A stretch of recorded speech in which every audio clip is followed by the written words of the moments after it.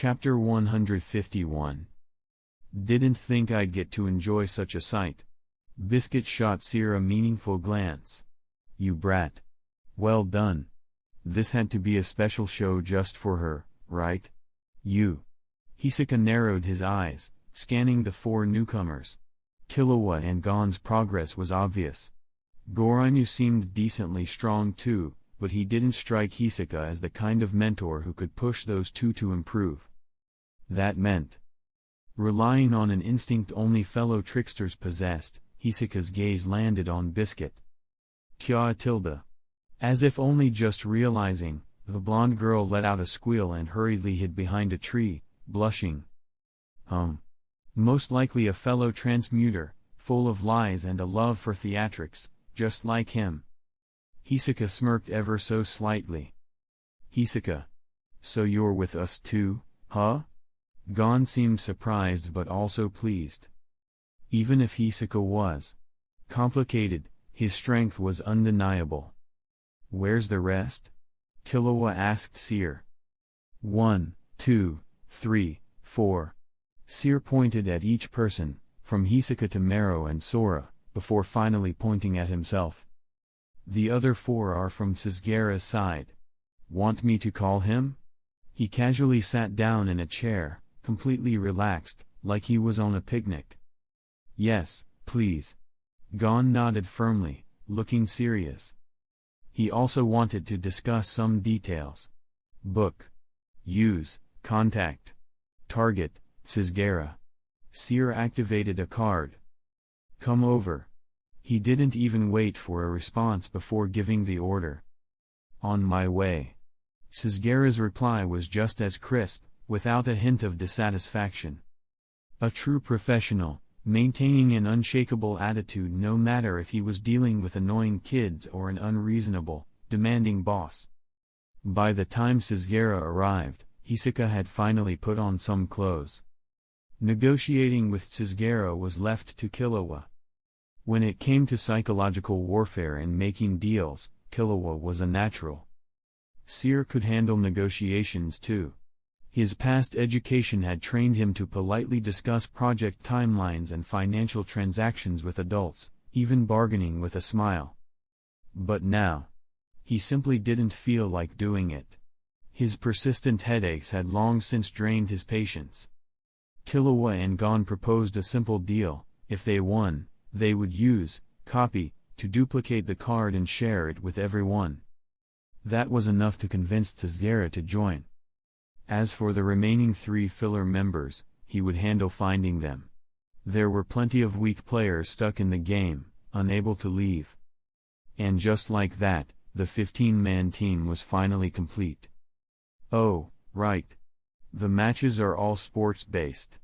Gon suddenly recalled an important detail. Things like juggling, bowling, basketball, sumo wrestling, and boxing. He listed off the previous challenges. Great. Aside from bowling, Seer sucked at all of them. If only they had soccer, golf, badminton, skiing, or horseback riding, those were his sports. Soccer, in particular, Seer was actually really good at it. Before coming to this world, he had even led his school's soccer team to a championship. The media had once dubbed him the rising star of the national team's future. Not that he had any intention of stuffing himself with sea cucumbers and getting fat. I thought we could just brute force our way through. What a pain. Seer leaned back in his chair, sighing in frustration. A simple game of defeat whoever appears, a straightforward, violent approach. Though, that did sound kind of boring too.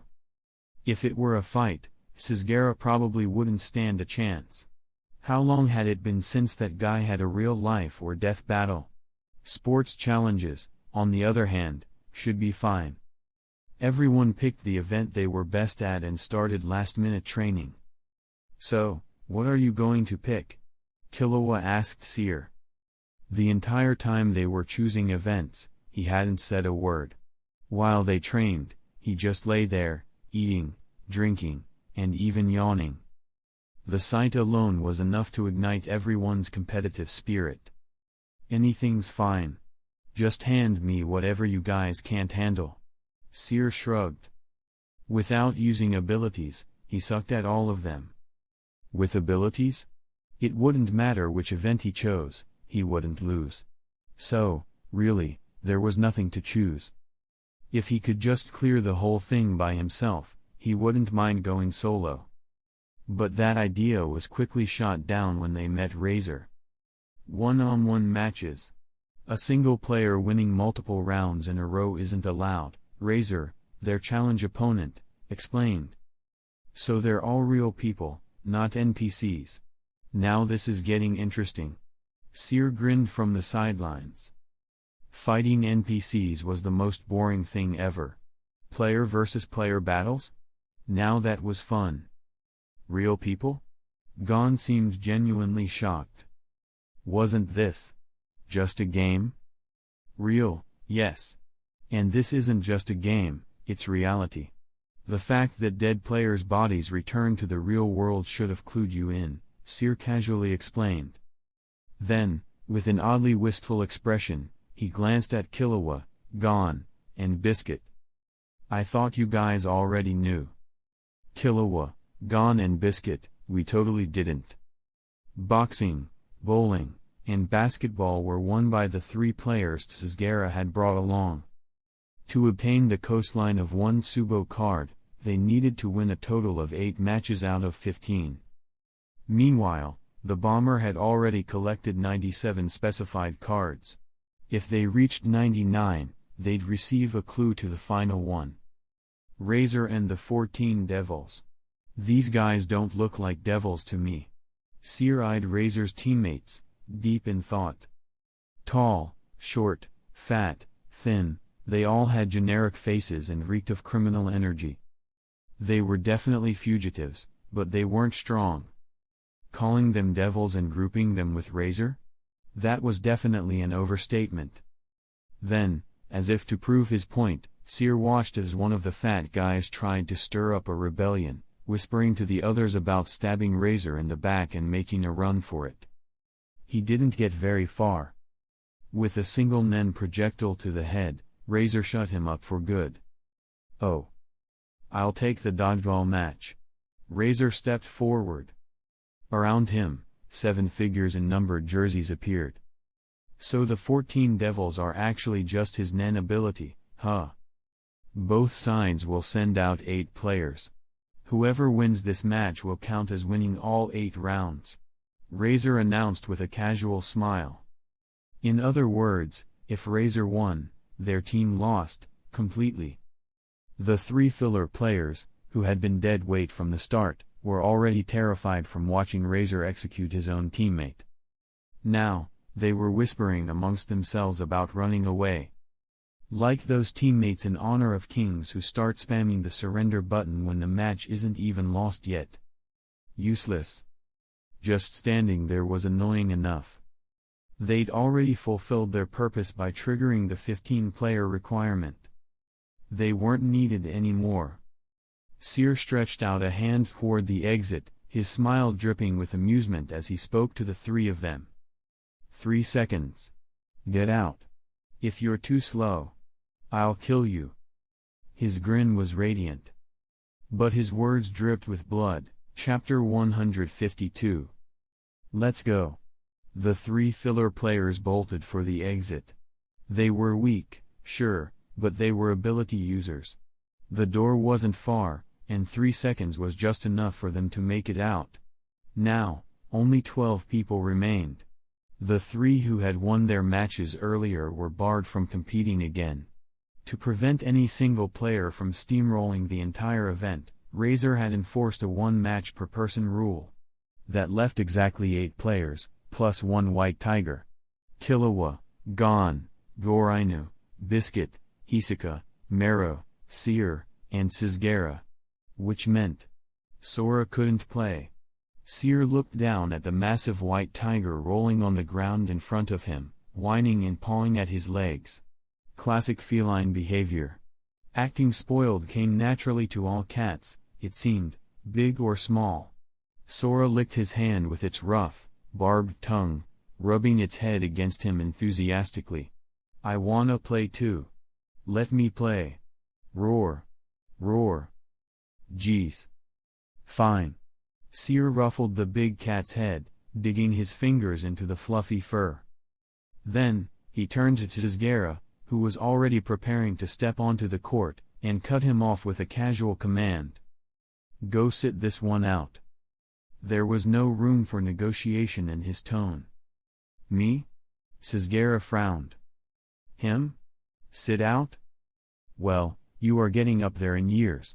Your eyebrows are turning white, after all. If you get hurt, your recovery won't be as fast as a younger guy's. The white-haired teen spoke in a calm, considerate tone, one that should have sounded thoughtful. But instead, it was absolutely dripping with mockery. Tsuzgara opened his mouth to argue but was cut off again. Besides, when was the last time you fought seriously?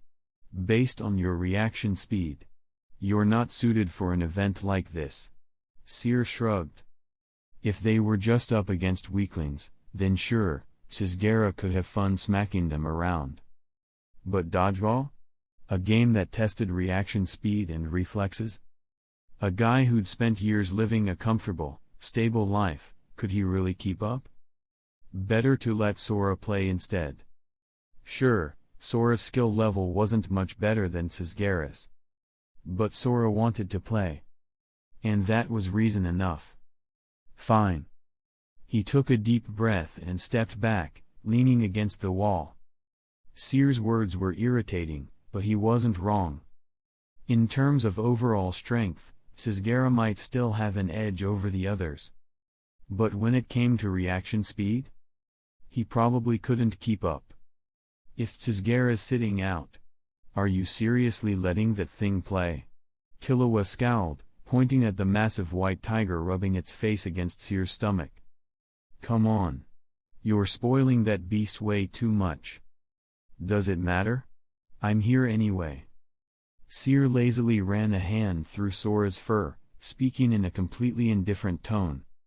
No matter what happens. We're not losing. Exactly. Exactly. Sora nodded furiously, acting like a bootlicking minion. If it weren't afraid of getting smacked, it probably would have slobbered all over Seer from head to toe by now. It had tried that before, only to get double-teamed by Marrow and Seer in a brutal beatdown. Go stand somewhere.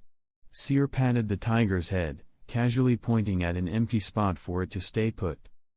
Then, he turned to Razor. First, let's confirm the rules. As long as we catch or dodge the ball, we're safe, right? And if we fail to catch it and get hit, we're out?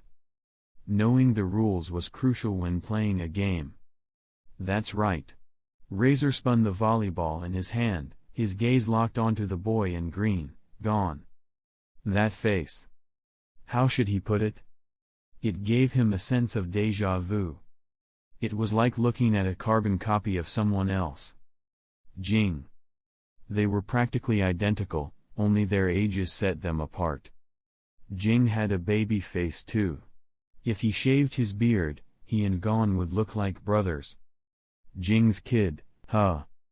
Back when the game was finished, Jing had mentioned his son. What was it he had said? One day, my son will come to this island too. When he does, don't hold back. Make sure to beat him with everything you've got. Well. Razor smirked at the green-clad boy. Your old man told me not to go easy on you. With that thought, Razor launched the very first serve, straight at Gon's face. Full power. No hesitation. Oops. He rubbed his fingers together in mock contemplation. For some reason, when I saw that face, my hand just acted on its own. Of course, he felt no guilt. No regrets. In fact, his smile grew even wider. The ball shot forward like a cannon, blasting Gon out of bounds. His body slammed into the far wall before being ricocheted upwards, embedding itself deep into the ceiling several meters above. Gon had caught the ball. He hadn't been knocked out of the game. But his reward? A bloody head. A mild injury. Seer glanced over and dismissed it as nothing. A mild concussion at worst. No skull fractures. No brain damage. No need for reverse curse technique. After all, in Biscuit's eyes, Seer's healing technique came with a cost. Gon was still in play, but since he was injured, the others pulled him aside to rest. The game continued. Gorinu swapped places with his conjured beast, only for it to get obliterated by a single throw. Out. Razor's conjured teammates were also getting knocked out one by one. Biscuit dodged, only for the ball to graze her dress, ripping the skirt. Out. Yeah. Puffy skirts are hard to manage. Seer shook his head. The price of beauty, huh? Damn it. Biscuit glared at her ruined dress, absolutely fuming. She could have dodged it. But her skirt was too big. Now then, let's see who's next. Razor tossed the volleyball in his hand, scanning for his next target. Suddenly, he tossed the ball high into the air, leapt up, and spiked it toward the opposing team. Infused with Nen, the ball curved midair. After narrowly missing a few players, it swerved directly toward a certain tiger.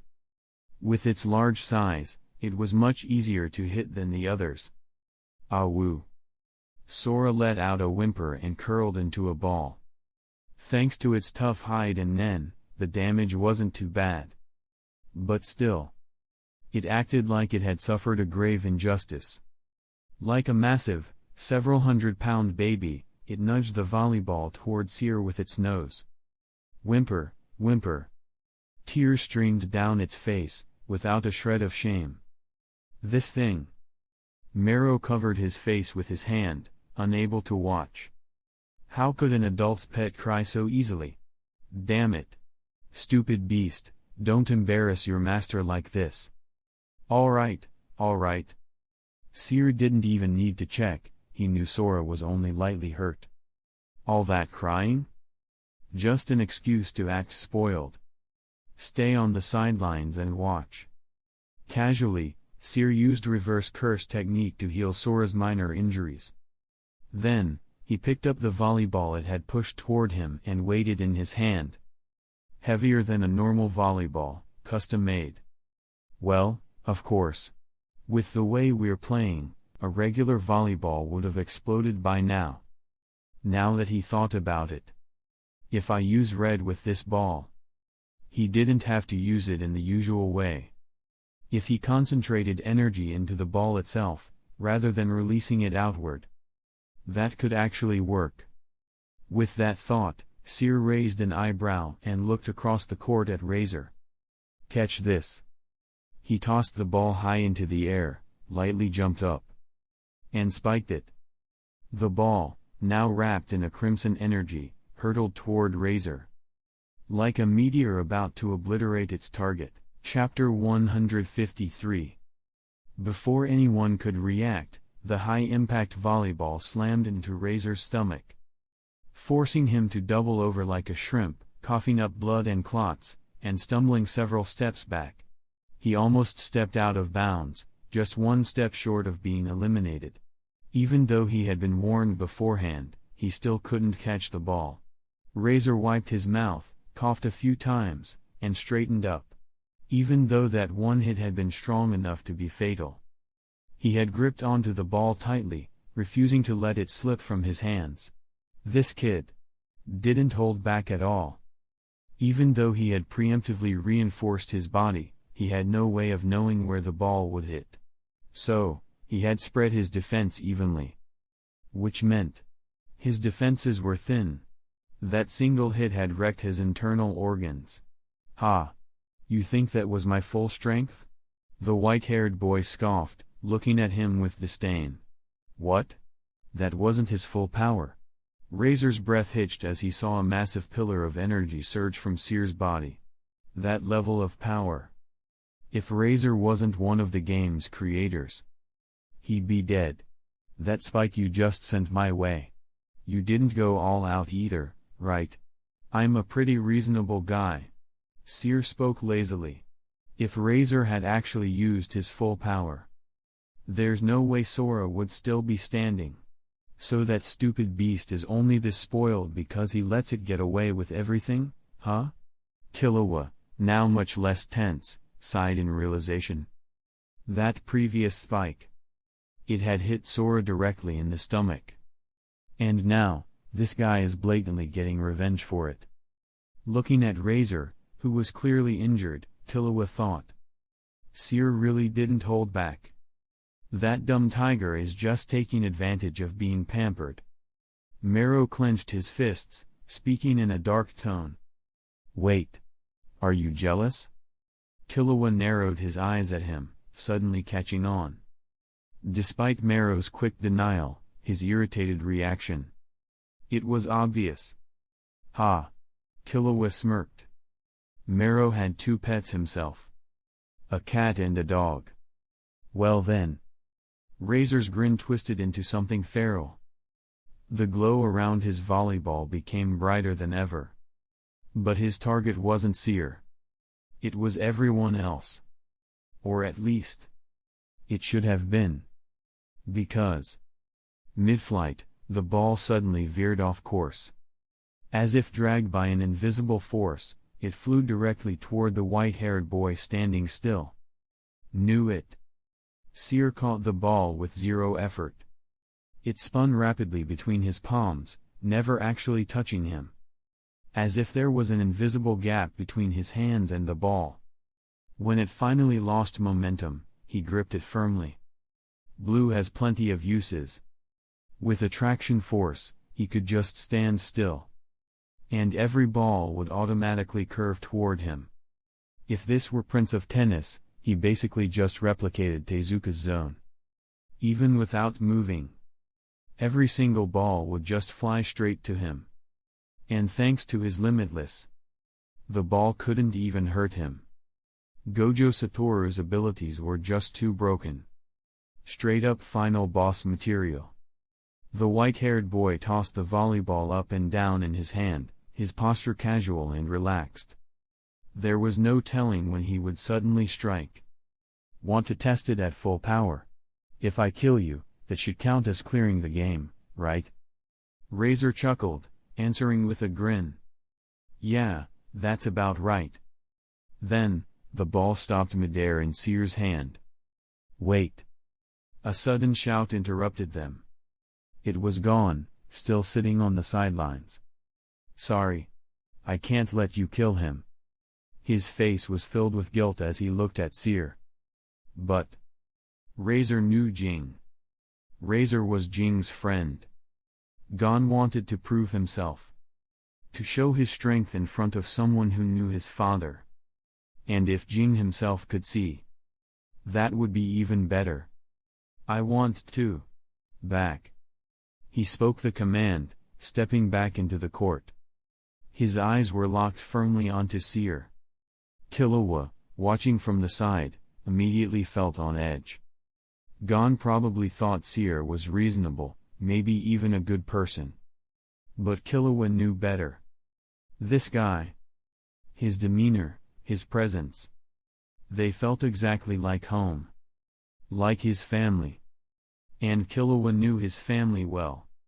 There was a chance that Seer could take offense at Gon's demand, get pissed, and suddenly attack him instead.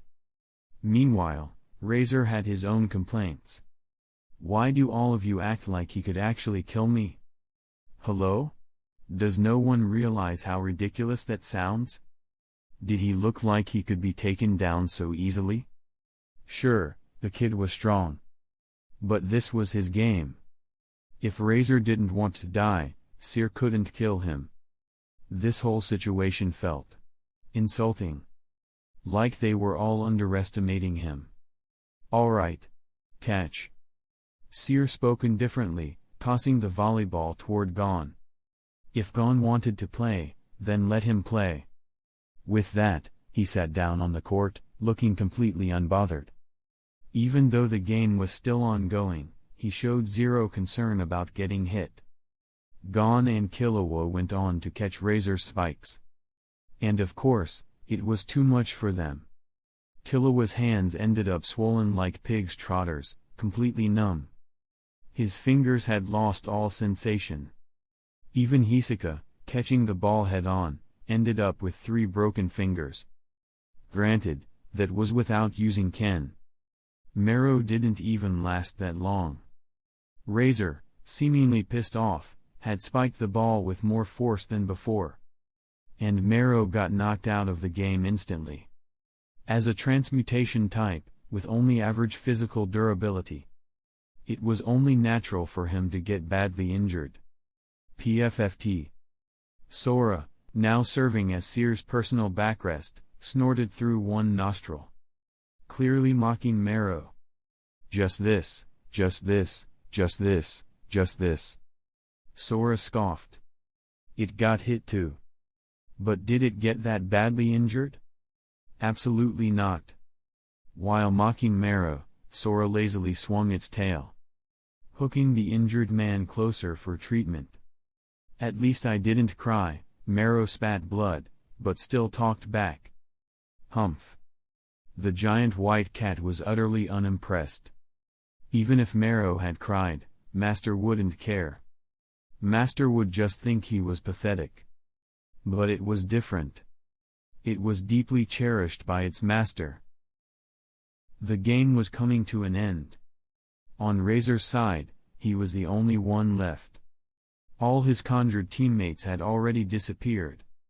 On the other side, Killua, Gon, Hisoka, Seer, and Sora were still in play. Sora was injured, but since it caught the ball, it wasn't out. Mero, on the other hand, he failed to dodge. So he was out. If they just handled this last round properly, victory was theirs. Killua, Gon, and Hisoka. Together, they received Razor's spike. And for the final strike, Gon used his ultimate move, launching the ball back at Razor. The force left him drained, collapsing to the ground. But at least, he dodged the ball Razor sent bouncing back. Hisoka, however, used the rubber-like elasticity of his ability to send it right back. And with the gum-like stickiness, the volleyball got glued to Razor's hands, preventing another counterattack. Bungee gum has both the properties of rubber and gum. Monsters. Razor's gaze landed on Killua and Gon. Jing, your son, without a doubt, was just as monstrous as you. And the white-haired boy beside him. Another terrifying creature. But the other white-haired one, with tattoos, standing off to the side, was even harder to ignore. A monster among monsters. As per their initial agreement, Razor and his men left the court. However, the Seaside 1 Tsubo card didn't appear. This felt familiar. The classic setup of a chain quest. Before Seer's patience ran out, Gon and the others took a female NPC to Razor's former territory to see the ocean. As the sun set, dyeing the sky and see a brilliant orange, the screen froze. Sequence number 2. Difficulty rating, SS. Card materialization count, 3. Seaside 1 Tsubo, obtained. Using a duplicate card, they made 3 copies. Hisoka and Sasuke voluntarily gave up their share. The original card went to Gon. And the 2 duplicates went to Gorino and Seer. Chapter 154. Book. Seer checked his designated card collection. He had never seriously collected cards throughout the game, yet at this moment, his designated card pocket already held 81 cards. The free pocket contained even more. As long as they took down the bomber, their inventory would balloon instantly. And once they secured the final card, they would be able to clear the game. The first person in 10 years to clear the game, that was not a bad title. Reserved. Now, time to kill the bomber. Use, accompany, To go to the bomber, Seer pulled out the accompany card, his tone impatient, ready to activate it immediately. Hey. Hey. Wait. Wait. A bunch of people shouted at once, their bodies lunging toward Seer in an attempt to stop him before he could take the next step. What? Seer sidestepped back a few steps, effortlessly pulling away from their reach, his gaze filled with thinly veiled irritation as he looked at them. Wasn't this the plan? The final step was killing the bomber, so why were they stopping him? Look at our condition. We're obviously not in shape to fight the bomber head-on. Biscuit had one hand planted firmly on her hip while the other jabbed in his direction, her voice full of frustration and warning. Seer's half-lidded gaze locked onto her pointing finger. He hated being pointed at. He hated being lectured even more. It was an irritating gesture, even if it came from someone far older than she looked. Maybe he should cut it off. The thought made his lips curl slightly, his index finger lifting just a fraction. In the next moment, Biscuit's hand snapped behind her back, her expression instantly serious. Did this brat just consider cutting my hand off? You were just thinking something incredibly rude, weren't you? Her face was completely blank, but her stare drilled into him with sharp intensity. Compared to this kid, Killua was way cuter. Was I? Seer arched a brow, his tone both amused and provoking. Why don't you take a guess? Enough. Don't start infighting. Sisgera, the mature working man, stepped in before things spiraled out of control. With my current strength, fighting the bomber is an absolute loss. As for Gon and Killua. He glanced toward the two boys. They were still injured. If we go now. He shook his head, not finishing his sentence, but his meaning was clear. I heard you and some others teamed up to obtain the coastline card? The voice on the other end was hoarse, the kind of villainous tone you'd expect from a typical antagonist. Genthru. The moment Sisgera heard the voice, he immediately recognized the person behind it. How do you know that? He asked directly. By all logic, the bomber shouldn't have known about this. But even if he had heard something, the details were likely limited, because he hadn't obtained the card himself. At best, he knew Sisgera was involved in the team-up, but nothing beyond that. You don't need to worry about that, Genthru responded coolly. I only have one goal, hand over one Tsubo coastline. Of course, if you're willing, bring the card to the entrance of Macedora tomorrow. If you don't show up, we'll assume you're choosing war. His voice drooped with amusement, a hoarse chuckle laced with thinly veiled malice. He sounded even more like a villain. If you don't believe me, check the status of some of your former teammates, like Kusel, Monheim. He listed 7 names. They're already dead. Seer, standing to the side, raised an eyebrow. Kusel and the others had indeed teamed up with Gon and Killua before, but they failed on their first attempt, and at the time, Sisgera wasn't involved at all. The bomber's intel seemed a little off. He must have gotten his information from those 3 cowards who fled mid-battle, huh? Then it made sense that Genthru didn't know Sisgera never actually obtained the card. After all, those 3 ran away pretty damn fast. Gon quickly pulled out his book, checking the names the bomber had just listed. The status displayed for all 7 players, deceased. This guy. The bomber. Gon's fists clenched tightly, his knuckles cracking audibly. This was too much. Genthru. He shouted in fury. The bomber's tone shifted, going from amused to cold in an instant. Who's that? Someone else was next to Sisgera? Who? A teammate. A kid's voice. Ah. It's you guys. The 3 brat team. You have, Lucky Alexandrite, on you, don't you? The realization seemed to click in his mind, and his voice turned sinister. Once we deal with Sisgera, you're next. Best be ready to hand over your cards. His words were a clear threat. Gon opened his mouth, ready to shout something back. Only for Biscuit and Killua to clamp their hands over his face, muffling him into indignant grunts. Don't bother hiding. We have plenty of company cards, Genthru sneered before hanging up. Silence. Then. Are you still going to stop me? Seer pulled out his company card again, his intent unchanged. Strike first. Speedrun the game. No. Gon broke free from Biscuit's grip, shouting. The bomber is mine to defeat. So stubborn. And yet. Foolish. Lacking self-awareness.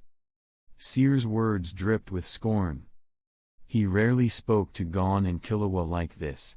They were familiar characters, after all, they had a certain special aura that made his usual dismissiveness soften around them. But now. Even if you say that about me, I still. Gon's determination didn't waver. Kusel had been their ally before. The bomber's complete disregard for human life enraged him.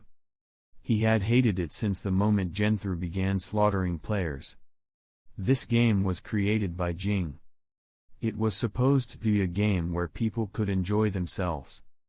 They had turned this into a murder game. Absolutely unforgivable. Have I been too nice to you? The white-haired boy arched an eyebrow, his voice laced with mockery as he stared at Gon. A faint red glow flickered beneath his icy blue eyes. It couldn't possibly be his fault. So the only explanation was that Gon had taken his kindness for weakness. Gotten too comfortable. His mood soured, and he made sure everyone in the room felt it. Killua and Gon broke out in a cold sweat. It was like that time in Heaven's Arena, when they first reached the 200th floor and encountered HxH. No. This was worse. An oppressive force weighed down on them, paralyzing their bodies, every instinct screamed at them to run. This guy. He was serious. And in a really bad mood. Killua's sharp eyes stayed locked on Seer, ready in case he suddenly snapped and went for Gon's throat. If it came to that. Killua's aching, swollen hands twitched slightly.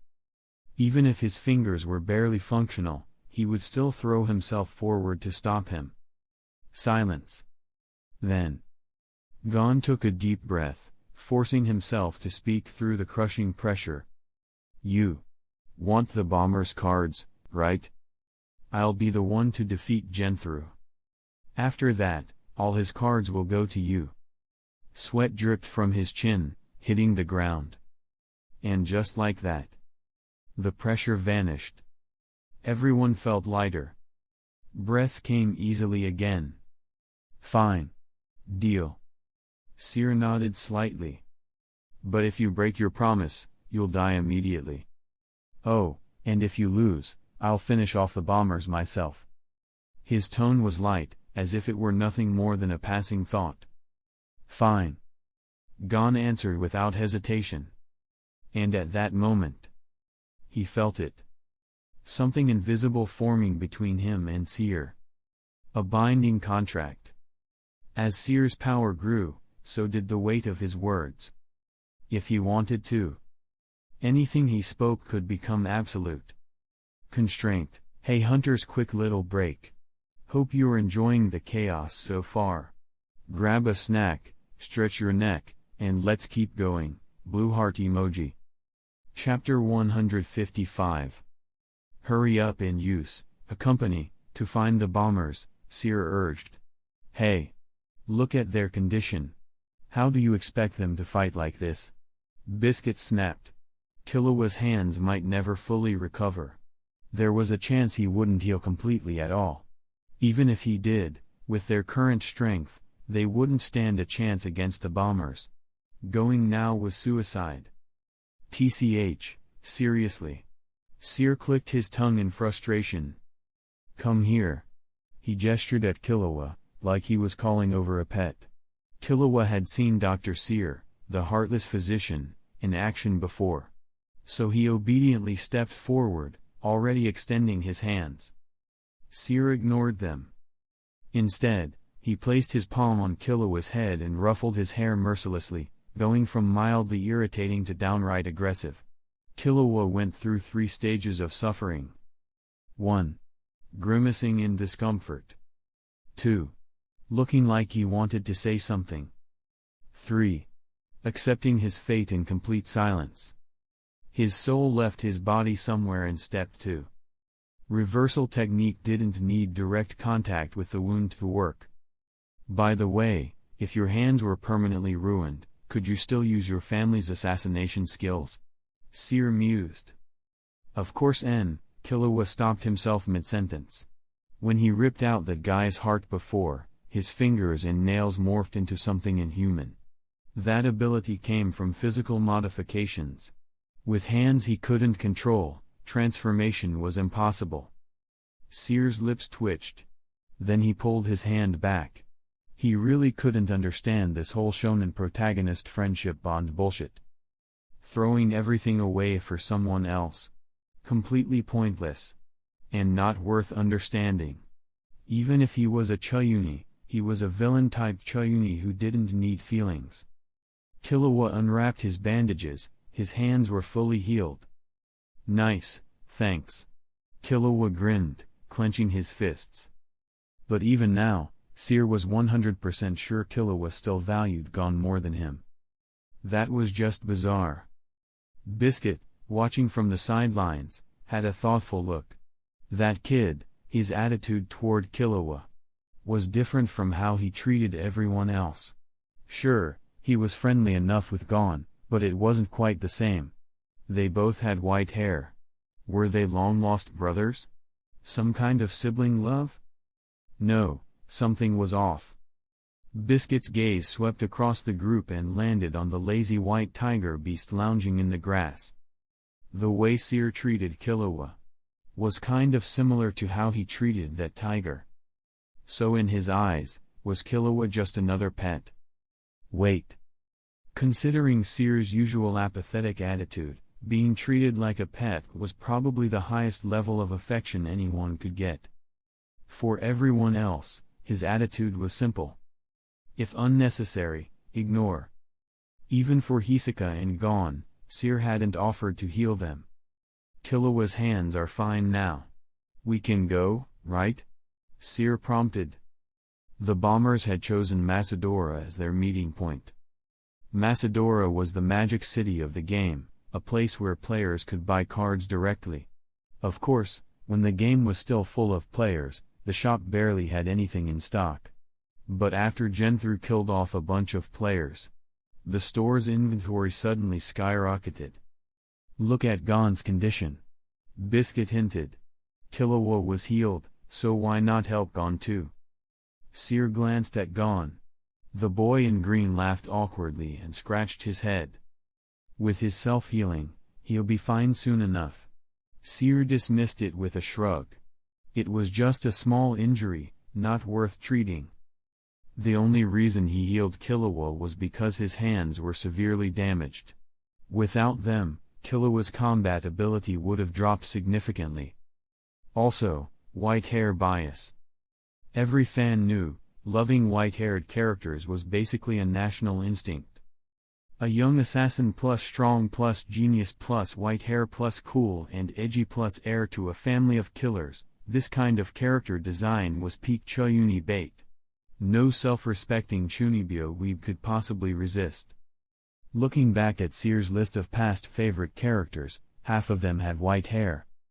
Of course, he wasn't a hardcore fanboy of any of them, he just casually admired from a distance. As for Gon, he wasn't crazy enough, nor did he have that stylish, edgy charm. But at least he wasn't a useless, naive shonen protagonist. He was naturally ruthless, which made him decently cute. So, passable. I'm fine, really, Gon said, a little awkward but completely natural in tone.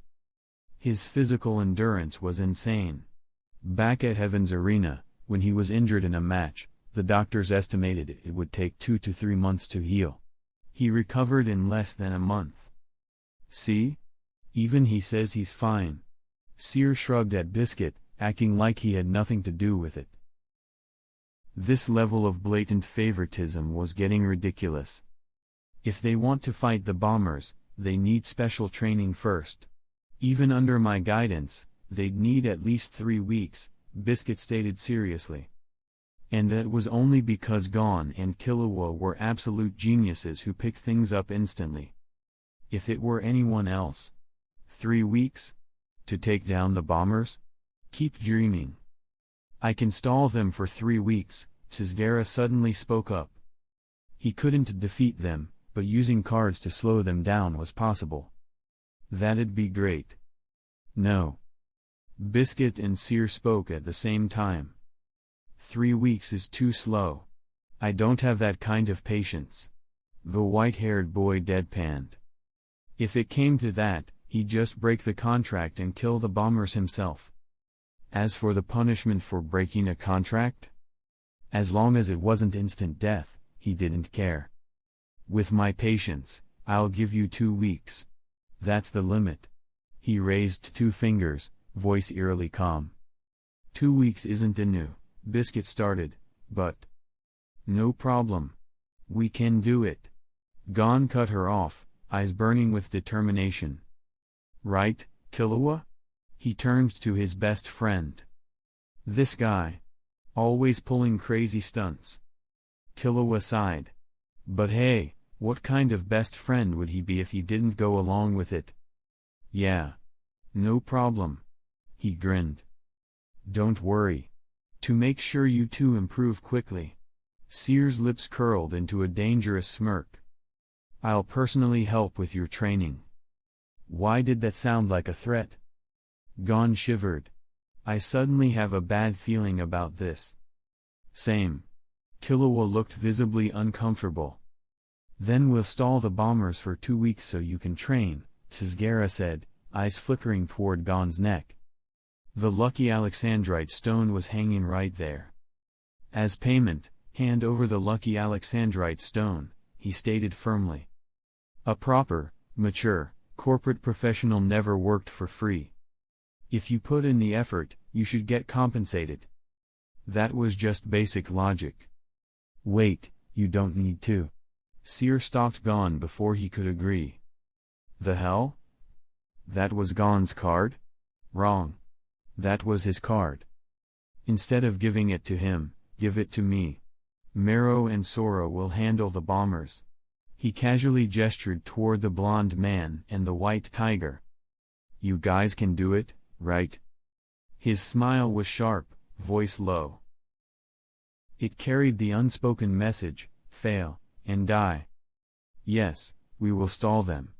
The blonde knelt on one knee, head bowed, his voice held a faint tremor of excitement. The Lord needed him. Finally, he had a chance to prove his worth. Sisgera was speechless. In the real world, mercenaries fought over rich employers. But now, inside the game, were they seriously fighting over business deals? Chapter 156. Sisgera sighed, feeling the sting of losing a business deal. A while ago, the wealthy employer Batara had updated his hiring requirements. Any player who cleared the game and brought him the card Witch's Elixir of Rejuvenation would receive 50 billion Jenny. Chaos ensued. Players rushed to grab the Witch's Elixir card, until, well, a bunch of them died. Now, competition had died down, but that didn't mean the challenge was any easier. In fact, it remained insanely difficult. After all, if clearing the game were that simple, someone would have done it already in the past 10 years. Sisgera just wanted to deliver the Witch's Elixir to Batara and get his money. Because he'd spent too much time on this job. If he didn't get paid, then everything he'd done would be for nothing. With Gon's group blocked by a certain someone, he needed a new strategy. Hey, you two. Come with me. A blond man suddenly addressed Sisgera and Gorainu. The two exchanged glances, their eyes mirroring the same confusion. They knew who this guy was. But He rarely interacted with them, let alone started a conversation. Most of the time, he silently trailed behind the white-haired boy, watching his every move. Like a creepy stalker. Or rather, like a guard dog, constantly fixated on his master, while keeping an eye on all outsiders. "What do you want?" he asked, stepping into the corner with Gorainu. "Want to make a deal?" Mero stared at them, expression unreadable. "Let's hear it first." He didn't agree immediately. "Help me stall the bombers. In exchange, when we leave the game, I'll pay each of you 1.5 billion jenny." The blonde's tone was cold, but the air of wealth was unmistakable. 1.5 billion each. That was 3 billion total. For regular people, that amount was unthinkable. Even for hunters, earning that much would take ages. This guy was loaded. Suzuki, a seasoned working professional, suddenly viewed the blonde differently. His initial thought, "What does this guy want?" shifted to, "Oh, a client." And when dealing with a paying employer? Of course, he'd be polite. "How do we know you're not bluffing?" he asked. It was easy to promise money in-game. But once they were out in the real world, how would they track him down to collect? If he disappeared, they wouldn't be able to do anything about it. "My surname is Palisha." As in, the Palisha from the Mafia. The blonde's face darkened slightly, he clearly didn't want to bring it up. But he had to prove he was serious. Suzuki immediately recognized the name. The Mafia family wasn't widely known to the public, but as someone frequently hired by the rich and powerful, he had definitely heard of them. "All you have to do is help me stall them for 2 weeks. That's it. If you're still unsure, I can leave the game right now and have the money transferred immediately," Mero said calmly. "No need. I believe you." Suzuki's voice was low, but his gaze flickered toward the white-haired boy in the distance. "You're not the kind of person who'd embarrass himself by breaking a deal." The thick-browed, white-haired man said, voice laden with meaning. If he broke his word, it wouldn't just be his reputation on the line. It would reflect on the entire Palisha family. Still, Suzuki couldn't figure it out. Why would a mafia prince, who could have lived a lavish, carefree life, choose to follow someone else around like a servant? Was this some kind of special hobby? "All right, it's settled then." Mero exhaled slightly, feeling relieved. A deal that only cost money was the easiest kind. "Got it." He nodded. "Understood." Gorainu followed suit. Even without the money, they probably would have helped stall the bombers anyway. After all, if the bombers cleared the game, it wouldn't benefit them at all. But getting paid for it? That aligned perfectly with a hunter's code. With the agreement in place, Mero turned toward Seer. Keeping a respectful distance, he placed both hands at his sides, bowed slightly, and requested permission. "Sir, we'll be going now." Seer gave him a lazy glance, waved a hand dismissively, and shifted his attention away without saying a word. Mero then turned to Sora. "Let's go." The white tiger beast bit down on Mero's clothes, then leapt into the air. It moved as if climbing invisible steps, ascending higher and higher, until it vanished into the sky. Flying. That looked so convenient. Gon stared at the retreating white feline, eyes filled with pure envy. With Sora around, there was no doubt they could stall the bombers. "Stop staring and get over here for training." Seer stretched lazily, then motioned for Gon to come over. Protagonists in shonen manga usually had absurdly strong plot armor. He figured, why not test it? Back in the Meteor City, the kids there were too weak. They hadn't even awakened Nen, and if he wasn't careful, they'd die too easily. But Gon and Killua? Different story. Those two were tough enough. So he could play however he wanted. This is exactly how I was trained. Seer stood still, arms extended.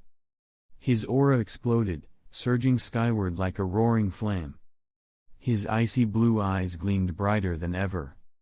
Kurapika, when in Scarlet Eyes mode, had 100% mastery over all 6 Nen types. That meant, no matter what ability he used, it would always be at full power. Most people couldn't do that. Kurapika, in his normal state, was a conjurer, meaning he could use 100% of his conjuration abilities. However, when trying to use emission-type techniques, he could only exert 40% of their full potential.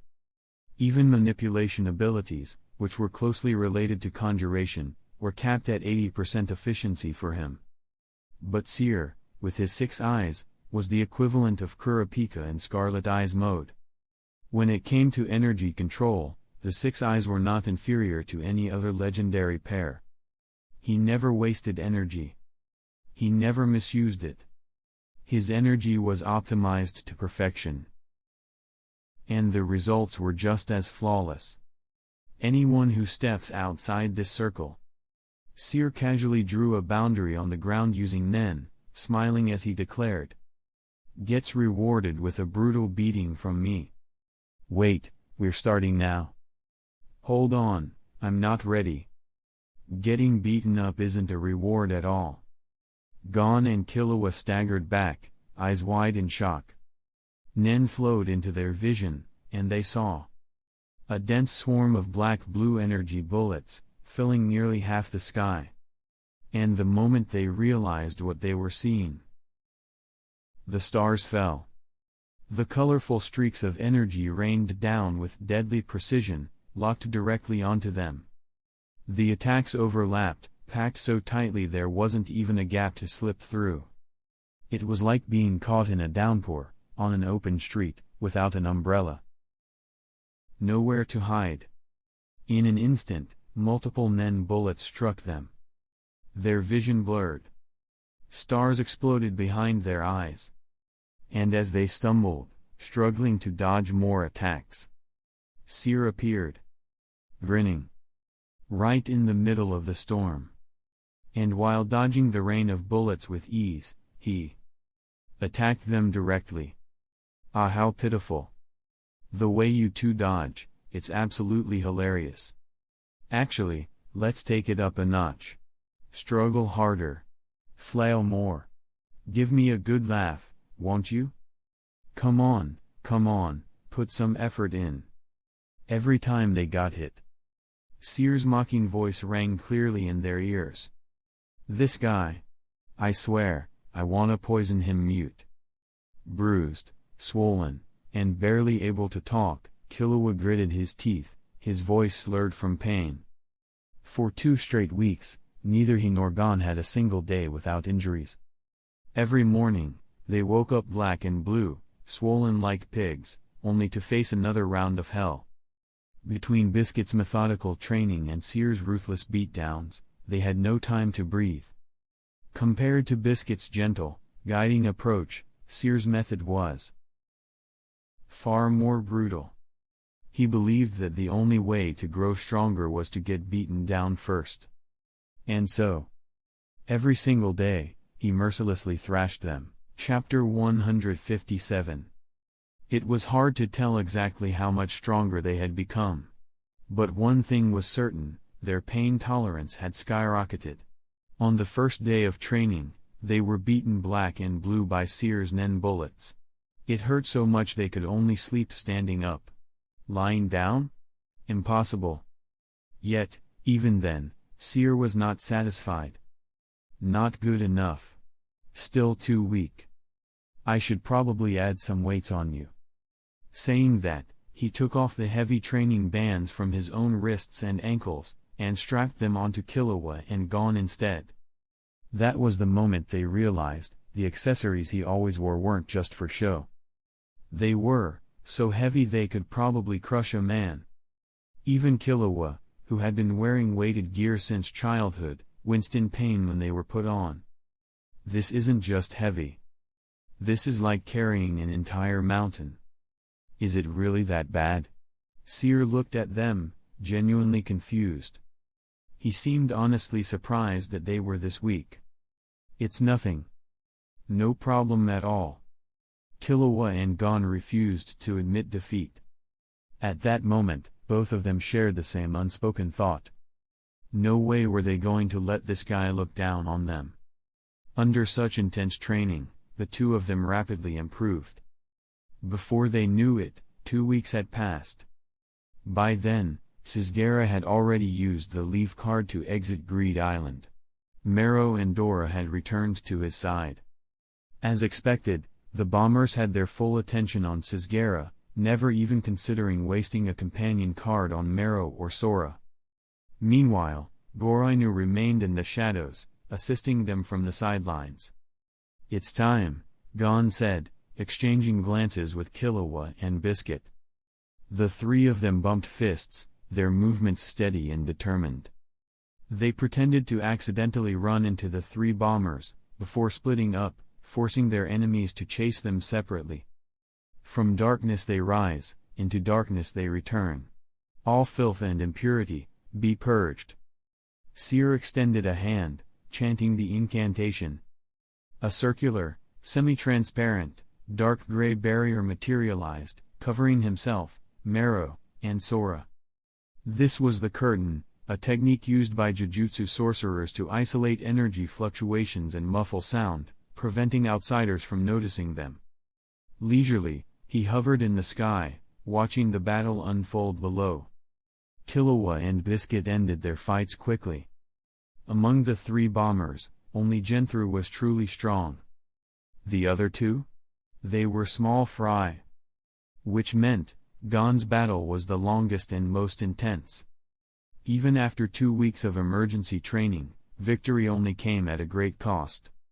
His throat was damaged, his hands shattered, and he even lost an arm in the struggle. But in the end, he won. Genthru was still alive, but severely injured and unconscious. Gon, with his one remaining working hand, dragged the unconscious bomber to their agreed-upon meeting point. It was time to divide the spoils. Seer dispelled the barrier and descended with Marrow and Sora. "You really look like a mess," he said to Gon, his voice calm but without any mockery. He didn't dislike people who risked everything to win. Courage was easy to talk about, but rare to truly possess. "Wake up." Seer shoved his hands into his pockets, then stepped on Genthru's face, pressing down twice before pulling back. The bomber's eyes fluttered open, his vision blurry. The first thing he saw, several faces staring down at him. 3 brats. No, 4.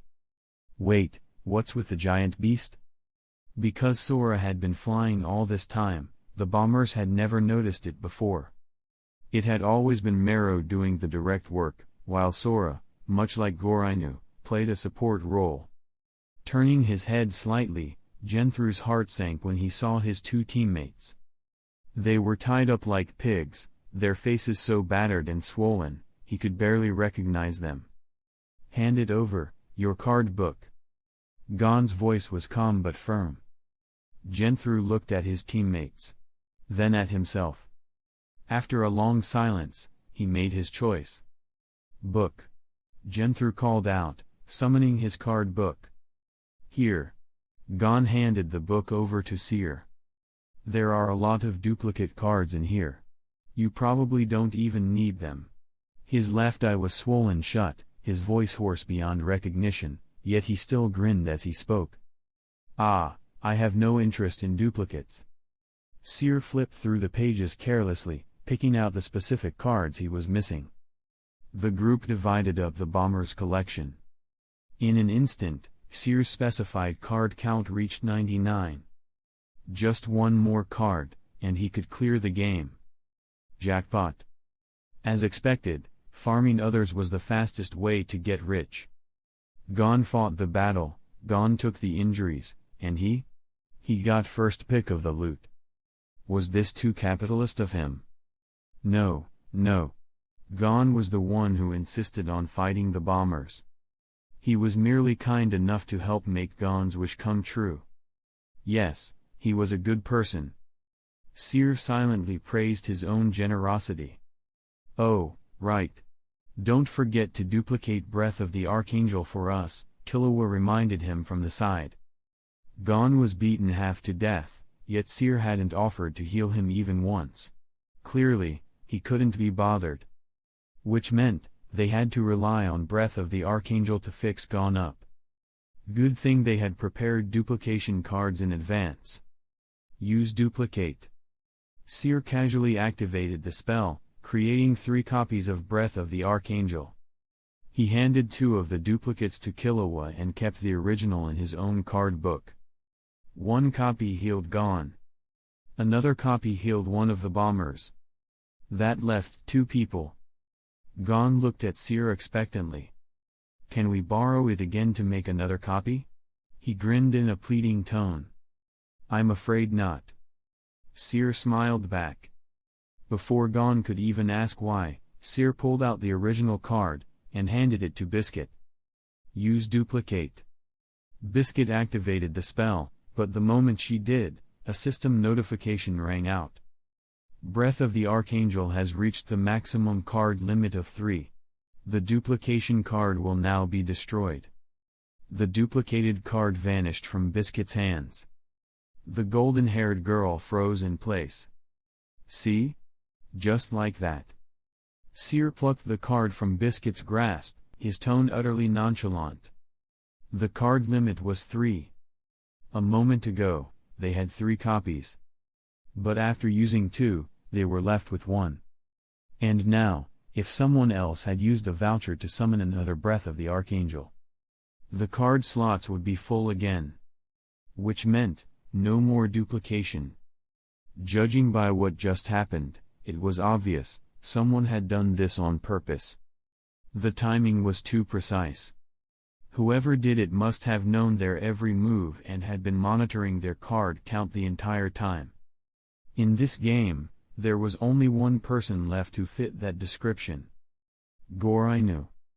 After all, Sisgera had already left Greed Island. Just as Seer reached that conclusion, Gon's card book received a communication request from Gorainu. Not long after, Gorainu arrived at their meeting point. Gon immediately asked Gorainu if they could use Breath of the Archangel to heal the remaining 2 bombers. As expected, Gorainu refused. In his eyes, the bombers, murderers who had killed countless players, weren't worth wasting a rare card on. For a moment, Gon hesitated. He looked at the injured bombers still lying on the ground, then at Gorainu, then at Seer, his face filled with internal conflict. It was as if he was trying to find a solution or deciding who to persuade. You're overthinking this. Seer let out a sigh. Because the 3 of us agreed earlier that we'd heal the others. Gon clenched his fists. It was a promise he, Killua, and Biscuit had made. Don't worry, you won't have to struggle with that decision for much longer. Seer's lips curled into a smirk. Dismantle. In a single instant, an invisible slash severed the throats of all 3 bombers at once.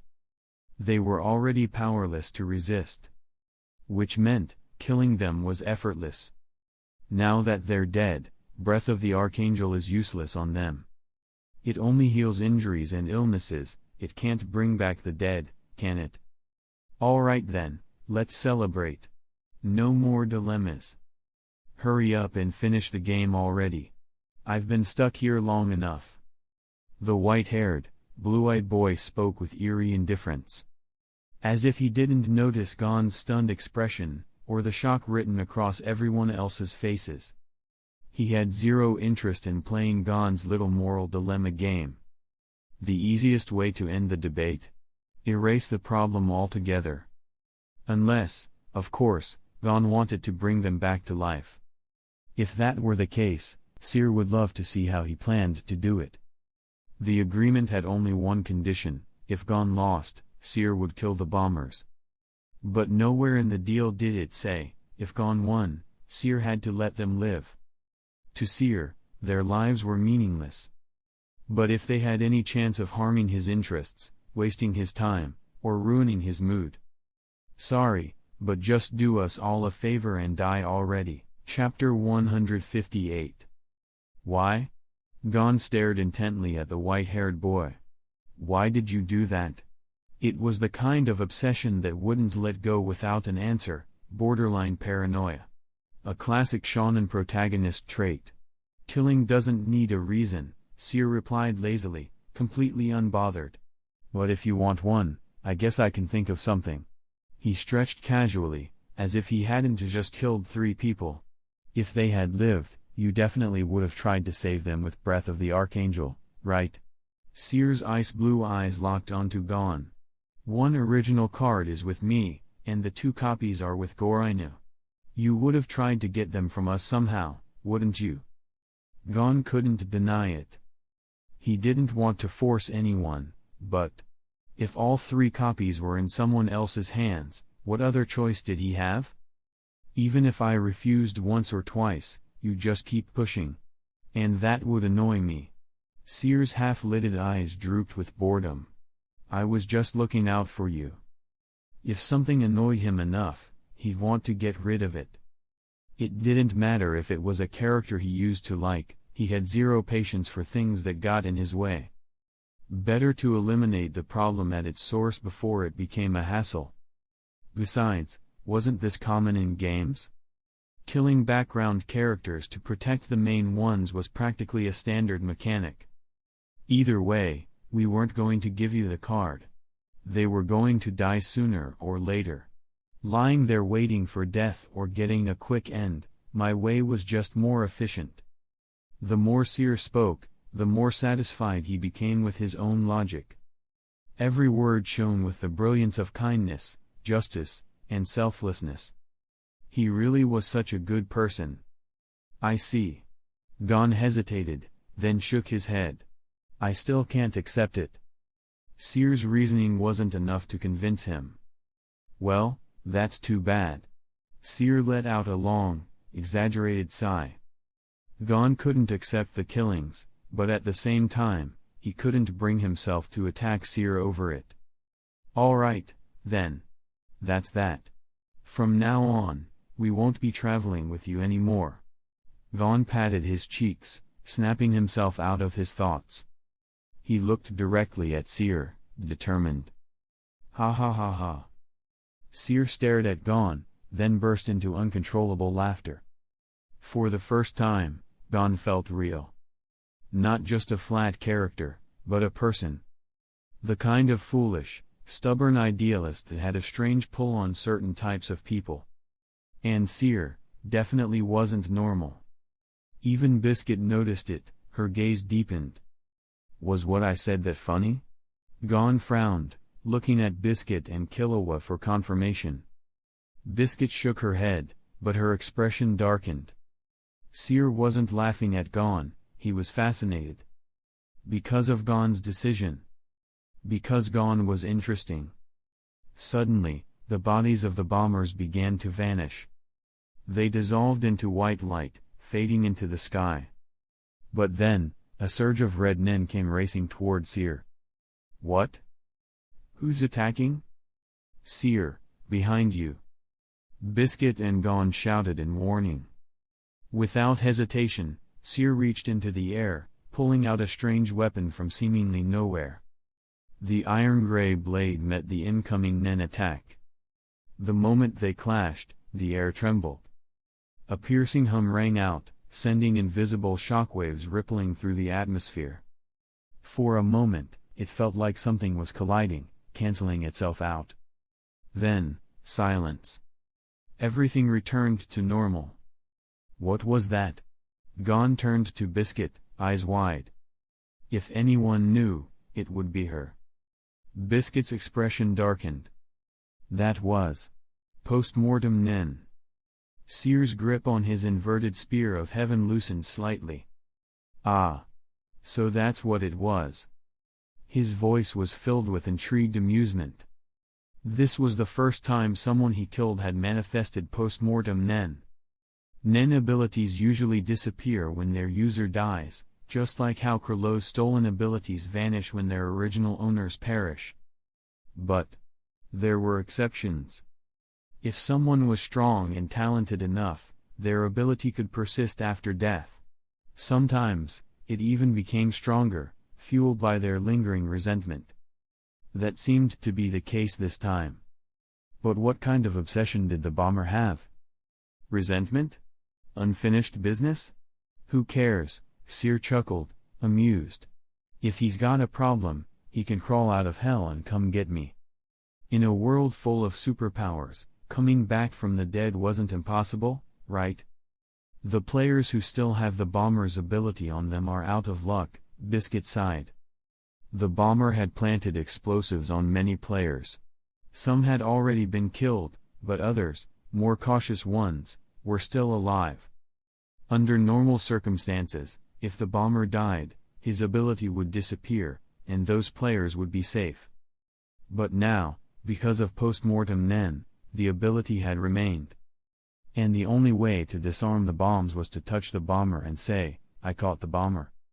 But now that he was dead, his body had vanished from Greed Island. That method was no longer an option. Gon and Killua realized the problem immediately. Then, what about the other players? Gon asked, stunned. If they can't remove the bombs, they're definitely going to die. Killua answered flatly. Not necessarily, Biscuit shook her head. If they can find an exorcist, there might still be hope. But exorcists are extremely rare, it won't be easy. Gon turned to Seer. Do you have a way? His big, round eyes blinked, like a hungry puppy begging for food. Seer slowly raised a finger, pointing to himself. You're asking me? He arched a brow. Did he look like he had a way? Did he seem all-powerful and omniscient? My gut tells me you do. Gon's expression was conflicted, as if he didn't even understand why he felt that way. His weapon is strange, Biscuit reminded them. Ah, the weapon. Gon's eyes lit up. Earlier, Seer had used that mysterious weapon to block the bomber's Nen attack. And when the Nen touched the weapon, it lost its structure, as if it had been forcibly erased. The attack looked powerful, but it had done no damage at all. People really do get wiser with age, Seer muttered, glancing at Biscuit. It was unclear whether he was mocking or praising her. So? Gon pressed. So? Why would I even bother? Seer's face remained cold, indifferent. Even if they all die, it has nothing to do with me. They were just nameless extras. Their lives and deaths were meaningless. Why should he go out of his way to save them? Chapter 159. But Gon opened his mouth, wanting to say something. But those players only lost their chance to remove the ability because you killed the bomber. I know what you're going to say, Seer cut him off. But even if I hadn't interfered, do you really think they could have captured the bomber and removed the ability themselves? It just means this was their fate, he sneered, his tone dismissive. It didn't matter who died. Gon, Killua, Hisoka, Mero, anyone could die. To him, there was no one who couldn't die. But Gon tried again. Seer had already lost patience. Don't test my patience, he said coolly. His voice was calm, emotionless, devoid of anger or killing intent. His lips were even curved into a slight smile. Yet, somehow, this was more terrifying than when he was killing. Hey, Gon. Stop talking. Killua grabbed Gon's hand, his body instinctively tense. This guy was dangerous right now. Every instinct in him screamed to step back, to run, to get out of his sight. Even Gorinu, sensing the shift, had moved behind Gon, subtly taking a defensive stance. But Seer ignored them entirely. Now then, what are the conditions for obtaining the final card?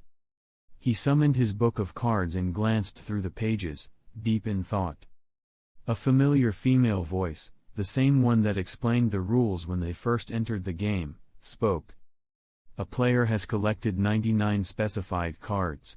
A quiz tournament will now be held, open to all players. 100 questions about the specified cards will be asked. The player with the highest score will receive card number 0, Ruler's Blessing. The quiz tournament will begin shortly. Seer's expression instantly darkened. The final challenge was a quiz? 100 questions about specified cards. HxH. Almost all of his cards were stolen. He had never done the tasks himself. He knew nothing about their backgrounds. If he managed a passing score, that would already be impressive. He was one card away from clearing the game. And now this? Annoying. Just then, multiple white flashes lit up the area. A group of players had used a company to teleport near them. One after another, more than a dozen players appeared. Ah! A bunch of walking corpses had just shown up? Perfect. He was in a bad mood anyway, might as well kill them. Wait, don't attack. One of the newly arrived players spoke quickly, nervously. We're here to make a deal. If we win the final card, we'll sell it to you for 2.5 billion jenny. They were rushing their words, afraid that even a second's hesitation might get them killed. Not that they were good people themselves. But hey, was it really wrong to want to make money? Fine, Seer agreed instantly. He had to be the first to clear the game. There were no other acceptable outcomes. Gon stared at Seer, his expression thoughtful, before glancing over at Killua. Now, the quiz will begin. Question 1. What is the name of the elder who provides the clue for the Patch of Forest card? Seer stared at the question and the multiple choice answers that popped up in his book of cards. Patch of Forest? Stolen. What elder? Never met him. Besides, even if he had met the elder, who the hell would bother remembering the name of a quest NPC? Especially an elder, just hearing the word, you already knew it was some old man. Who would remember that? Ha! Whatever. A full 100 questions. The players who actually had to think through them were scratching their heads, racking their brains. 90 points. Seer leaned back, staring at the sky, lost in thought. By his calculations, he'd probably scored 90. First time in his life not getting a perfect score. HxH. Sure, stealing cards was the fastest way to collect them. But when you got to the final stage, you were screwed.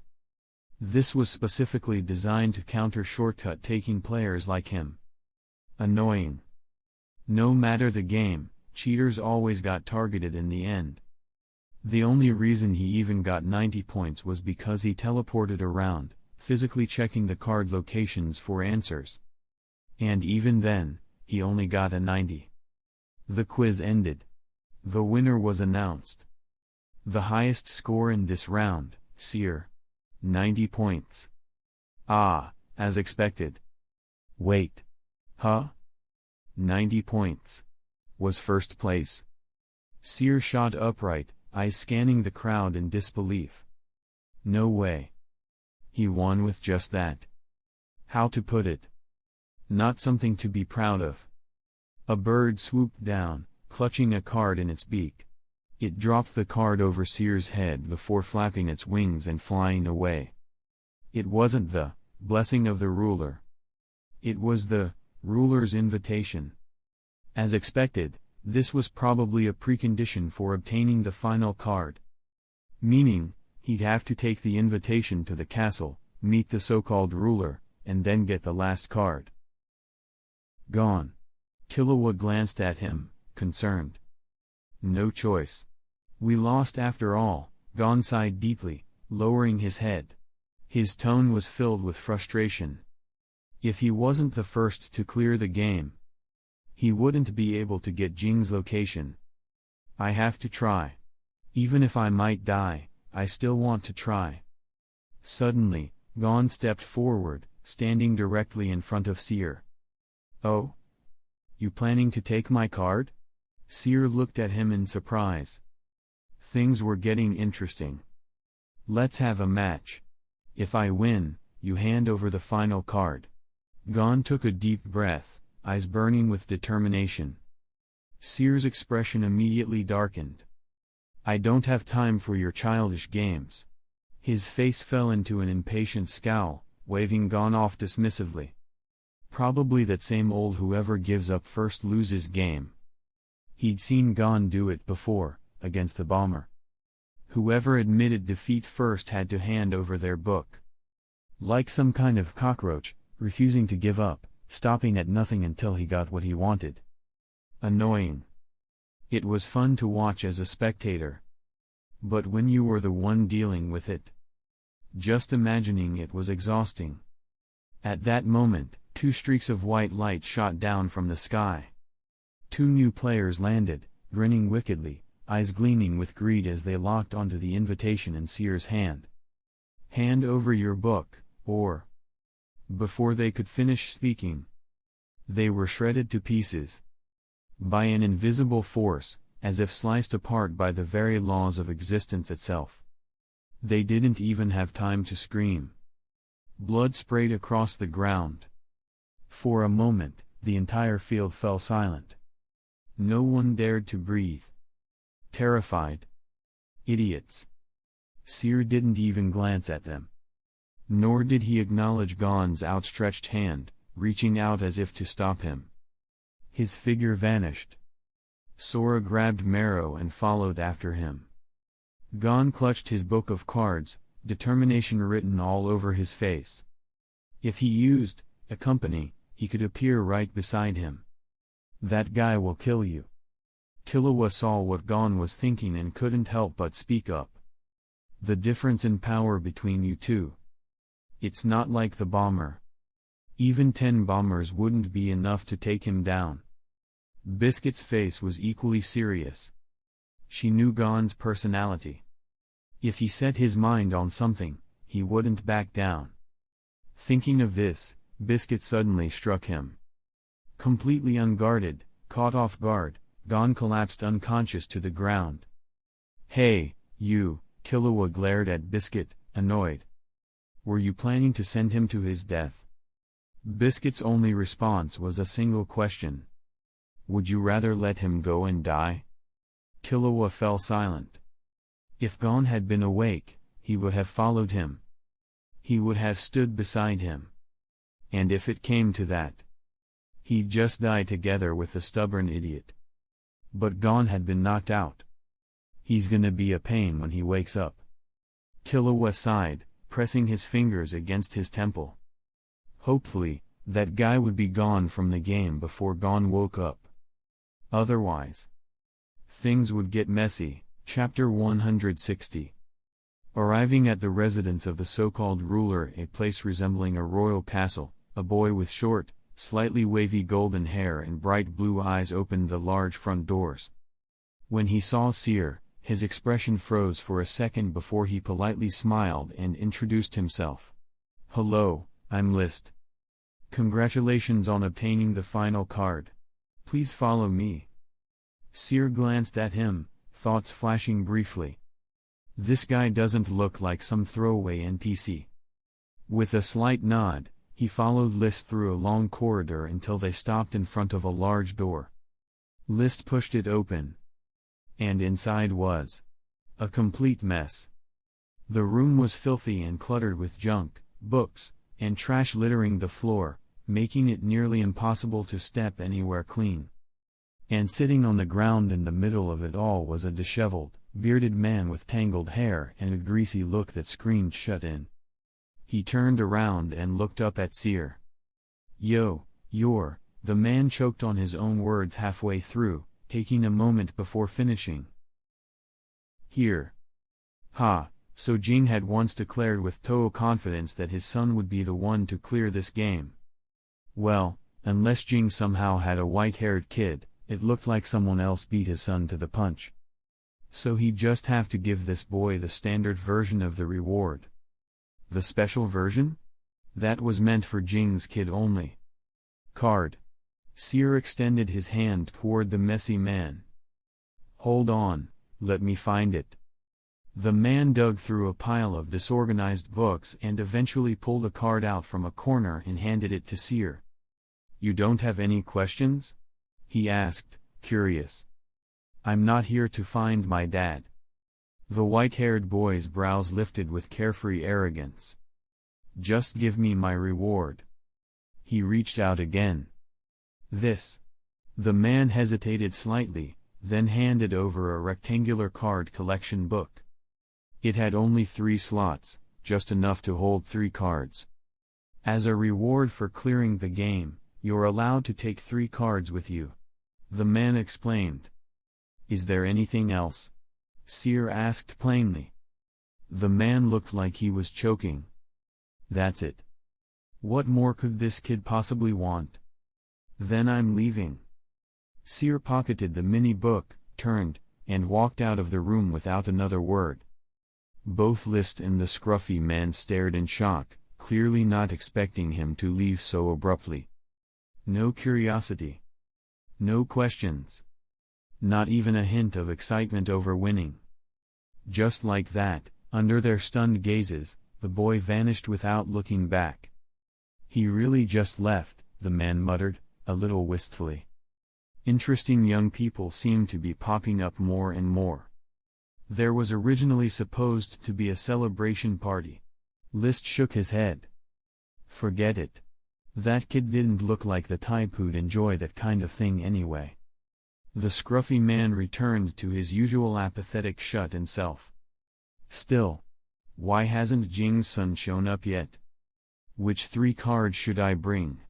Seer stepped out of the castle gates, and saw a green-clothed boy standing at the entrance. The other boy spotted him too, eyes full of resolve, fists clenched, and without a word, marched straight past Seer, striding into the castle with a blank expression. They brushed shoulders without exchanging a single glance. Only cards from the designated pocket can be chosen. 1 bottle of Witch's Youth Reversal Elixir, and the other 2. Seer pulled out his original card book, eyes scanning the contents with mild indecision. Most cards didn't interest him. Even Archangel's Breath wasn't useful, he could already heal himself with his RCT. As for the rest, even more useless. The Witch's Youth Reversal Elixir contained 100 pills, each one could make someone a year younger. He could probably sell a few to Batara.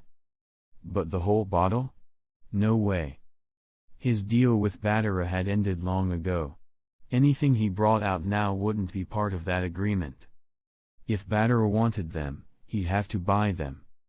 10 billion per pill. 100 billion for 10. Totally affordable for a rich guy like that. Just a small splurge. Alright then. Elder's Height Increase pills and Wandering Soul pillow, Seer decided lightly, as if it wasn't even worth a second thought. Elder's Height Increase pills, number 067. Difficulty, B. Card value, 30. 1 bottle, 100 pills. Each pill adds 1 centimeter in height. Recommended for use after adulthood. Wandering Soul pillow, number 019. Difficulty, A. Card value, 13. Using it to sleep lets the user project their soul outside their body. If the soul doesn't return within 24 hours, it turns into a real ghost, forever unable to go back. With that, he transferred the 3 selected cards from his old book into the new one. Game cleared. He returned to the place where the game console was located. Everything in Greed Island was real, so even after returning to Meteor Street, there wasn't that usual jarring feeling of leaving a game world behind. The church in Meteor Street looked the same as always, except the kids weren't outside, they were all gathered inside. Zeit and the other priests and nuns were guarding the place, and even Pampas, who rarely showed up, was there too. Weird. Seer was in the meditation chamber where Sid normally practiced. It was still quiet, relatively speaking. Contact Batara. Ask if he wants to buy the Witch's Youth Reversal Elixir, Seer said to Marrow beside him. Yes, The blond young man nodded and walked off to make the call. Meanwhile, Seer pulled out his new card book and materialized all 3 cards. 2 bottles of pills. 1 pillow. All physical items, meaning they weren't one-time use. No need to get younger for now. As for getting taller. Seer glanced at the wall nearby, where he'd etched a mark 2 years ago. After spending time on Greed Island, Seer had grown to 175 centimeters tall and was steadily approaching 180 centimeters. He wasn't particularly anxious about it. Thinking this, he casually popped 5 of the height increase pills. In an instant, his height broke through the 180 centimeters mark. 15 years old and already 180 centimeters? At this rate, won't he hit 2 meters in the future? Of course, there were side effects. His sudden growth left his fat distribution lagging behind, making him look a bit slimmer. If he'd taken even more at once, he might have ended up looking like skin and bones. As for the rest, you take 10 pills every half-month. Seer glanced over at the big white tiger beside him. Sora parents were massive, nearly 5 meters long. If Sora took the height pills, he might grow to 6 meters. Not bad. As my pet, he should absolutely outgrow his parents. Thinking that, he fed Sora 10 pills on the spot. Sora's body length increased by 10 centimeters. Thanks to his thick fur, he didn't look overly skinny, but definitely less round than before. Eat more from now on, Seer said as he patted Sora's head. Fluffy things are cuter when they're round. Once they slim down, the texture just doesn't hit the same. Have Badara send over some food, he turned to tell Mero. Zone 12 had limited food rations.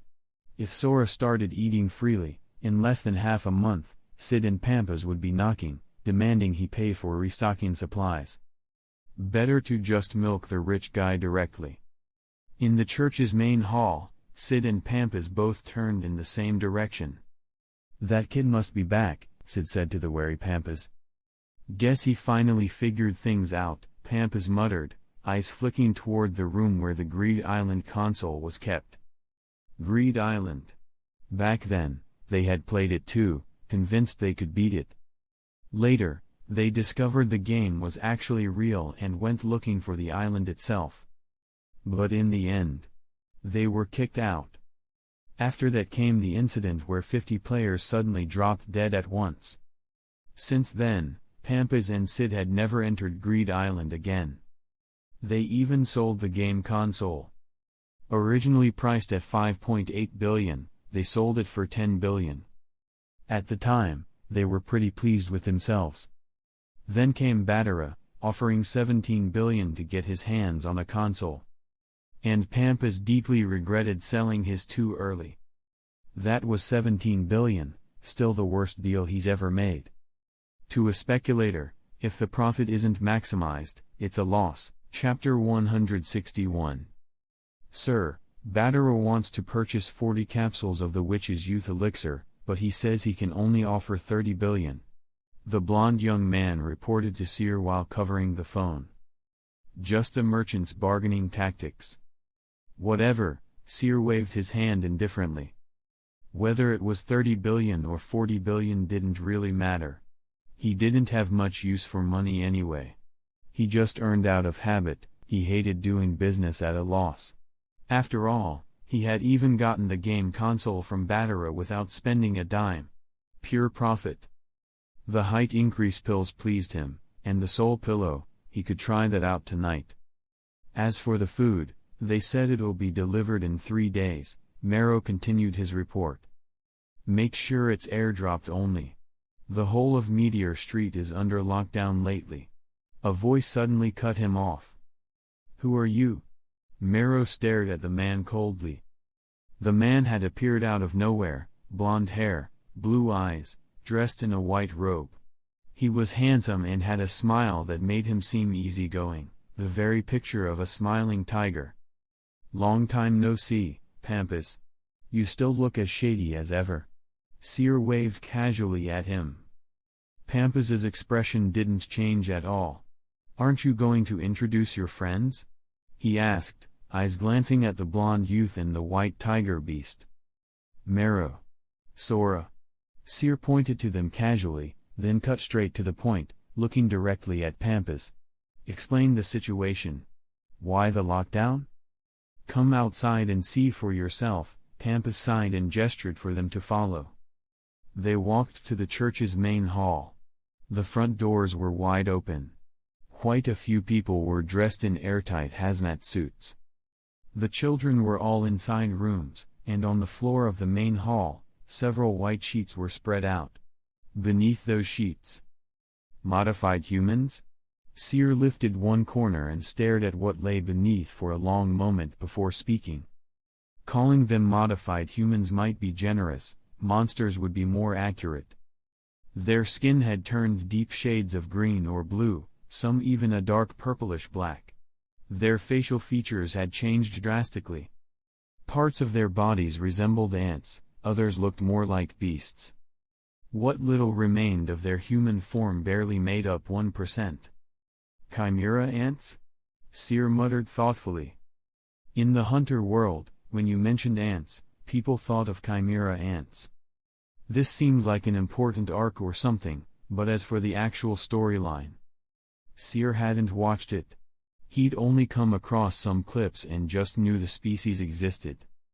What he'd seen the most were edits of that overbearing ant king falling in love with the snot-nosed girl. So naturally, he had even less interest in watching it. As a villain, instead of focusing on world domination, you go fall in love? Of course you're going to lose.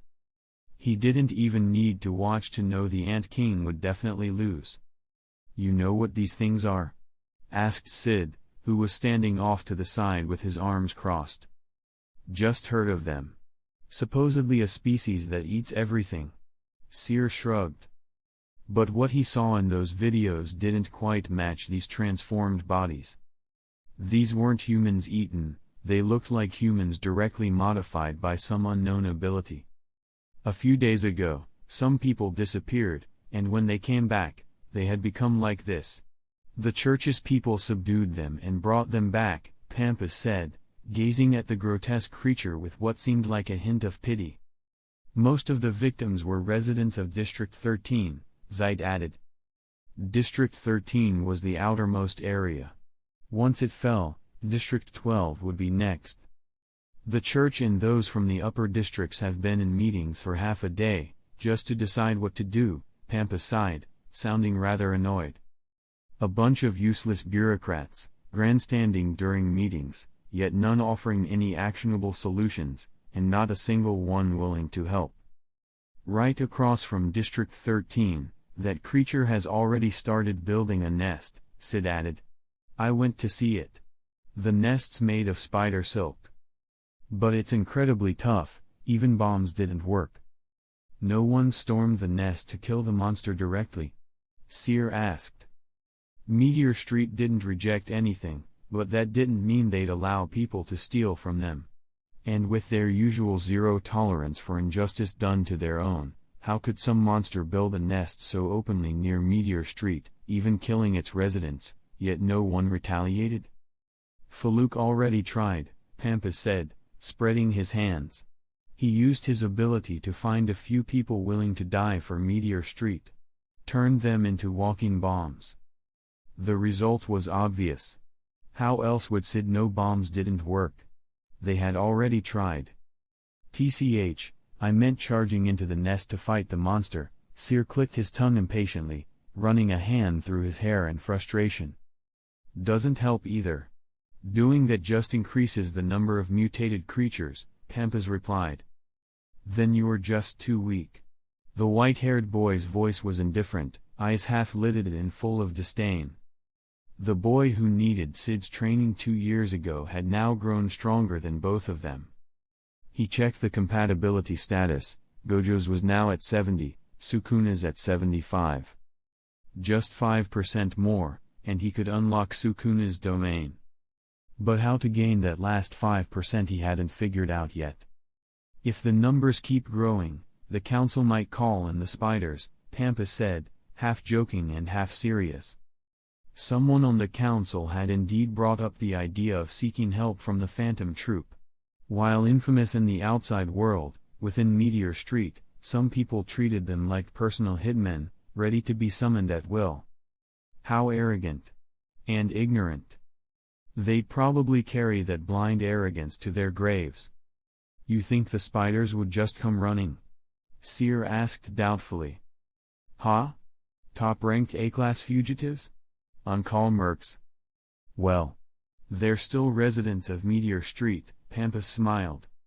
Born here, raised here, even if they'd been gone for years, the identity of Meteor Street was ingrained in them. Of course they'd return. Sigh. Tell Batara to airdrop the supplies here, Seer turned and instructed Marrow. As for the monster outside? Or the Phantom Troop? None of it had anything to do with him. Even if Meteor Street were destroyed, he'd be fine. He'd spent some time here, sure, but he didn't owe Meteor Street anything. When Pampas asked him for money before, he gave it willingly. He definitely wasn't some spider doing favors for free. Compared to monsters, food was more important. The monster outside calls herself a queen. She warned us to surrender and swear allegiance. A few hazmat-suited people rushed in with the report. Queen? Monster Queen? Sounded like an important boss. In some games, she might even be the final boss. That thought crossed Seer's mind as he glanced outside. His icy blue eyes seemed to pierce through the endless garbage heaps and choking smog, straight toward the distant monster's nest. Chapter 162. What the Six Eyes could see was life energy. It could detect non-human energy even from a great distance. He couldn't see the exact appearance, but he could perceive the essence. From the creature's own life energy to the residual traces accidentally picked up, everything was visible. And with that, Seer noticed something familiar. Non-human residual energy, but different from that of the ants. It was the lingering trace of another kind of being. Those two sheep. Seer dug the memory from his mind. 2 years ago, during the hunter exam, he had encountered a brother-sister duo who probably came from the Dark Continent. Their true forms were unknown black fluid-like matter, somewhat similar to a Luca. As he remembered, after the exam ended, the two had jumped into the sea, looking like they were going to ride the ocean currents back to the Dark Continent. They'd even invited him to visit sometime. Wait a second, weren't the Chimera ants also from the Dark Continent? How did they get here? Could they have drifted across the sea too? Judging from the leftover energy of those siblings at the scene, it seemed like they'd been around the Chimera ants for a while. Quite a while, even. Could they have run into the ants while drifting at sea? It's been 2 years, are they still not back in the Dark Continent? Or did they go back and then return again? Could they have anything to do with the appearance of the Chimera ants? How did the Chimera ants show up in the original story again? Seer withdrew his gaze and turned to ask Pampas, when did the monsters first appear? Our people discovered them a week ago. As for when they actually arrived, no one knows, Pampas replied, shaking his head with an unreadable tone. The first people who saw the monsters had probably already been turned into monsters themselves. And in Meteor Street, people disappearing wasn't unusual at all, it didn't raise any alarms. That made it impossible to figure out exactly when the monsters had shown up. Isn't this supposed to fall under the Hunter Association's jurisdiction? Seer rubbed his chin thoughtfully. The Hunter Association held immense authority and was treated with respect and privilege across the world. But those privileges came with responsibilities. For example, in situations like this, the Hunter Association was expected to step in first. They were basically a professional hit squad. What are you thinking? This is Meteor Street, Pampas said with an odd smile. An ungoverned zone. The world's dumping ground. A place erased from maps. Even the millions of people living in Meteor Street were considered stateless once they left, it was like they never existed. Even if the whole place was destroyed, no one would lift a finger. And the residents of Meteor Street rejected outside help anyway. "I'll check for myself," Seer said casually. He reached down and yanked storage curse off his body, stepped on it, and forcefully pulled out a computer from its mouth, one that was somehow larger than its mouth. He had shoved it in the same way before, by prying the curse's mouth open with his foot and jamming it in. Storage curse, possibly not the brightest creature, just squirmed blankly and reattached itself to him. To anyone who couldn't see the curse, the sight of the white-haired boy stomping around and pulling out tech from thin air was a little unhinged. After Seer pulled out a computer and various scattered components, no one thought he was crazy anymore. Instead, they assumed it was just a unique manifestation of his ability. Normally, there was no internet access in Meteor Street. But this was a church, and after some fiddling, the computer successfully came online. He logged into the Hunter website and began searching for the earliest reports of monster appearances. After filtering through reports, he found that the first strange incident had occurred 2 months ago. An entire cruise ship headed to the Balusa Islands had vanished. All that remained were tattered clothes and bloodstained shoes. No bodies were found. After that, there had been radio silence. It was like the people had vanished into thin air, right around the Balusa Islands. Knew it. It started near the coast. Seer muttered, unsurprised as he read the report. Another species drifting in from the dark continent. Was life so unbearable over there that they had to escape to this side? And what role did those brother-sister shapeshifters play in all of this? With how plot important this all looked, surely the main cast would be involved, right? Hadn't he seen a video once where Gon turned into some muscle-bound beast who one-shot Hisoka? Marrow, call Killua. See if they've logged out of the game yet. Seer ordered, eyes still locked on the screen. Got it. The blond young man nodded and stepped aside to make the call. 3 tries. All went unanswered. That's odd. Seer narrowed his eyes. In both games and anime, things didn't usually move until the main characters were available. And once they got involved, the plot always rocketed forward. So why were these monsters showing up in Meteor Street without waiting for the protagonists? Ah. I get it now. Seer muttered after a moment of thought. It had to be because the monsters showing up in Meteor Street were just cannon fodder. The type of enemies that didn't need main characters to handle. In fact, maybe in the original story, they were wiped out by Meteor Street locals, or maybe even by the summoned Phantom Troop. If they were just cannon fodder, then yeah, Killua and the others wouldn't bother coming here. The Chimera ants must be here just to give the Phantom Troop some screen time to flex. And the monster's strength? Not exactly weak, but not top tier either. Strong enough to make the troop shine, but not so strong they'd struggle. Still, Seer couldn't figure out why the Chimera ants would come to Meteor Street of all places. There were other nations around the Balsa Islands. Why choose this junkyard? With that in mind, he directly called the Hunter Exam Committee. The chairman was still Netero, and, most importantly, he picked up quicker. After all, the support departments were way more efficient than the main Hunter Association. They actually believed in customer service. "Hello, this is the Hunter Exam Committee," the operator began, only to be cut off. "Put me through to Chairman Netero. If not, then that bald guy. The bean-faced one." Seer spoke fast and direct. "Please hold." The operator froze for a second, then quickly responded. A few minutes later, the voice on the other end changed. It was the bean-faced secretary who always followed Netero around. "Hello?" The bean-faced man greeted politely. "When you guys go after the Chimera Ant King, make sure you call me," Seer said bluntly, getting straight to the point. The secretary, having no idea who was speaking, wiped some nervous sweat from his brow. "Who's calling?" "Netero, Seeing the bean-faced man sweat, stroked his beard and chuckled. My hunter ID is... Seer rattled off a string of numbers. The secretary quickly looked up the ID and matched it to a face. It's one-star bounty hunter, Seer Deville. He reported to Netero immediately. I'll take it, Netero said, holding out his hand.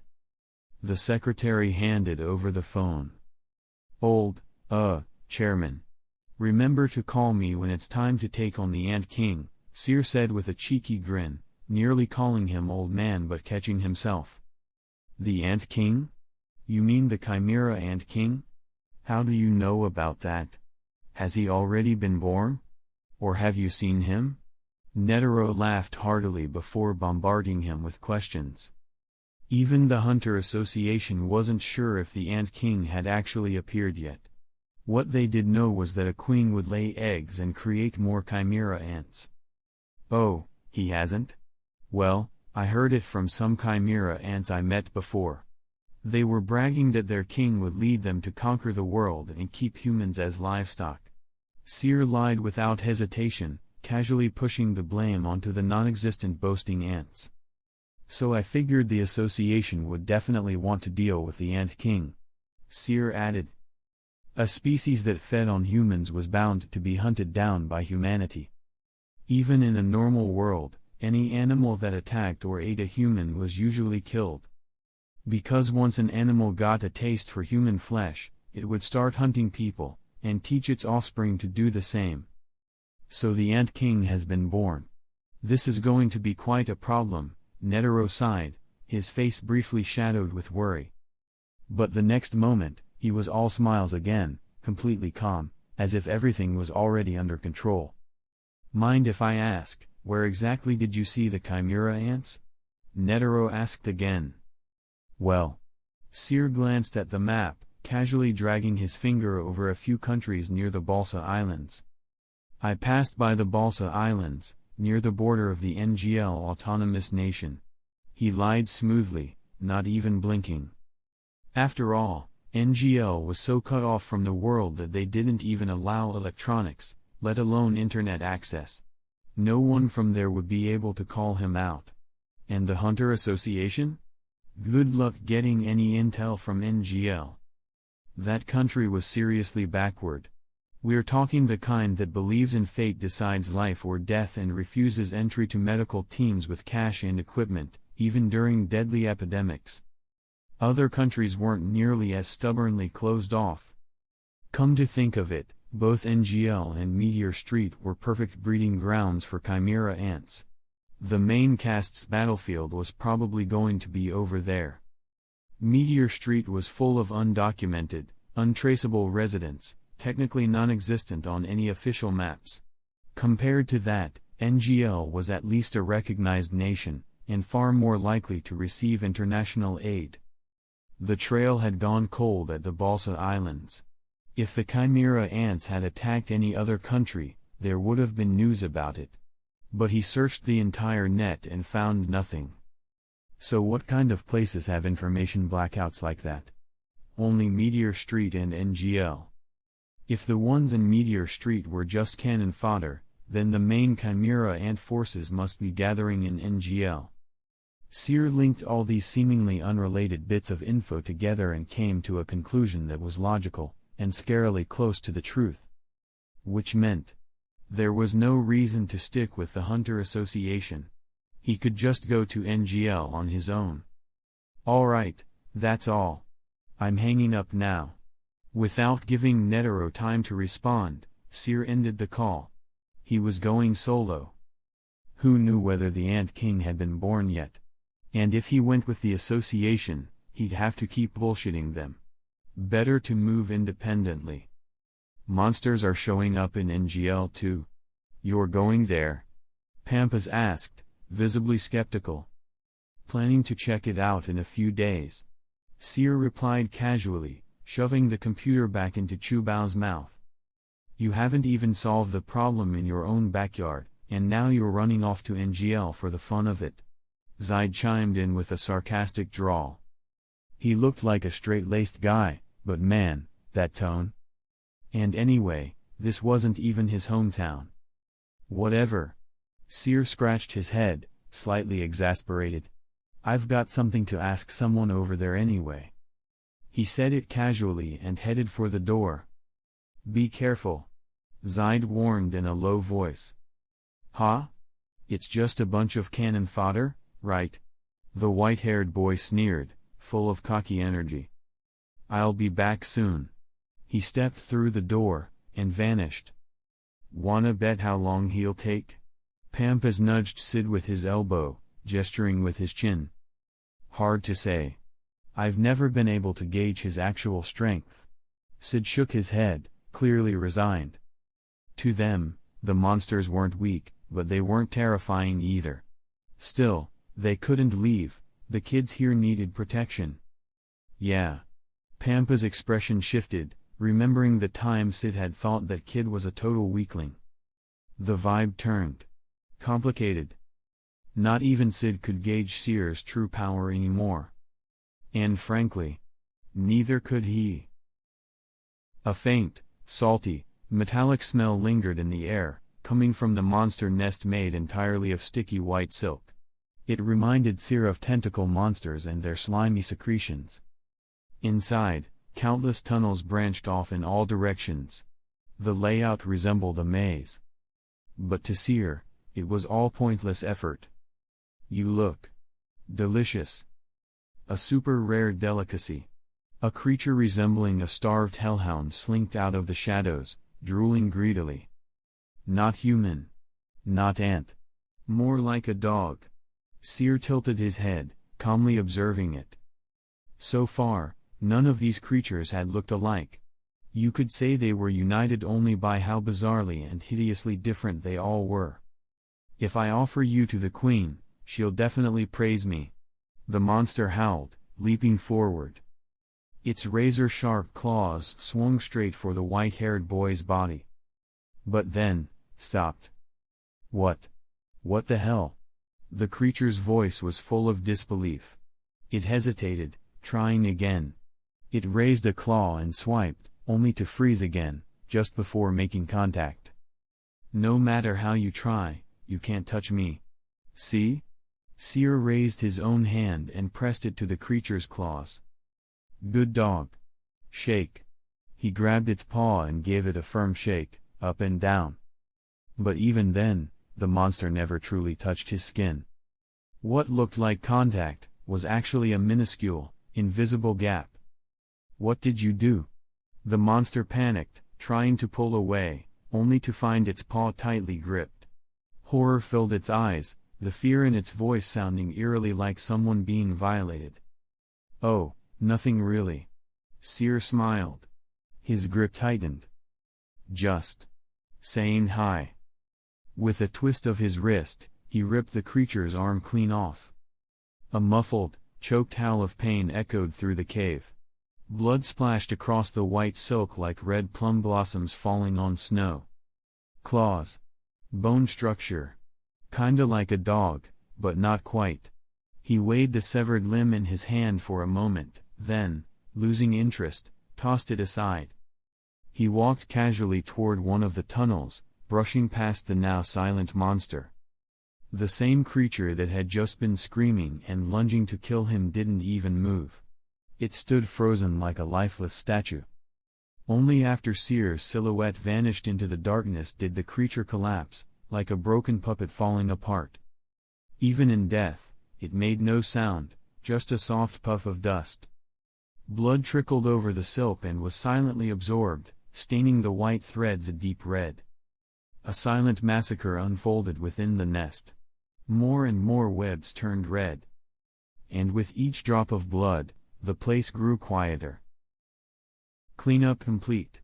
Seer paused, sensing the cave's remaining life. Only one entity left. Time for the so-called queen.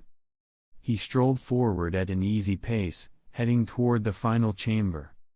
After all, in any good game, you always clear the minions before you pull the boss. Chapter 163. The creature calling herself Queen looked strikingly human, so much so that she was arguably more beautiful than most actual humans. Long, wavy hair and a pinkish lavender hue. Narrow, upturned eyes gave her a seductive charm, while golden irises revealed the cold ruthlessness of a beast. A red gemstone-shaped tattoo gleamed in the center of her forehead. Her lips were painted a pale lilac, and she wore a scandalously tiny bikini, every inch of her body radiating danger and allure. But her inhuman traits were unmistakable, most obviously in the long tail trailing behind her. Its pointed tip looked like a venomous stinger, sharp as a bee's, with a peach-pink heart at the end. Honestly, she looked less like an ant, and more like a succubus. Curly hair, purple lips, skimpy clothes, this character model was pretty common, usually reserved for villains or femme fatales. Ah. So that's how Chimera hierarchy works. Seer mused. It's not strength that makes the queen, just the ability to give birth. That's what makes the ant king. While thinking this, he casually caught the queen's lashing tail in one hand. The tip glittered with a metallic sheen, aimed squarely at his carotid artery, but thanks to his infinity, it stopped short. So that's how she's turning people into monsters. Through the tail. Seer pinched the tip between his fingers. It was covered in a hard shell, as tough as steel, with fine bristles like irritating velvet. A sharp stab, followed by an injection of some mysterious power, and poof.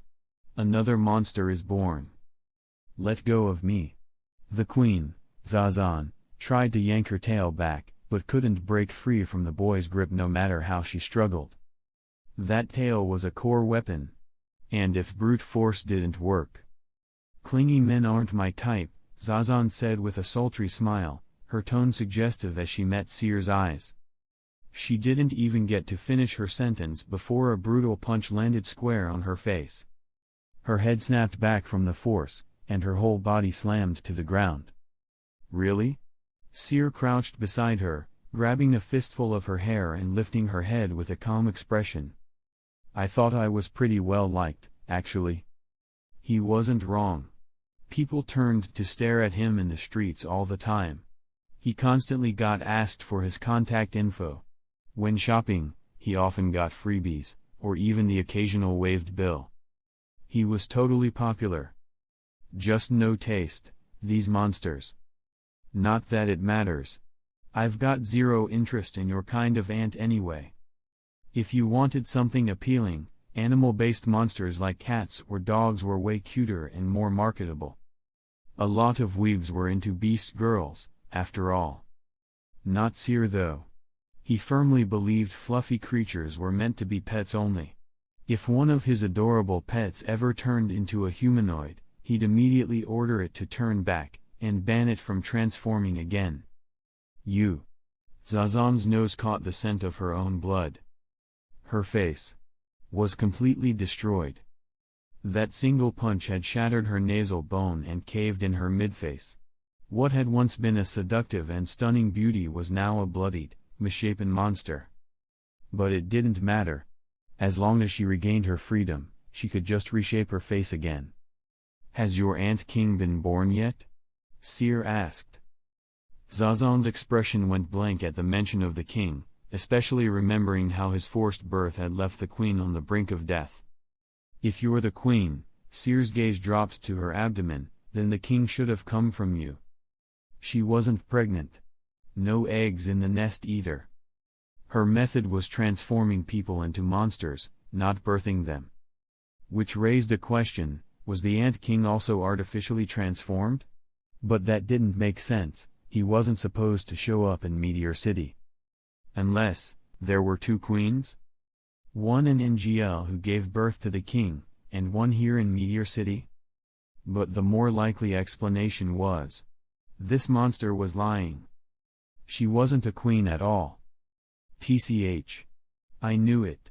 You're a fake. Seer clicked his tongue in irritation. A knockoff pretending to be queen. And if he was annoyed, there was no way he was going to let the source of his irritation off easy. Sitting cross-legged on the ground, he grabbed her tail again and began slamming her over and over into the floor. Only when her entire body was covered in wounds, soaked in blood from head to toe, did he finally stop. Answer me. When was the Ant King born? Seer asked, looking at the monster whose chest barely rose with breath. I don't know, Zazan whispered weakly. When the king was born, each of the squad leaders, those like her who valued freedom, left on their own, choosing to carve out their own domains and compete for power. She had come to Meteor City. Even far from the king, her devotion to the queen, her willingness to give everything for the king, was etched into her DNA. She would never betray him. You ran into 2 others, didn't you? Seer continued, switching topics. Weird-looking siblings with goat horns. Dressed like clowns. Zazan recalled the strange duo but said nothing. Those 2 had been by the queen's side even before her children were born. They never did anything, just stood and observed. When the queen was carrying the king, they never left her side, as if they were dying to dissect the unborn child just to study every inch of him. Creepy pair. They never spoke to anyone besides the queen. Bang. Another slam against the ground. What, did you go mute now? Seer asked impatiently. He asked a simple question and got silence in return. They're with the king. Zazan finally murmured, lying face down, her expression hidden. So it really is connected to those 2. Seer stood up, expression clear with understanding. Then he casually stepped on her head. With a sound like a balloon bursting, her skull exploded like an overripe watermelon.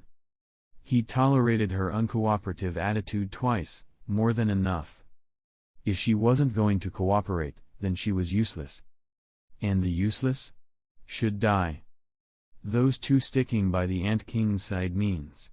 The king has already been born, Seer muttered to himself as he walked away, deep in thought. Gone and the others, protagonists of this whole thing, were still trapped in Greed Island. Yet the Ant King was already here? Was this how it was supposed to go? When did the king get born in the original timeline? A brainstorm spun in his head. Outside the nest, a group of people in hazmat suits, holding guns and heavy weaponry, spotted him emerging. They all instinctively lowered their weapons. Is it a monster? No, that's clearly a human.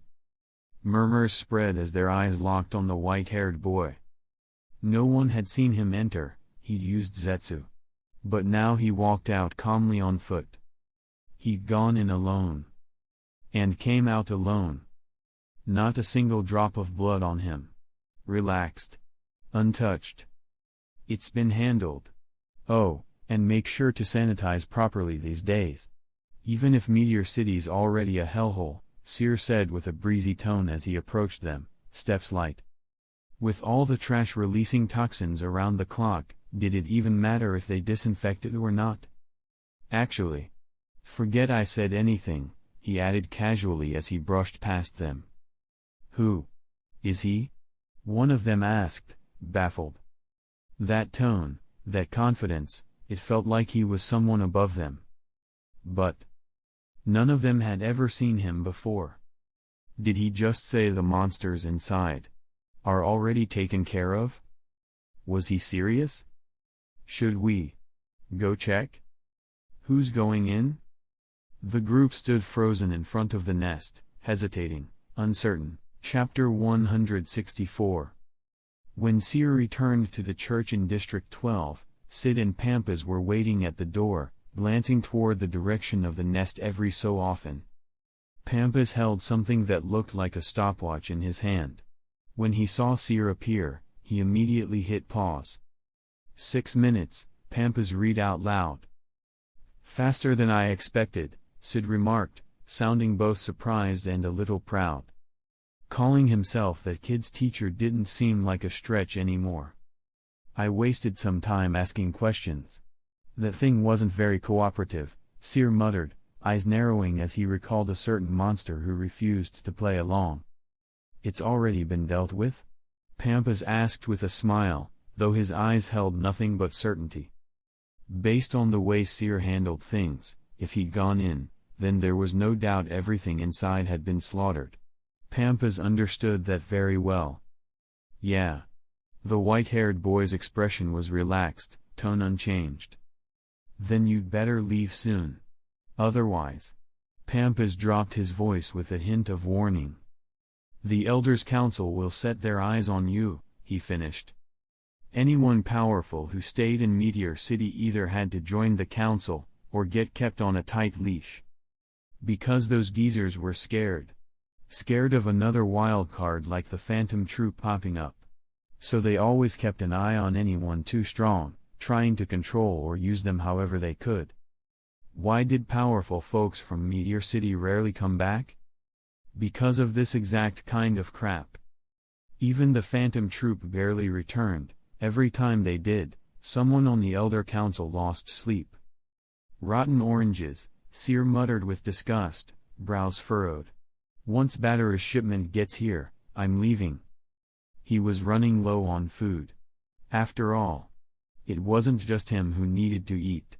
The empty one's stomach was like a black hole. The amount of food that could feed a normal person for a year? Seer and the empty one could burn through it in a few months. Not to mention he was growing way too fast, most of his clothes didn't even get worn before they no longer fit. Right now, he seriously needed new clothes. His current pants were already exposing his ankles. That might not make it in time, Pampas sighed. "Be careful. What if I strike first and kill them all?" Seer suddenly proposed with a glint in his eye, clearly excited by the idea.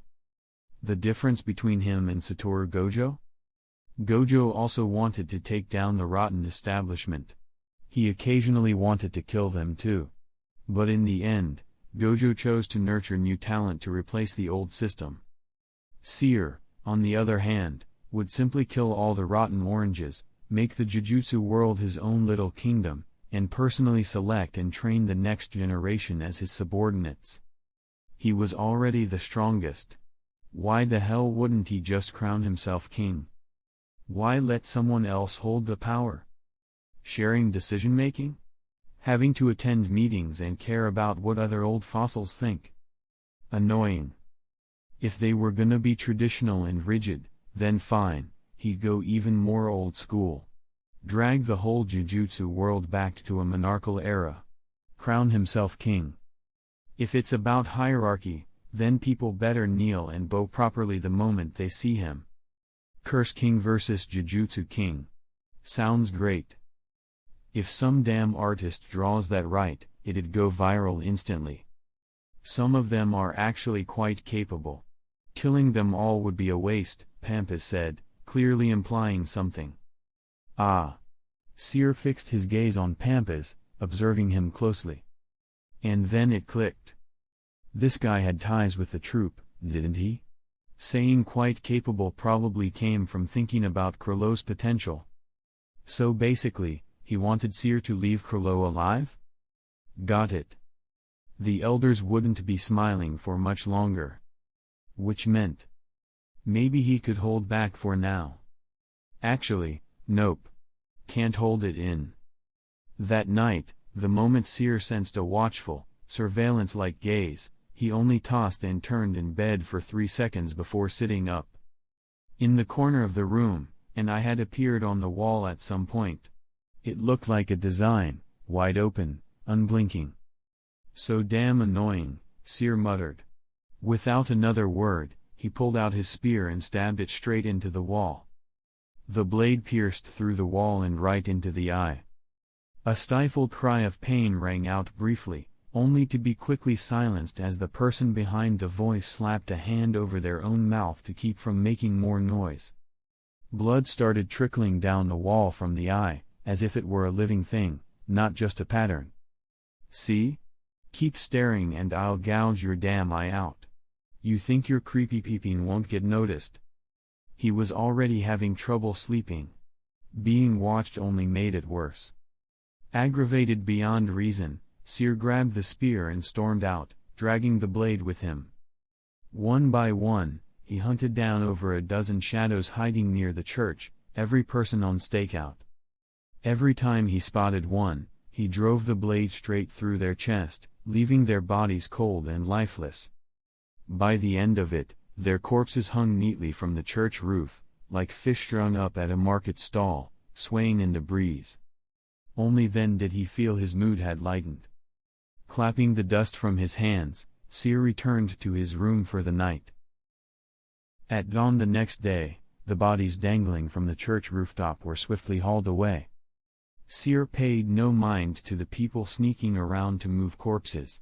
He stayed inside the church and didn't go out again. And after that, no one dared spy on him anymore. What should we do with these people? Pampas and Sid were now discussing the ones who had been transformed into monsters. They were lying in the main hall, still alive. When Seer had killed the creature with the ability to modify them, their consciousness had returned. But the physical modifications, those were permanent. Even if they lived, they'd be stuck in those monstrous bodies forever. RCT could heal wounds, even bring back the dead. But they couldn't give someone a new face. I don't want to live like this, as a monster. Kill me. Please, just kill me. Let me die. Just end it quickly. The newly conscious victims wept as they looked at their twisted, inhuman forms, crying in despair, screaming, begging the others with pleading eyes. This is a little troublesome, Pampas said, glancing at Sid.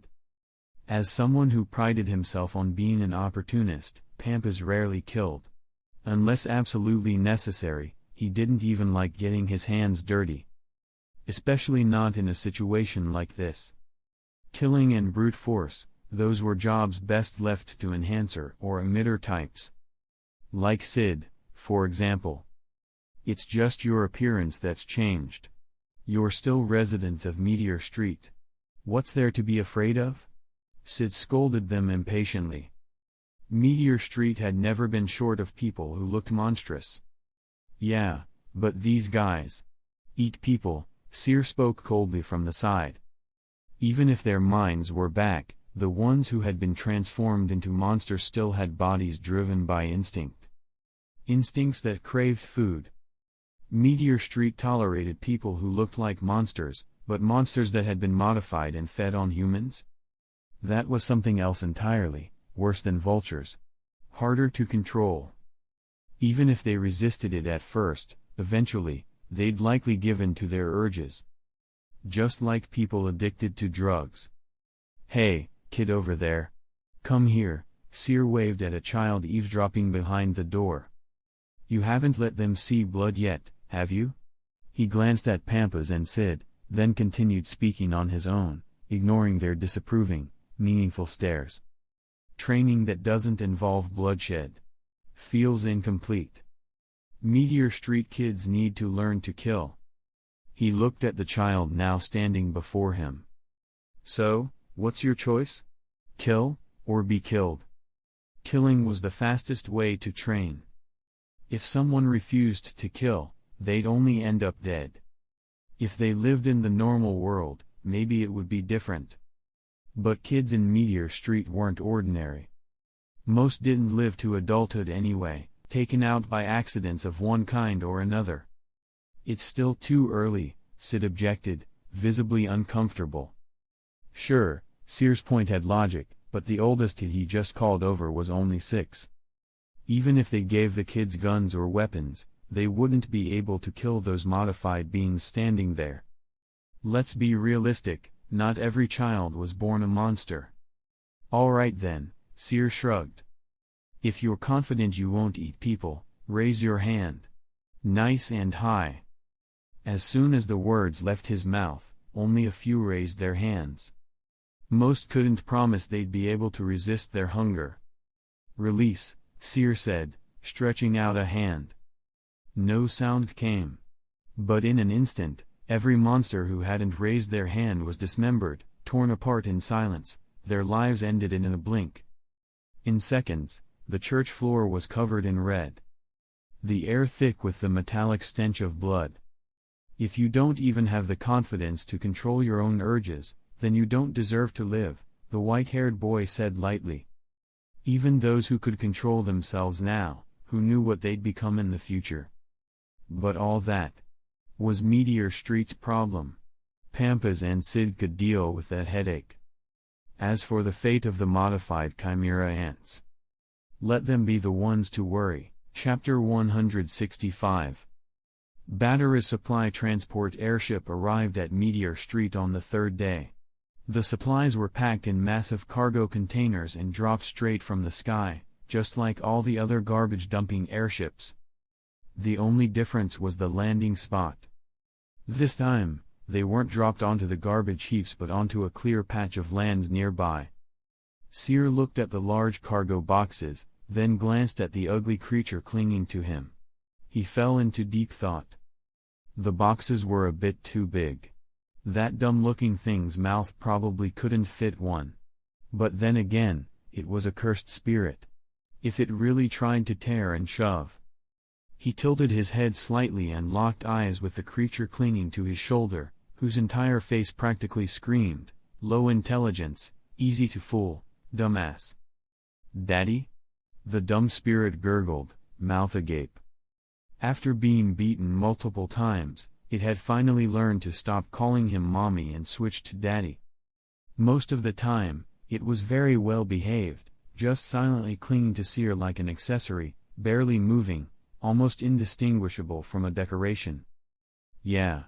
Seer patted his precious son's head and casually pointed at the crates. "Go on. Swallow them all." The ugly one stared blankly for a long while, clearly failing to understand. It didn't move an inch. The level of stupidity really left one speechless. Seer sighed and pulled the creature off himself with some resignation, manually stuffing items into its mouth. "Gullah gulu. Glue. Open your mouth wider, just a little more. Almost there. Good boy, good boy." He kept saying things like that, but his hands never stopped moving. It took more than half the day, but he finally managed to cram all the supplies into the cursed spirit's mouth. During all this, Pampas and Sid just stood to the side, watching silently, witnessing each item vanish into thin air. Or rather, into something they couldn't see. All done. Time to go. Seer stopped and, seeing the cursed spirit looking utterly drained, casually picked it up and slung it back onto his shoulder. The storage curse wasn't just some dumb cursed creature, it was literally everything Seer owned. Pampas looked at the now empty plot of land that had been stacked with supplies and felt genuine regret. He'd been hoping that if Seer couldn't carry it all, some might be left behind for Meteor Street. Free supplies? Why pay when you could loot? What a waste. "Let's hope your name doesn't show up on NGL's official bounty list," Sid said coolly. It sounded like both a reminder and a warning. Seer suddenly missed that honest guy from before, the one who practically would have stripped down to his underwear just to help him. He felt the urge to pull a card from his deck, but resisted his more twisted urges. "Bye-bye." He waved lazily, then leapt into the air and boarded the waiting airship above. The white tiger pranced about in midair, showing off. Then it looked down at Marrow on the ground, its tiger face practically oozing smug satisfaction. "Idiot." Marrow muttered, controlling steam to freeze into ice, using Nen to hold the blocks steady as he forced them into an upward staircase. As the airship left Meteor Street, Pampas retracted his gaze and turned toward the shadows cast by a nearby corner of the building. "Now they'll finally dare to sleep, right?" Seer said softly to Sid, a teasing note in his voice. "Them dropping dead from panic attacks would probably benefit you more," Sid replied, arms crossed. Good friends always knew each other too well. "How could you say that?" Pampas smiled, denying it with practiced ease. The Autonomous Republic of NGL was located by the sea, out on the edge of the world. Its borders were guarded with strict checkpoints. "According to NGL law, our airship isn't allowed to enter," Marrow reported quietly. "It was a country where you weren't even allowed to bring a phone in. You had to buy and wear clothes produced locally and undergo all sorts of inspections. Even people with dental fillings weren't permitted to enter." If they wanted to enter through official channels, they'd have to abandon the airship. If they tried to sneak in, they'd be arrested and executed. A journalist once smuggled themselves in, and upon capture, was promptly put to death. NGL is one of the world's biggest drug production and export zones, Mero added in a low voice. This was something only a very few people knew. Like top crime syndicates, or upper brass from the 5 great nations. Mero had only learned about it after inheriting some of Parrish's affairs, information passed down from his own father. NGL, though it maintained a closed-off, traditionalist facade, was secretly running a massive drug operation. Through connections with the mafia and high-level national actors, those drugs were funneled out across the globe. Meteor Street was one of the biggest hubs. So was Yuxin. That's why the journalists who infiltrated were immediately executed, because they might have seen something they shouldn't have. No way I'm going through border inspection, Seer said, eyeing the 2 enormous trees down below. Inside the hollowed trunks was a space used to house computers, the immigration screening center of NGL. Here, not only did they scan you with machines, but you had to strip down for manual inspections. They might even get handsy. From shadow born, to shadow returned. All filth and impurity, be cleansed. Seer recited, casting a barrier that enveloped the entire airship. We're smuggling in. Simple as that. He made the decision without a second thought. Even if they were caught, who knew if NGL would even exist much longer? Actually, they might not even be discovered at all. After all, NGL had no communication infrastructure. It was isolated and outdated. So how the hell did they ever catch people sneaking in to begin with? He parked the airship in a secluded corner and left the barrier intact. Otherwise, a futuristic airship popping up in a backwater village would stick out like a sore thumb. Even a fool could see something was off. Abandoning the ship, they traveled light. All around were square fields and ditches. Most homes were made of straw and wooden boards. No high-rises. Looked like a plain old countryside town, actually, worse than most Seer had seen. At least the villages he'd visited had nice self-built homes. Some of them were more comfortable than living in the city. I think I get why people trying to sneak in here get caught, Seer said thoughtfully, stroking his chin. Even in the villages he'd been to, the difference in vibe between rural and urban folks wasn't that extreme. But this place, there was no comparison. It was like a bunch of sharply dressed city people suddenly showed up in the middle of a remote mountain village. The contrast was insane. People would definitely stare. But that wasn't something they had to worry about now. Because on their walk so far, they hadn't seen a single soul. Tools were scattered around like people had been working one moment and vanished the next. Like the entire population had up and migrated. Or just disappeared. How many people do you think are still alive in NGL? Seer asked Mero, still holding his chin. Given the chimera ants' feeding and breeding speed, it was perfectly reasonable to assume they could have wiped out everyone in NGL within a month or 2. I don't know. Mero shook his head, choosing not to speculate. Probably not many. Which is why the ants are looking to expand, Seer said, analyzing calmly. Once they've eaten through the humans here, they'll move on to the next place. There'll always be more people to eat. It's just like those interstellar insect species, consume all resources, leave the planet ruined. Looks like they're starving. Seer suddenly looked up at the sky. A swarm of bug-like figures, like massive locusts, buzzed into view over the horizon. Their green skin made them look like goblins, and they were all hideous, classic cannon fodder material. Ultra-rare specimen. We actually found one. They shouted as they dove from the sky. Bulging eyes full of cruel excitement and ravenous greed. Idiots never know their place, Seer sighed. Trash.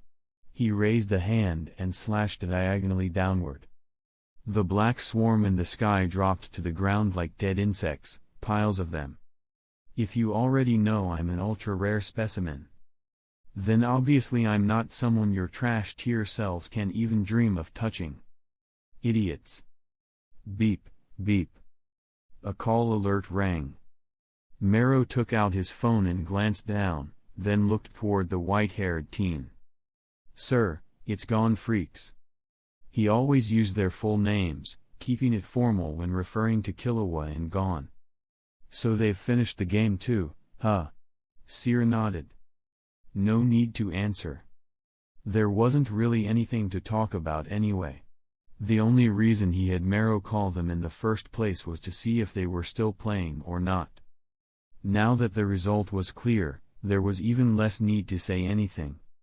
Mero nodded while silencing the call notification. Based on ant colony behavior, the ones we just saw were likely equivalent to worker ants. Seer analyzed the chimera ants' behavior. They were still quite similar to regular ants, but far more dangerous. But the chimera ants' threat level is only B. Seer recalled what he'd seen earlier on the Hunter website. Was it because chimera ants in the past had never eaten humans? Otherwise, with their diet primarily being humans, plus their general omnivorousness, enormous appetite, rapid reproduction, and the ability to grow stronger through what they consume, even potentially evolve, shouldn't a species with world-ending potential be ranked higher than just B? Then again, if placed in the Dark Continent, the level might actually be pretty fair.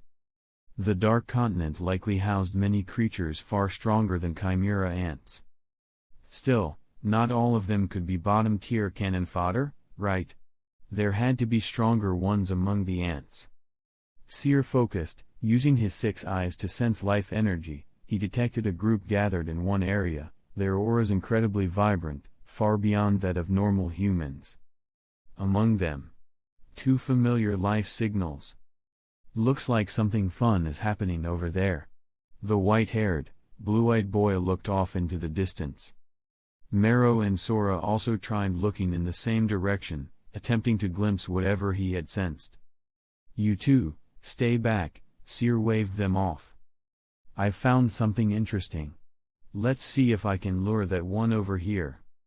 Mero and Sora were too weak. If things got intense, they could easily end up dead. Understood. Please enjoy yourself. Don't worry about us, Mero said respectfully, dragging Sora away by the ear. Seer, on the other hand, casually strolled in a particular direction, leisurely releasing his aura. 100-meter radius N, with no effort to hide his presence, he let his power flare boldly, deliberately making himself known. The fisherman had cast the line. Now he just had to wait for the fish to bite.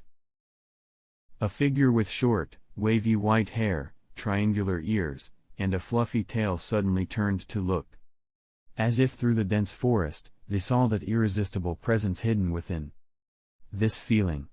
A human. Strong one. He can definitely show me how strong I truly am. Neferpitou grinned in delight. Her fellow ants were too weak, none of them could give her a true measure of her own strength. She was far too powerful compared to her peers. So powerful, in fact, she'd always wondered. Just how strong was she, really?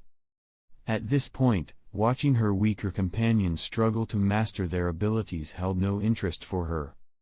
Her entire mind was focused on that strong presence, so blatant, so intense, and yet her fellow ants didn't even notice it.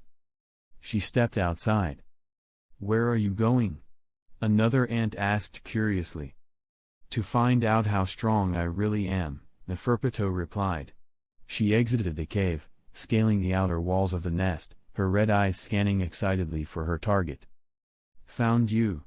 She pushed off with her legs, muscles bulging, and in the blink of an eye, she broke the sound barrier, rocketing forward. She's here. The boy, who had been waiting for quite some time, curled his lips into a smirk. His once indifferent face now brimmed with deadly aggression.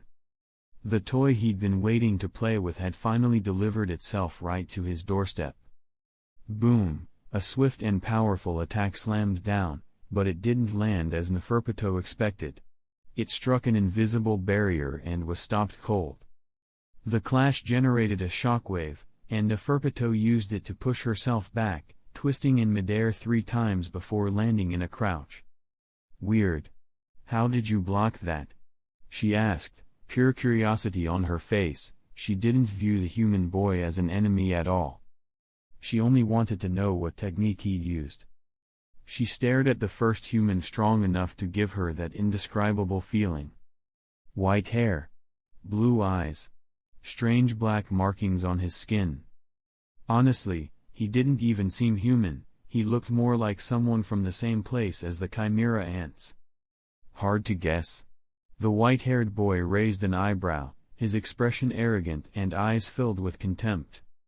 Because you, he spoke slowly, are just too weak. Neferpitou stared at him, and suddenly, from deep inside, a powerful and unfamiliar emotion surged up. Her crimson eyes glowed brighter, red like freshly spilled blood. Her smile widened uncontrollably as she locked onto the boy like he was a prized possession she absolutely had to claim. Anger? No, she wasn't angry. But at that moment, her desire to kill the boy was more intense than anything she'd ever felt before. So good, so good, so good. Her smile beamed with unknowing madness. She crouched low, arms hanging naturally. And then, in an instant, she lunged again, disappearing from sight, launching another attack. Hey Hunter's quick little break. Hope you're enjoying the chaos so far. Grab a snack, stretch your neck, and let's keep going. Blue heart emoji. Chapter 166. Bang. Bang. Bang. The white-haired boy drove his foot straight into the opponent's chest, sending the incoming figure flying backward with brutal force. After crashing through several trees and snapping them clean in half, Neferpitou landed cat-like on all fours. She hadn't even stabilized herself before springing to another tree in haste. In the blink of an eye, the tree she had just been clinging to was crushed beneath the foot of the approaching boy as he leapt off it, using it as a springboard. It splintered in half under the force. Neferpitou now looked like a rat being chased by a cat. Trees all around them were being leveled by the shockwaves of their battle. Dust filled the air, obscuring vision. Using the chaos, Neferpitou surged forward, closing in on the boy. Her razor-sharp claws extended like blades, slashing toward his arm. If it landed, it would sever his arm clean off. But if it failed, that all-too-familiar feeling returned, blocked again, unable to advance. Before she could retreat, a hand clamped down on her arm, unshakable, squeezing so hard that the bones cracked audibly. The force was enough to deform her entire arm, rendering it unusable. The white-haired boy grinned, pupils narrowing with excitement. The black markings across both his arms pulsed and flexed, his entire body radiating unrelenting malice. You can get more interesting, can't you? Come on, hurry up and evolve. Too weak, way too weak. If you keep being this weak, I'm going to lose interest in playing with you, he said this flatly, and with his other hand, formed a fist and slammed it into Neferpitou's chest. Rip. The arm still in his grip remained, but Neferpitou's body shot back like a cannonball. She blasted through what seemed like half the forest, only stopping after rolling along the ground several times. Blood quietly trickled from the corner of her mouth. She looked like she didn't even have the strength left to wipe it away. Footsteps sounded, unhurried and casual. Just from the sound, it was obvious how little concern the boy had. He stood before her, casually tossing her severed arm to the side. Nobody's ever taken 2 black flashes from me. Most die from just one. He said this with a trace of admiration in his tone. You are pretty impressive. Though, in truth, he hadn't used his full strength for that black flash. If he'd channeled more cursed energy, or if it had been fueled by rage, it would have hit far harder. Still, gotta conserve that blue meter. Neferpito coughed, spitting up a bit of blood mixed with fragments of her organs. But her face only looked more exhilarated. Get up. Keep playing with me. The white-haired boy's arms hung loosely at his sides as he gave the toy he'd reeled in a light kick. Neferpito struggled to turn over. Missing one arm and riddled with other injuries, getting up was visibly difficult. Oi. The boy looked down at her with clear disdain in his eyes. You look even weaker now. It was just one lost arm, yet she looked like she could barely stand. Pathetic. He muttered, raising his foot again, so fast it blurred like lightning, breaking the sound barrier. The kick landed with a violent burst of wind and a shockwave like a sonic boom, slamming straight into Neferpito. The one who had barely managed to get up was now sent flying dozens of meters away again. Even though she'd braced herself in advance, there was no time to dodge that kick. You're a monster, right? Regrowing limbs should be easy for a monster. Hurry up and stick that arm back on, then get up and keep playing with me. Seer casually kicked the severed arm toward Neferpito, urging her with an indifferent tone. A toy. She was this human's toy. Neferpito lay on the ground, silent, reaching out to grab her torn-off arm. You two done watching? Seer turned his head toward the shadows. There, it seemed only still trees grew, no movement, no sound. Come out. Seer's voice was edged with impatience, and just a hint of warning. Long time no see. Two figures suddenly popped their heads out from the shadows, then scrambled out on all fours. They didn't look much different from 2 years ago, still dressed in bizarre clothing with intricate patterns that could make your head spin just from a glance. The boy still had his ram horns, and the girl still carried a pristine white lamb in her arms. Even the lamb looked like it hadn't grown at all since 2 years ago. What were their names again? Amy, Eily, didn't you two go back home? Seer half squatted down, casually rubbing Neferpito's ears while glancing over at the siblings nearby. We came with the Chimera Queen, the older brother, Amy, replied politely. We originally planned to take her back. But during her escape, she ate a human, and then gave birth to a chimera ant with human traits. It was our first time seeing a chimera ant that had eaten a human, so my brother and I decided to stay and observe the development of this colony, Eily added with ease, openly revealing their purpose. But they originally wanted to capture the Chimera Queen? The lamb leapt from Eily's arms, ran over to Seer's feet, and dramatically flopped to the ground like it had died. This damn drama queen lamb. Seriously, these two were so clearly inhuman. Just to observe how human-eating chimera ants would evolve, they decided to stay and watch it all unfold. They might have even helped things along. Whether or not humans would be wiped out by the growing chimera ants? Not their concern. After all, they weren't human. Some humans don't even care about that stuff, why should non-humans? Hey, after all this time, you still haven't figured out how to use Nen. Seer turned his attention back to his toy, and the hand that had been idly toying with her ear now yanked her hair hard. You were born with Nen already awakened, weren't you? And you still don't know how to use it. What an eyesore, Seer sighed. He was starting to understand how Sukuna felt, training a toy, letting it grow stronger, then crushing the confidence it gained from that strength. A perfect way to kill time. As long as you're confident that they're no real threat even when they grow stronger, you can play the good teacher as long as you like. Show me your ability, hurry up, he growled, slamming her head against the ground by her hair. Over and over again. The earth rumbled with each impact, the crater beneath her growing wider and deeper. The force behind his blows increased each time, and the way he gripped her head, it felt like, with just a little more pressure, he could crush her skull like an overripe fruit. I have to escape. I must escape. If this keeps up, I'll die. I will definitely die. She still had to serve the king. She couldn't die here. She needed to get back and warn the king about the power humans possessed. She had to kill this human in return. Terpsichore, Dance of the Puppet Master.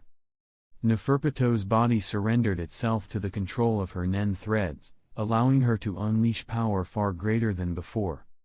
From being pinned to the ground, it took her only 0.1 seconds to activate her ability and launch a counterattack.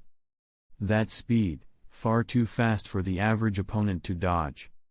The puppet-like construct summoned by her nen controlled the threads that wrapped tightly around her body. Even her severed arm was bound in nen thread and joined the assault. What if your opponent awakens their nen mid-fight? Isn't that even more fun? Of course you keep fighting. As Neferpito pushed herself beyond her limits with her own ability, Seer, under the support of 6 eyes, fused both cursed energy and nen into his entire body, drawing out even greater power. Those without 6 eyes or sufficient energy could only enhance or protect a single body part. The rest would remain unguarded. But he could use his energy flawlessly. Top-tier physique. Top-tier reflexes. Every stat maxed out. His only flaw was a short energy bar. But even that wasn't worth worrying about. There was no way that cat-eared freak could last long enough to drain his bar. He didn't even need to use his spear to nullify her ability. Instead, he moved like a shadow, silent, but unrelentingly close. Whether Neferpito dodged or counterattacked, he was always right behind her. They battled while leaving destruction in their wake. The sheer pressure from their clashes distorted the entire landscape like a violent storm had blown through. When fists collided, the shockwaves sent loose stones skittering across the ground. They moved so fast they left afterimages, making it look like multiple versions of them were fighting at once. All the while, the white-haired boy wore a crooked, malicious grin. Second black flash. Let's see if you can take this one. Energy erupted from his incoming fist. The black and blue aura bristled with overwhelming force.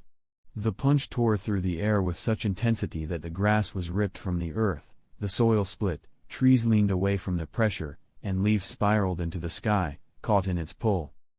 With that one blow, even the sky seemed to darken.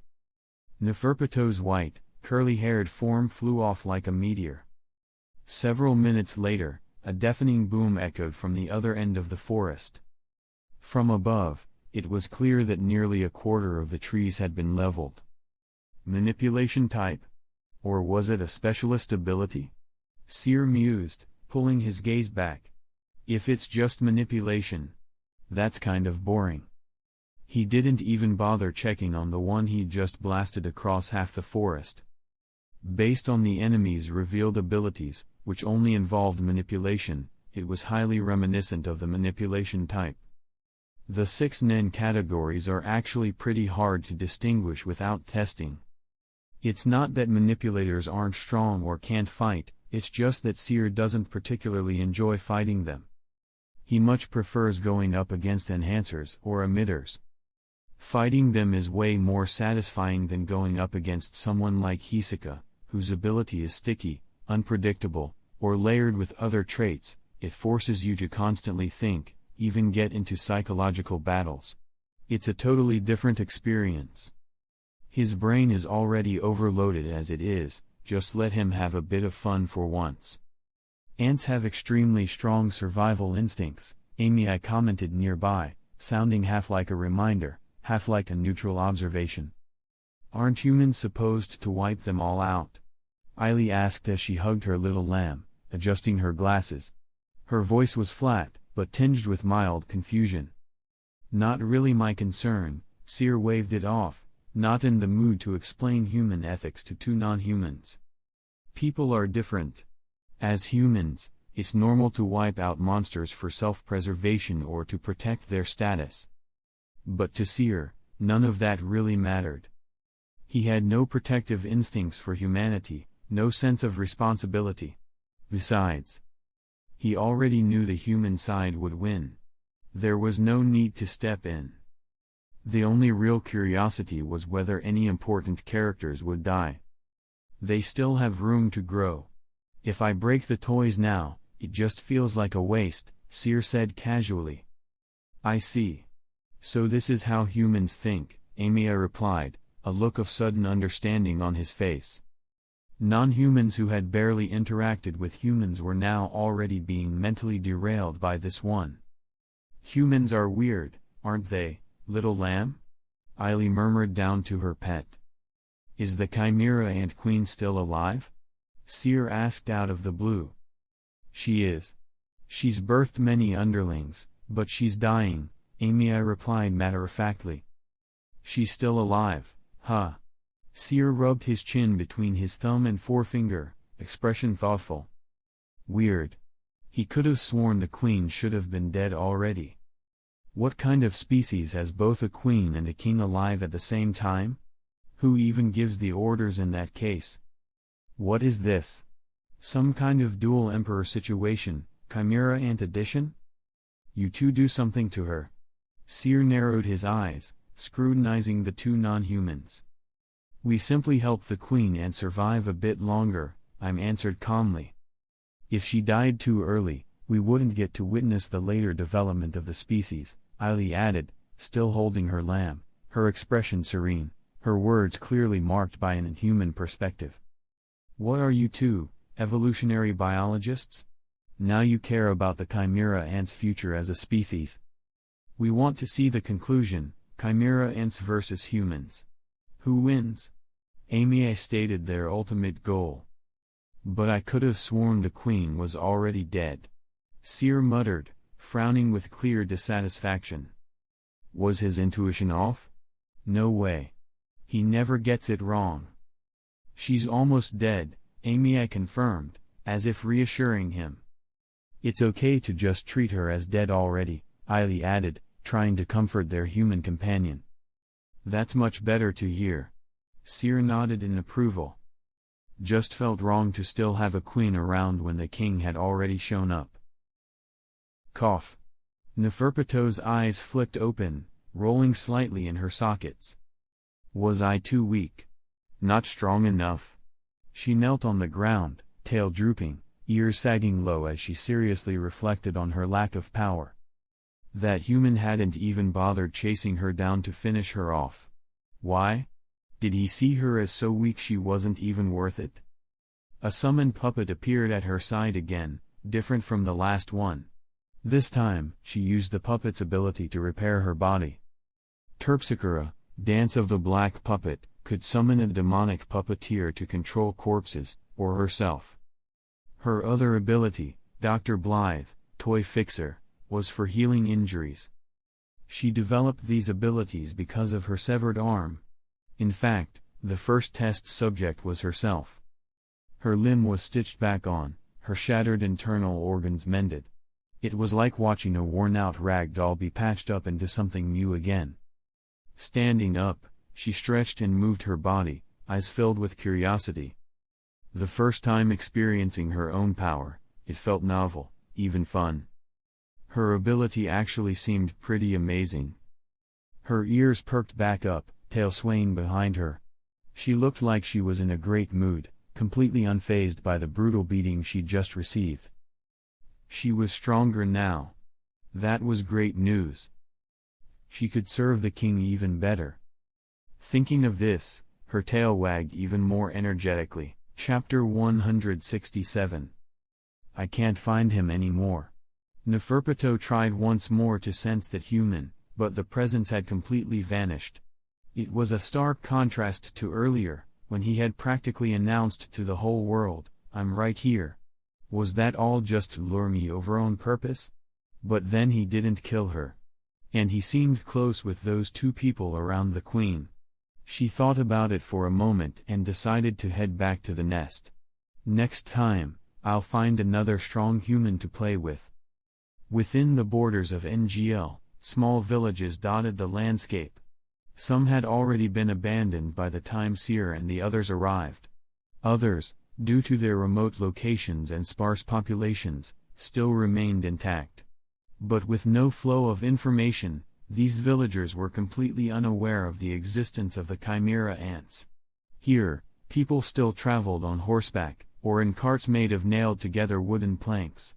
Amy and Eily, the two non-human siblings, continued to quietly follow Seer. They never spoke, never made a sound, not even footsteps or breathing. There wasn't even a heartbeat. They didn't look like humans, and in truth, they weren't. Shouldn't the two of them have followed that cat-like chimera ant back to continue observing the ants?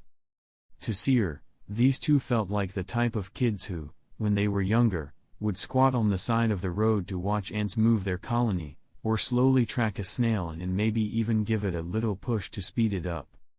Shouldn't you two be with the ants? Seer side-eyed the pair with no particular kindness in his voice. Why were they following him, anyway? Did they actually think he was more interesting to observe? You're more interesting than the chimera or humans. We want to observe what you'll do next, Amy said seriously, dressed in that strange purple robe. Like he wasn't human or something. Seer mocked them silently in his head but turned his attention elsewhere. In the corner, a few bees were trembling through the air. They looked like ordinary bees. But there was residual aura on them. Bees raised by a hunter. It didn't seem like something NGL locals would be capable of. That meant they were from a hunter who entered the country? Huh. So a hunter had noticed the situation in NGL and come in. But that didn't really concern him. At least, not until he returned to the airship landing site, where he saw Marrow and Sora waiting for him. And also, a girl with blue hair, wearing a pink and white stitched cap, frozen solid inside a block of ice. And a boy with a purple hat and light flaxen hair, currently being pinned to the ground by the white tiger beast, lazily pushed around like a plaything. Even his bow and arrows, his weapons, had been flung to the side. The two of them really knew how to find their own way to pass the time, huh? Let me go. Pakal struggled, but the size difference made it impossible for him to escape the white tiger's paw. The tiger beast, holding him down effortlessly with just one paw, yawned with a flick of its tail. But suddenly, it froze, its mouth snapped shut, paw lifting off Pakal as it darted toward a new direction. Taking the chance, Pakal rolled forward, grabbed his fallen bow, and half knelt into a shooting stance. He aimed his arrow in the direction the beast had jumped. But then, he saw a figure. His pupils widened, though he didn't lower the bow. You two? Having fun? Seer looked at Marrow and Sora with an unreadable expression, then casually patted Sora's head. Sora squinted, head ducked in submission, taking the hits with a quiet thump-thump, not daring to show even a hint of defiance. Seeing this, Marrow thawed the frozen girl and stood quietly behind Seer, like a silent shadow. Panzu. Pakal let out a breath of relief as he saw the girl freed from the ice. This guy. Panzu came to stand beside Pakal, her wary expression tinged with something else. They had just recognized some familiar faces, well, a familiar human and a familiar tiger, and came over to say hi. Maybe swap some intel. But the moment they showed up, the human and the tiger didn't let them speak at all. They got captured instantly. Way too much. You two came to NGL to investigate? Seer turned toward them. You both look kinda familiar. Hadn't he seen them before? Familiar? Sora lay on the ground, chin resting on Seer's shoe, blinking his eyes and wagging his tail. Didn't feel like it. No memory. Do we know them? Marrow asked with a puzzled, hesitant look. Really? Didn't ring a bell. No impression at all. Pakal and Panzu were stunned. Huh? The proctor from the hunter exam doesn't remember us at all. That was kind of a crushing blow. We were examinees in the 287th hunter exam, Pakal said. Ah, right. I think there were two like you. Seer suddenly had an epiphany. Knew they looked familiar. Good, no need to dig through memories now. I've been working as a magical beast hunter, Pakal added. Why come to NGL? Was it the unspoiled landscape, the rustic simplicity, the authentic food? Of course not. It was because NGL had untouched ecosystems, full of diverse creatures. Oh, it's you, the beekeeper. Seer looked at Ponzu thoughtfully. He remembered there was a beekeeper back in the exams. Also someone who raised snakes, right? And then the beekeeper killed the snake keeper. It had been a whole thing. Ponzu's face twitched, not remembering ever being called a beekeeper before. You guys really don't remember us at all, Pakal said, half defeated. Well, do you have anything worth remembering you by? Seer asked in return. Mero and Sora, who had been visibly nervous, instantly relaxed. Right. Even if they don't remember those two, it's not a big deal. It's not their fault. Those two just weren't memorable enough. This place isn't suited for the weak. You should leave while you still can, Seer said, for once offering a rare warning. Honestly, most of the time, he thought of himself as a good person. Pakal and Ponzu, however, looked visibly downcast. Nobody would feel great being called weak to their face. Especially when the one saying it had been their examiner 2 years ago. Oh, but it's too late to leave now, Seer suddenly looked up toward the sky. Everyone else followed his gaze, but saw nothing. Is something up there? Pakal asked warily, tightening his grip on his bow. Just a swarm of flying ants, the white-haired boy said casually. Let's go. He walked into the tent he'd set up earlier. Pakal and the others cautiously tried to follow. Only to crash headfirst into something. What is this? Pakal and Ponzu reached out toward the empty air. There was clearly nothing visible, yet they were touching something solid, like a wall, that barred their way forward. Meanwhile, their 2 former examiners and the magical beast had passed through effortlessly, their silhouettes vanishing before them. Pakal, Ponzu, and the sibling duo outside exchanged confused glances. Ah, I forgot about you, Seer said, glancing back at the 4 who were stuck. With a snap of his fingers, he dispelled the current barrier and set up a new one. This time, Pakal and the others were included inside. They finally saw what had been just out of reach this whole time, the airship, looming right there in front of them. This is... Pakal's expression turned serious. This was... the white-haired boy's ability? Chapter 168. From above came a sudden buzzing, like a swarm of bees flapping their wings. In the next moment, a flock of black shadows appeared on the horizon, rapidly closing in on them. So close, they even passed directly overhead. Those are... Pakal instinctively raised his bow toward the monsters above. But those creatures, even as they flew low right above them, didn't react at all. Not even a glance in their direction. Just like how they completely ignored the nearby airship earlier. Relax. They can't see us, Seer said, lounging in a camping chair Mero had set up, casually instructing Mero and Sora as they busied themselves assembling a barbecue grill. He didn't seem concerned at all about the chimera ants flying overhead in search of food. What are those monsters? New types of magical beasts. As a magical beast hunter, Pakal was intrigued but managed to restrain himself. Chimera ants, well, the evolved kind, Seer said, standing in front of the grill. He reached into Curse's mouth and pulled out a well-preserved, plump sheep. Seeing that fake accident sheep earlier had gotten him craving mutton. His abilities came in handy, it effortlessly sheared the wool clean, and he sliced the meat into even portions. Humans really do eat everything, Eily said quietly, hugging her little lamb. Wanna join? Seer grinned as he looked at the pair's sheep horns, warmly inviting them. The non-humans couldn't pick up on the twisted humor behind his friendly smile. They simply shook their heads, refusing. Chimera ants? Evolved? Pakal and Ponzu exchanged glances. They knew about chimera ants, but what did he mean by evolved? Basically, after eating humans, they evolved to the point where they can use Nen. Seer gave a thumbs up. Though they weren't that skilled yet, that cat-like chimera ant had already awakened Nen after getting beaten up by him. Just like Neon, didn't know a thing about Nen's systems but could still use her ability to tell fortunes. Chimera ants that can use Nen. Pakal and Ponzu's voices were tinged with disbelief. Come to think of it, Sora, you never learned Nen, did you? Seer looked over at the big white tiger. But Sora could manipulate wind.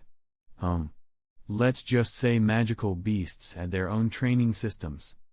Is it just the two of you? Seer asked Pakal and Ponzu.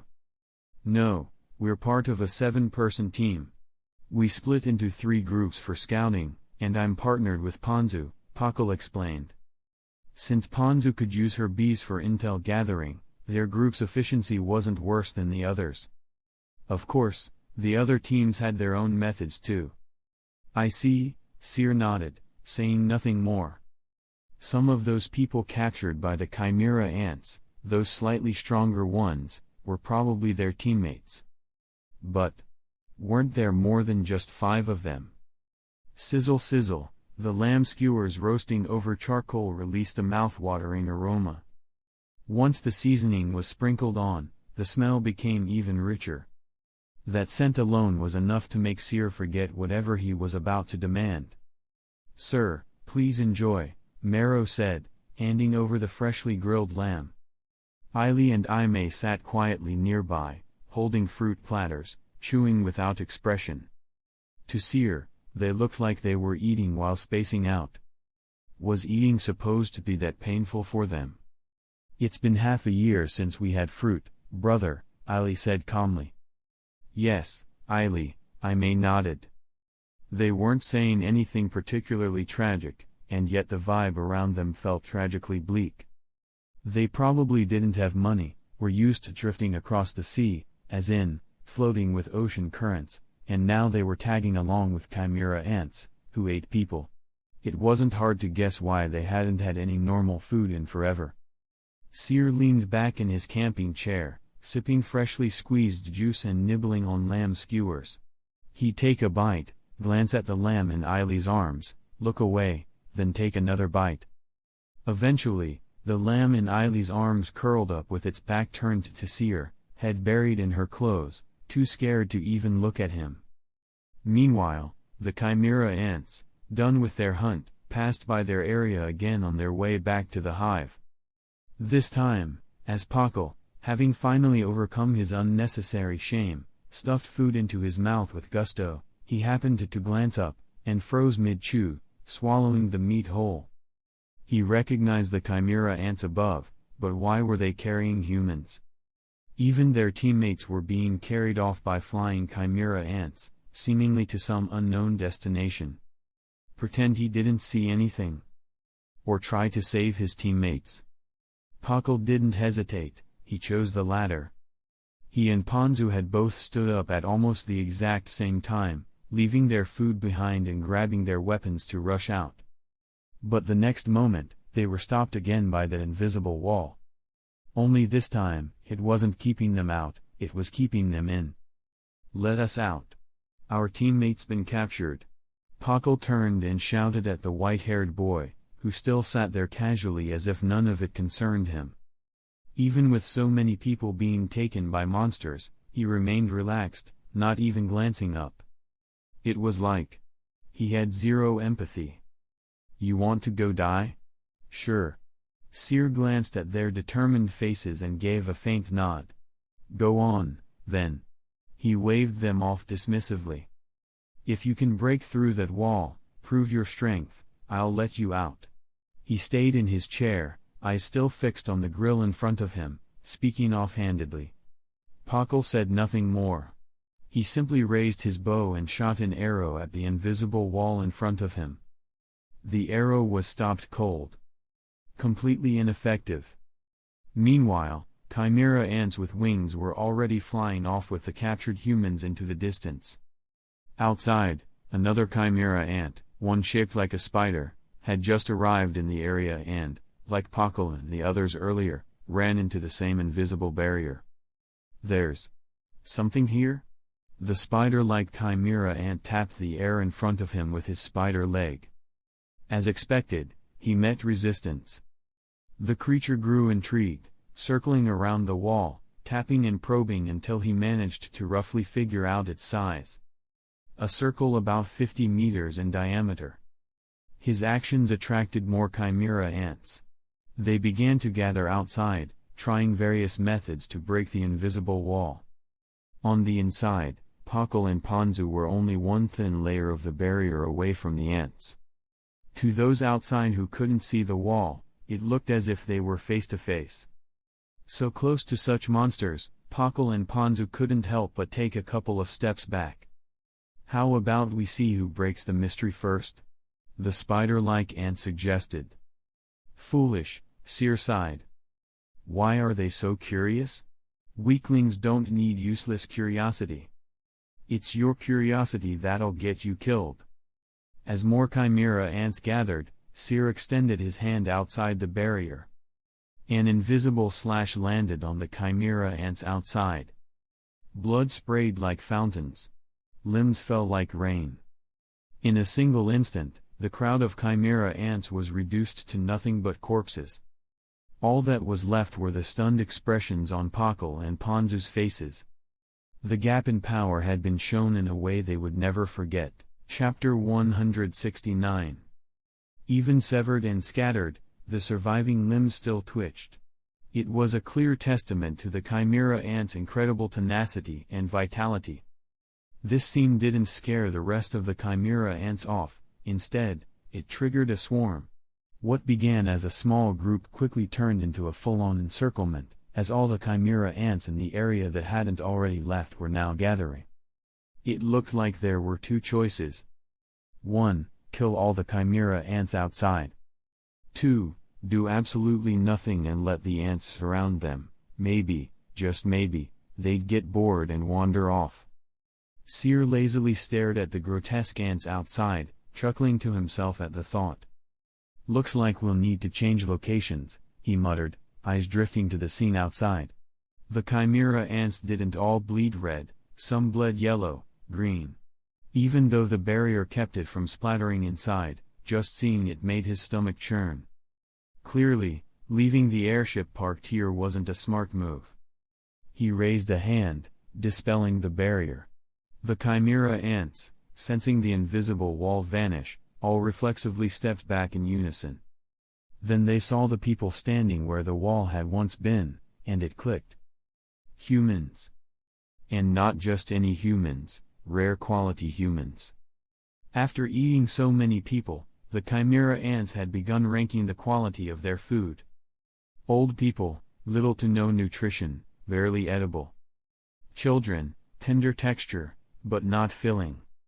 Adults in their prime, not as tender as children, but full of vitality, chewy, and large in size.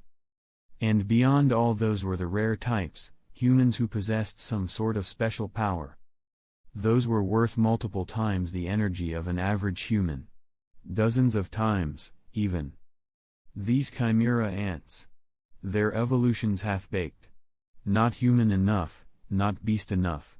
Seer thought aloud, unimpressed. They're just poorly stitched together. Most of them are just disposable grunts, less refined than that spider ant I killed earlier. They weren't smart. They had no concept of evaluating strength. Any smart human would have run by now. Any wild beast with good instincts would have at least backed off slowly. What, these chimera ants? They saw Seer's group and swarmed in like they were starving. Pakal immediately drew his bow and fired, nailing a monster dead center and taking it down in one shot. A part of him wanted to prove that he wasn't useless. But then his next arrow struck another monster, and did nothing. Clenching his teeth, he fired again and again, no effect. Worse yet, he just pulled all the aggro. The monster he struck now had tunnel vision, charging straight at him and ignoring everyone else. Pakal's stomach twisted in panic. Was his power really that weak? He couldn't even scratch this one. Then, a massive ice spear, gleaming and deadly, slammed down from above, impaling the monster straight through. The sharp end pierced its head and burst out through its tail. Know your place. You're better off clearing small fry, the blond youth who had conjured the spear said coldly, not even glancing at Pakal. Realizing his role wasn't to face elites, Pakal quickly tightened his grip on his bow, casting aside any disappointment. Seer hadn't moved. The grunts had already been wiped out.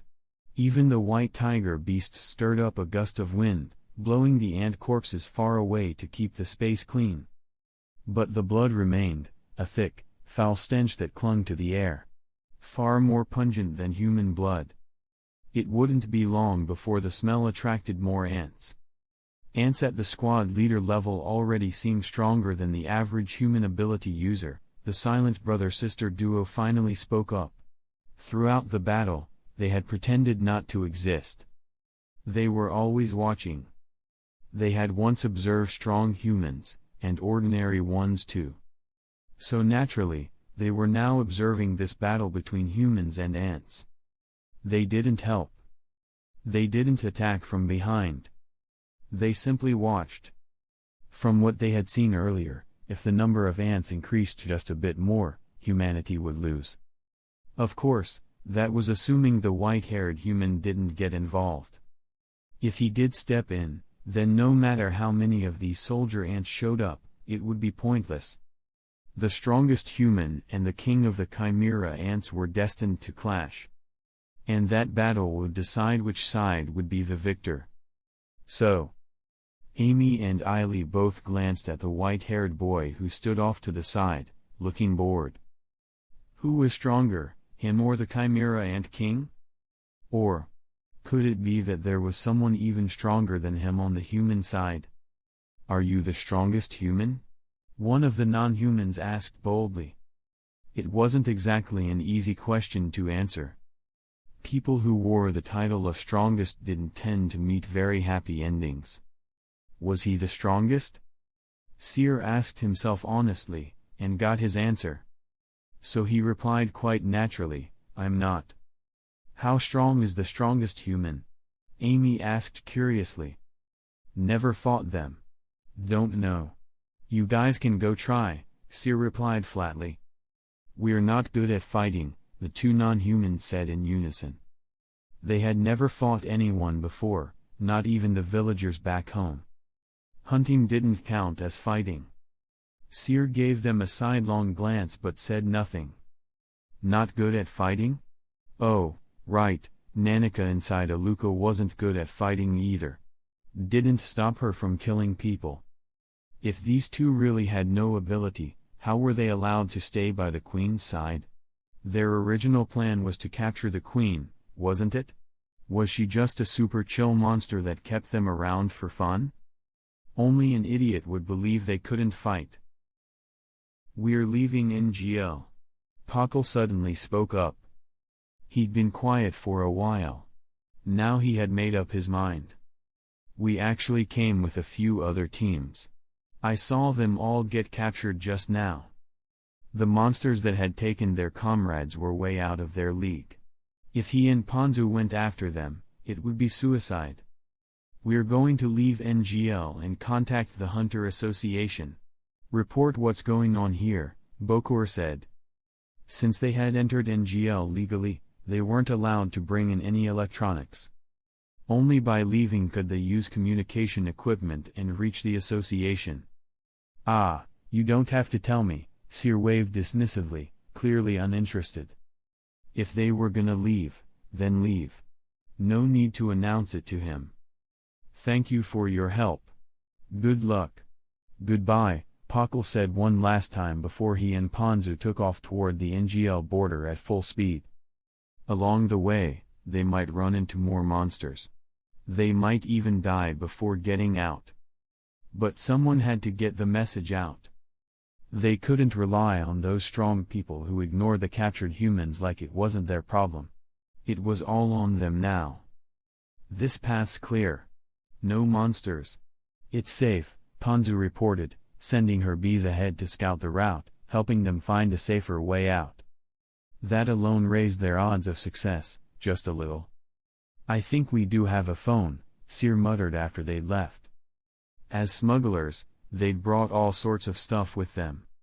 He just never considered their situation, so it never occurred to him that he could have contacted the Hunter Association too.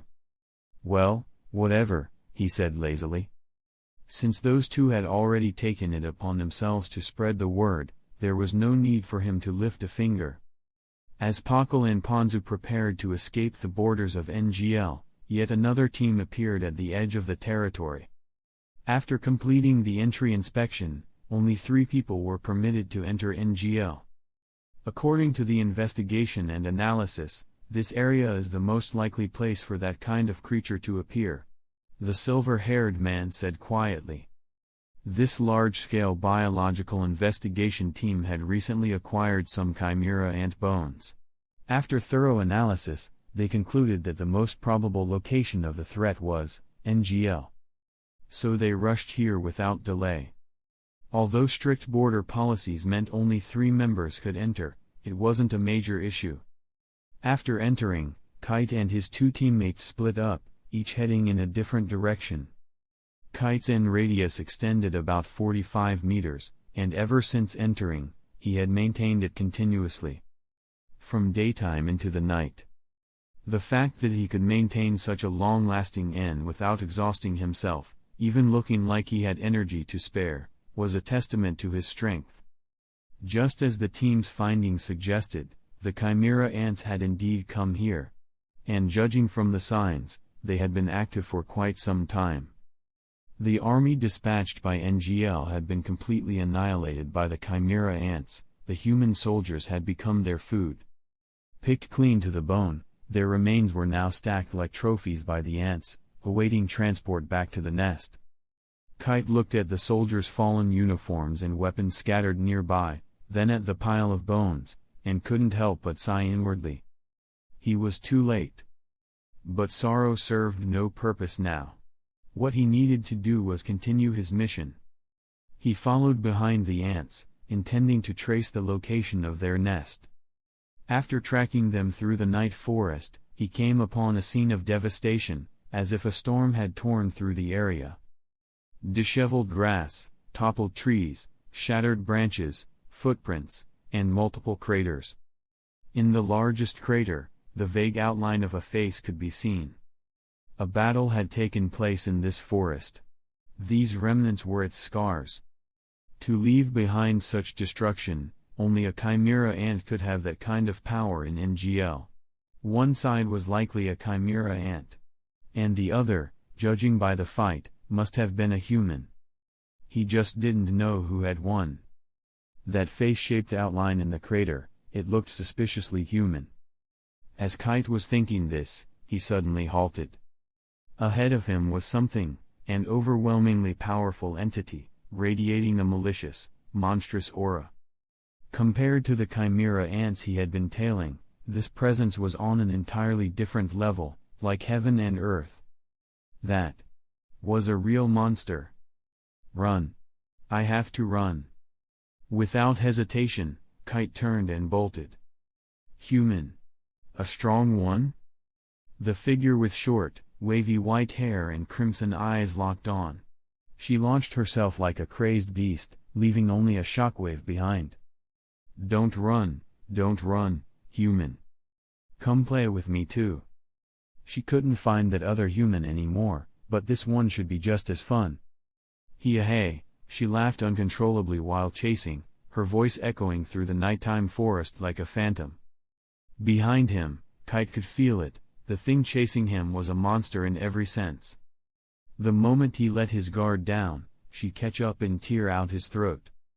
No matter what awaited him on the path ahead, death or survival, it was hell either way. Out of the corner of his eye, Kite caught a glimpse of her and a flood of thoughts rushed through his head. Then, he noticed she vanished. In the next instant, Kite shifted his weight and leapt away, just as the monster reappeared at his previous position, claws gleaming, a disappointed glint in her eyes. If he had hesitated even a second, those claws would have ripped through him. No time to rest. Just keep running. Run, run, being hunted means certain death. Should I gamble? Draw a weapon? A jester-like figure appeared at his side, muttering while a number spun on its body. Kite's expression didn't change, but the number stopped, landing on a specific slot. A long scythe, grim and sharp, appeared in his hand. And just in time. He raised it and blocked the incoming blow from the monster. Let's see how strong I am now. Strong human, can you help me evolve again? Neferpitou asked excitedly, unable to hide her eagerness. Her fight with the last human had awakened a special, useful ability. What might she learn from this one? Meanwhile, several kilometers away from the battle zone, Seer's group was setting up camp. The airship had been relocated to this area.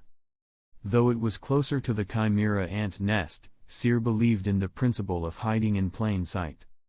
First, there were tents, blending in. Second, the ants preferred to hunt in areas with more humans. Leaving the airship out in the open would have made it easier for the ants to stumble upon it. Imagine an ant bringing prey back to the nest, only to run into a bunch of humans in the woods. Again? Staying near the nest, ironically, was safer. No one would think to check there.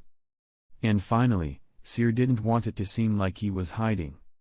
Living far away from the ants made it look like he was scared. Which would have been embarrassing.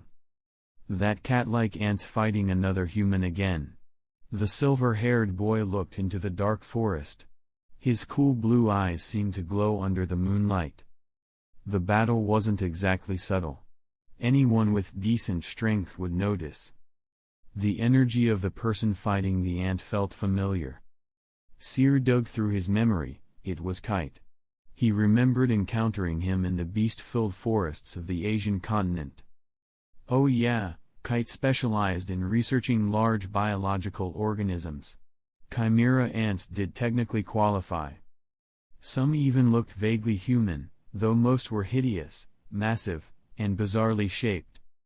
From a scientific standpoint, they were pretty ideal research specimens. But the queen, she was the one worth studying.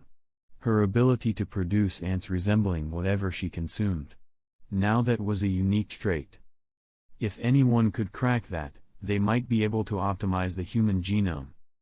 Well, at least in Seer's original world, that kind of experimentation was illegal. Chapter 170. Fight, watch, keep fighting. Neferpitou instinctively used N, observing Kite's abilities. How are human abilities used? Rare items seem to use that special ability. Neferpitou asked with genuine curiosity and excitement, but her attacks were meant to disable the opponent rather than kill. She didn't enjoy killing in one hit, she preferred to torment and dismantle her enemies, repair them like toys, and then manipulate their corpses. Besides, she still had many questions she wanted answers to. Humans had slaughtered large numbers of Chimera ant soldiers, and their corpses were piled arrogantly into mounds, as if deliberately meant to provoke. Moreover, the soldier ants had died very cleanly and precisely.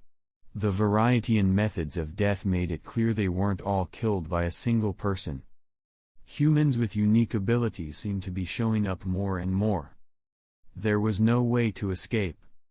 My conjured ability, Crazy Clown, was still making noise at my side.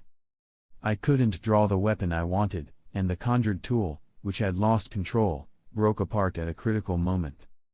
Kite's expression was grim and cold. She swung her scythe in a backhand arc, creating space between her and the creature. Suddenly, a white light streaked across the sky. Neferpitou's attention was drawn to it, and she briefly stopped moving. Kite seized the opportunity and quickly retreated. It wasn't until the white light dissipated and two teenage figures emerged that Kite halted her escape. That's gone. Though the two boys had arrived safely, they quickly sensed the ominous presence nearby, an overwhelming aura impossible to ignore. The pressure of Neferpito's strength made them extremely uncomfortable. Two more humans.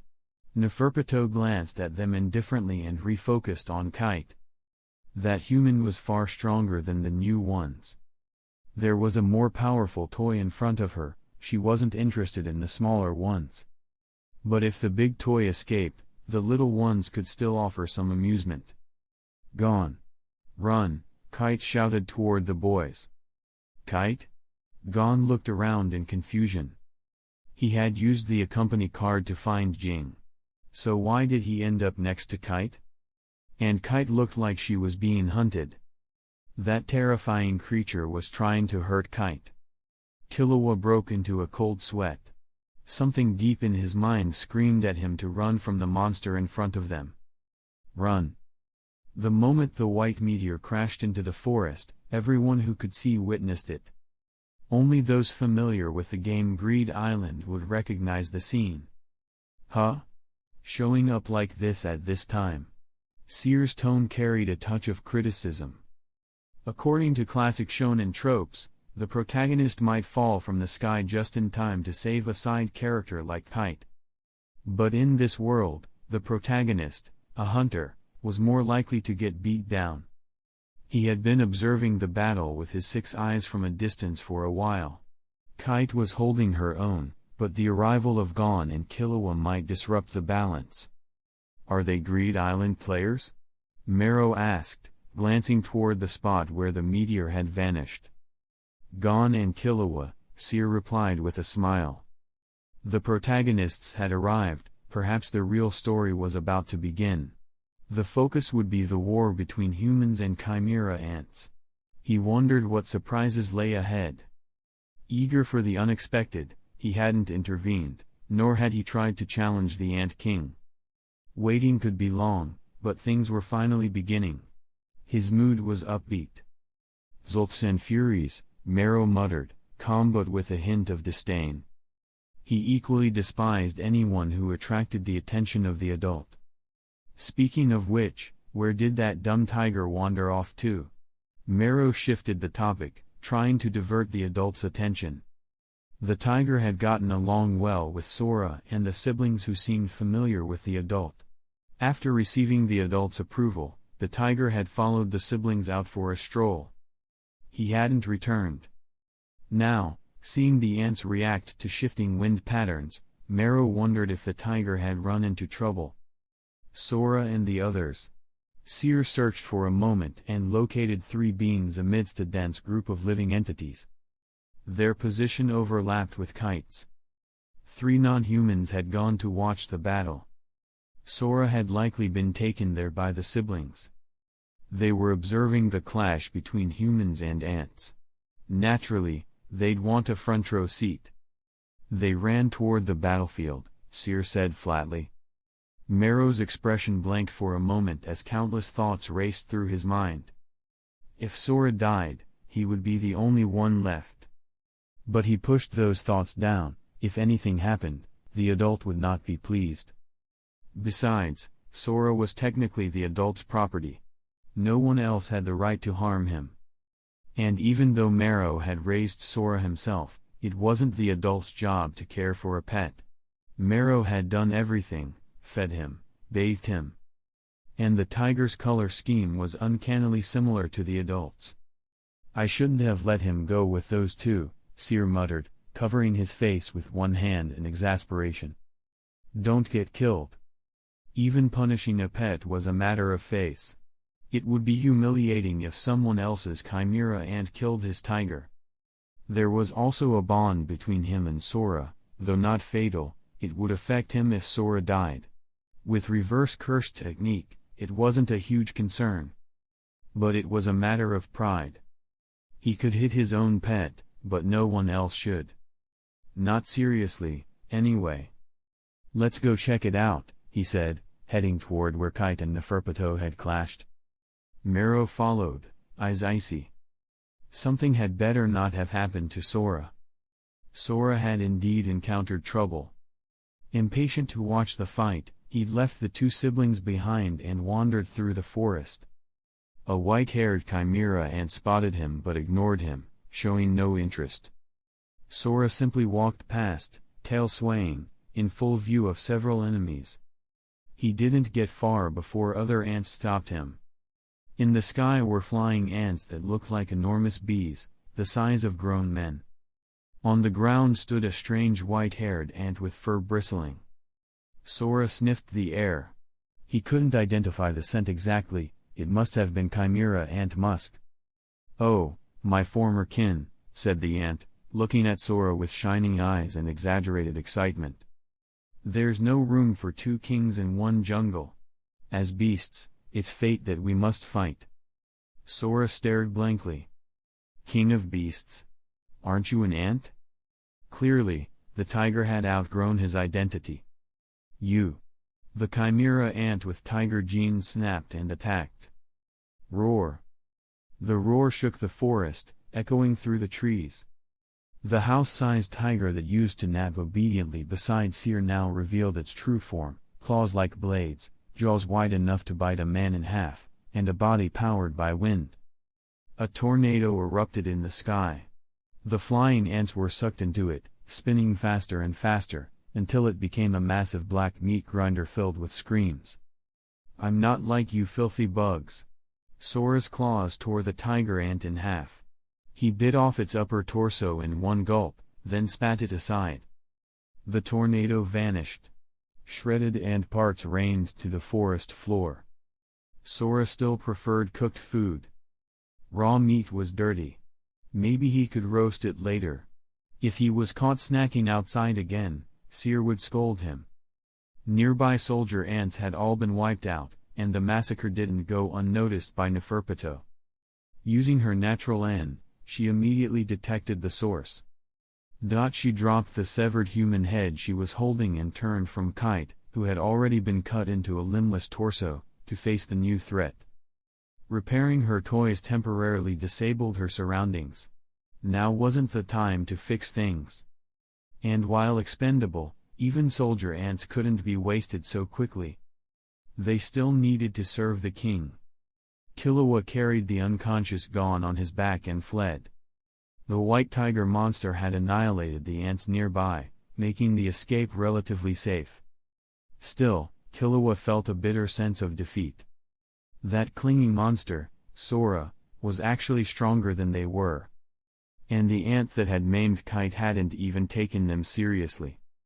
All her attention was on Kite. She had dismissed Killua and Gon as harmless.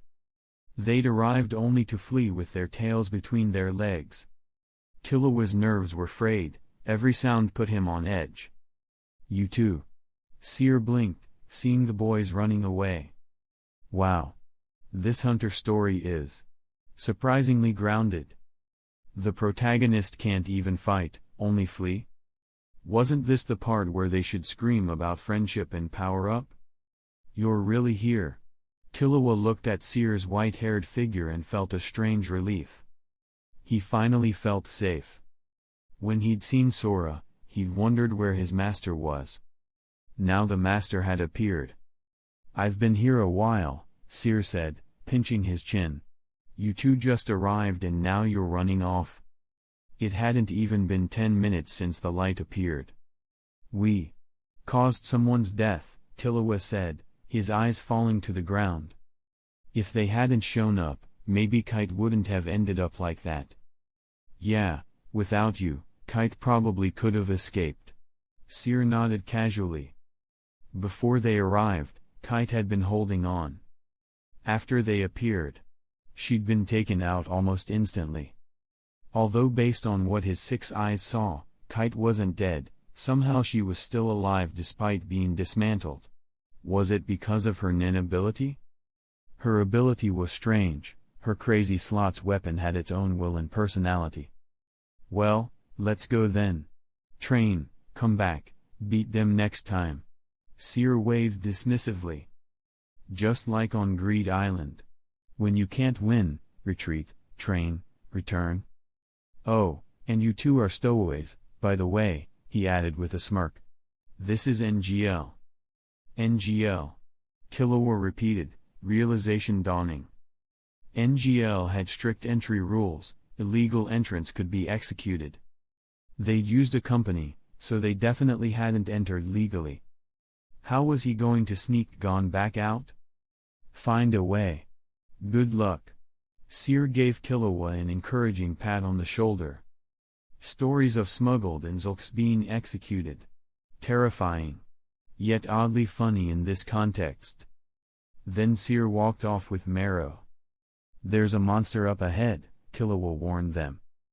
Got it, Seer said without turning back. Killua turned and ran in the opposite direction, the two groups separating. Elsewhere, Sora sensed danger and retreated. With wind-boosted speed, his escape was nearly invisible. Seer finally reached the place where Kite and Neferpito had fought, or rather, where Kite's body was. Calling it a body didn't feel right. Even though her limbs were gone, something felt alive. This corpse was wrecked pretty thoroughly, Seer said, observing the severed limbs and head thoughtfully. Stitching them back wouldn't help. His reverse cursed technique could regenerate his own limbs, even his heart, but for others? Let's try anyway. He aligned the body parts. Reverse technique. He held his hand a few inches over her. 1 second. 2. 3. Kite's body healed perfectly. But she didn't move. Huh? Didn't work. Seer frowned and thought. So, his reverse technique couldn't bring the dead back. It could only restore the body, make the dead look more dignified. Must be a soul issue. He hadn't bound her soul, so the body came back, but not the life. TCH. At that moment, a clown-like figure appeared in the air. Finally used it, absolutely resistant to death, the clown said in a sharp, grating voice. Suddenly, Kite's body sat up. She really had a resurrection ability. Seer stared at the clown, Kite's manifested weapon, trying to analyze it. The ability was clearly soul-based. If the body hadn't been healed, would absolutely resistant to death still have activated? Nen abilities were fascinating. Thud, a heavy object landed beside him. He looked down at the tiger, mouth smeared with blood. I told you, he said quietly. The once arrogant tiger now drooped its ears and tail, looking guilty. Don't eat dirty things.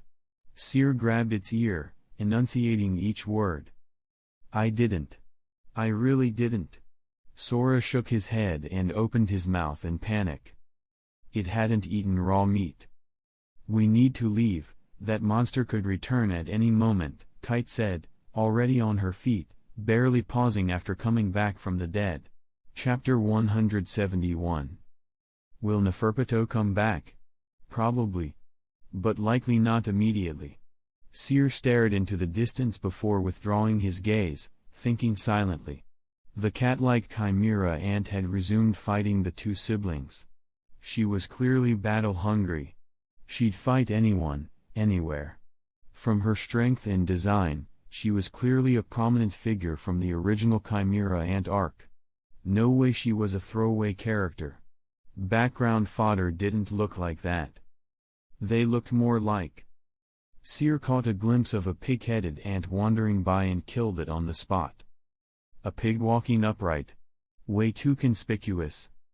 The ant with cat ears and a tail, referred to by Seer as cat ant based on her personality and where she stood in the hierarchy. Was she the hate magnet? The psychotic villain? Maybe the royal guard's second in command? So far, she didn't seem stronger than the other guard members.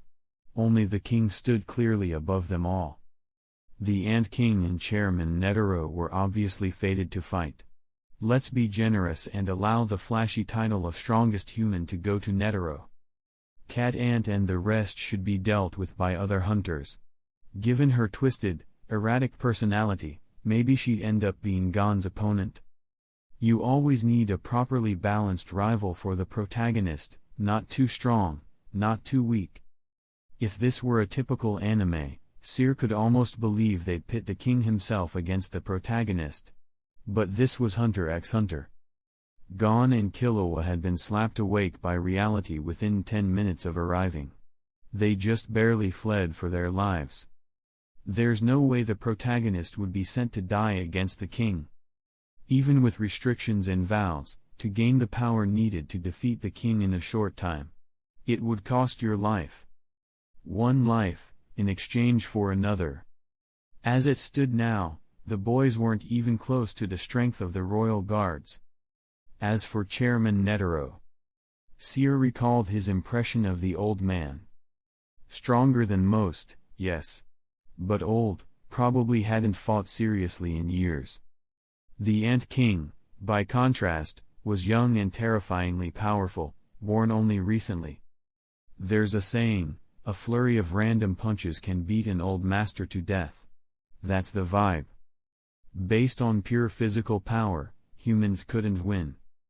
But of course, the story had to end with the humans winning. Otherwise, it wouldn't pass the publishing board, same in Japanese manga. Kite wasn't with them either. She'd chosen to go off on her own. Her aura practically radiated killing intent, definitely headed to take down another chimera ant.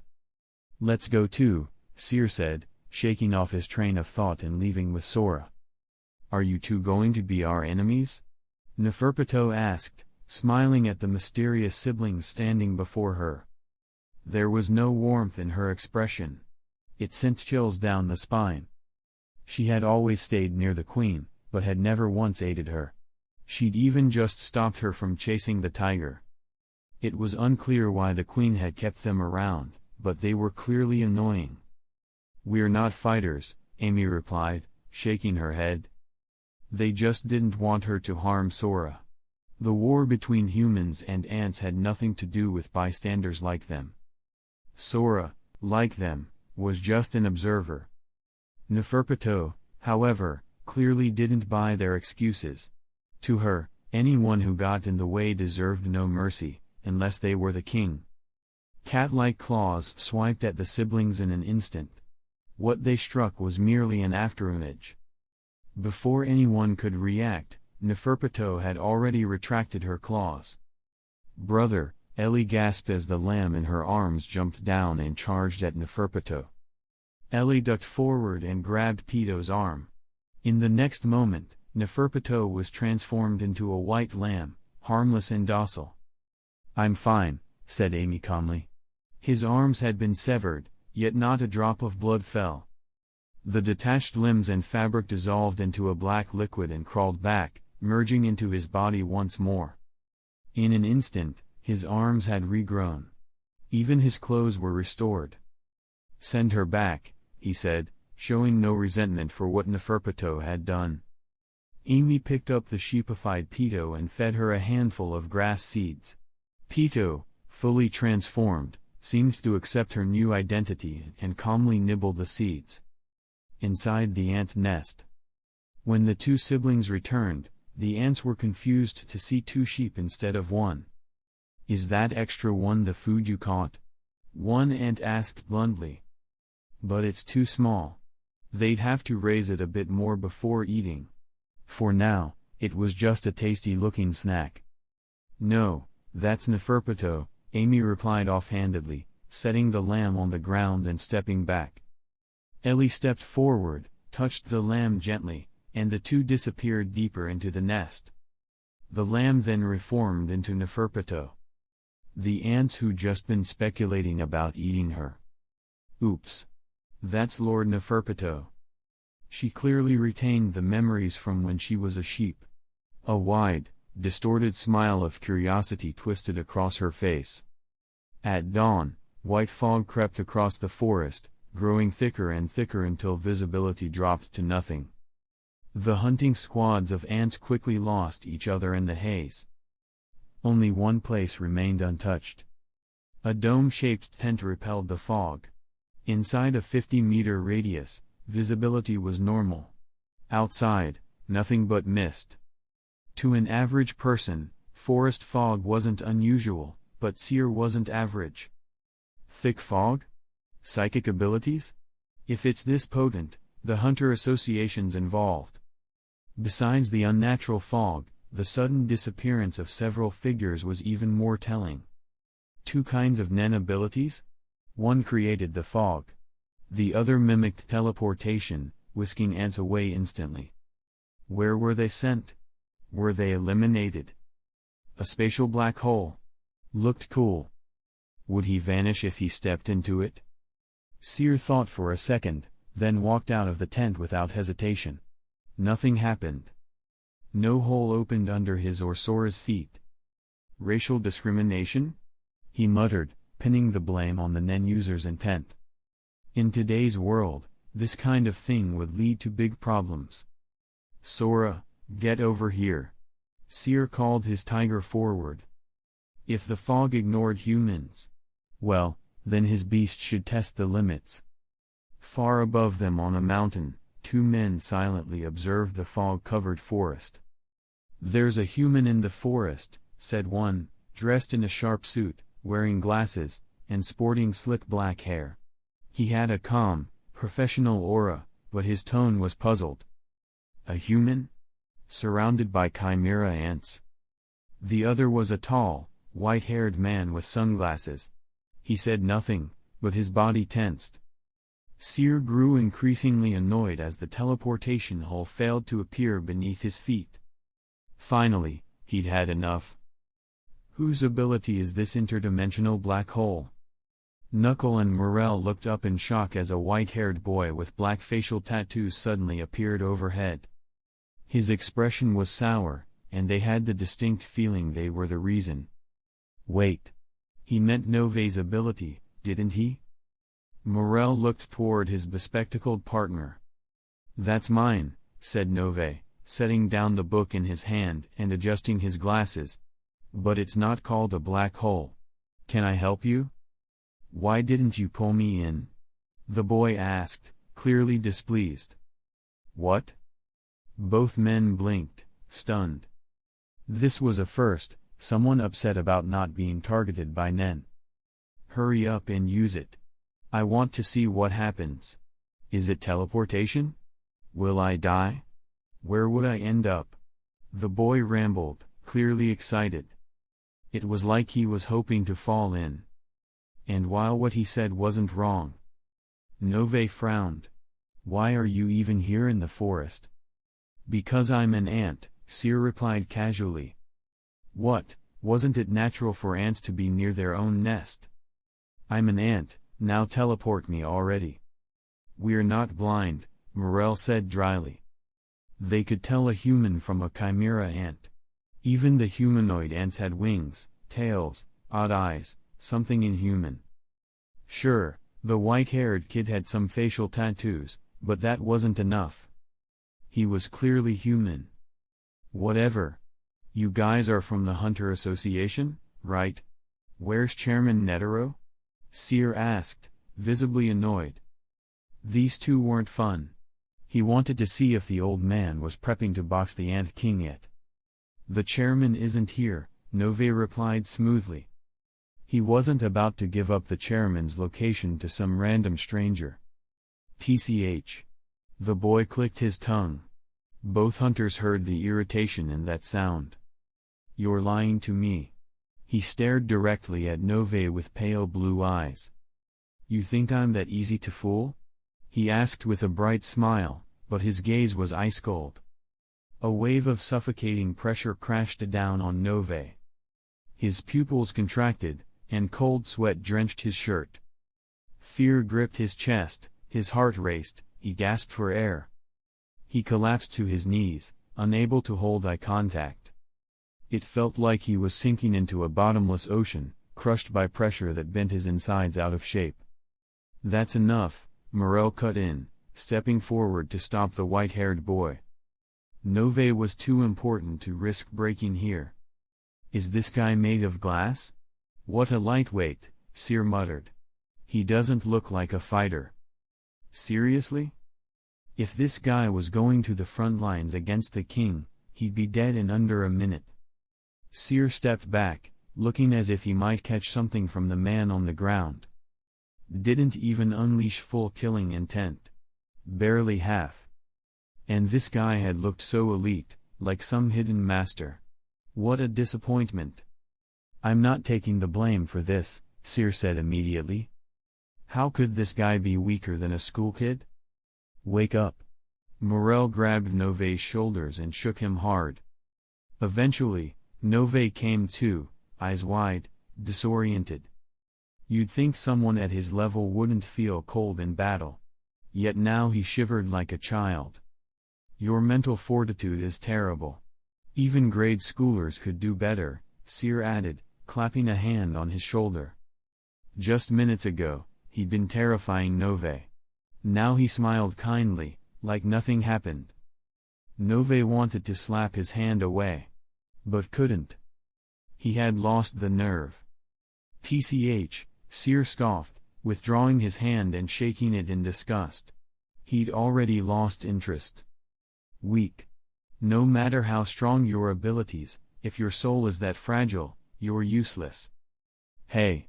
Where's the chairman? If you don't tell me, I'll just go find the Ant King myself.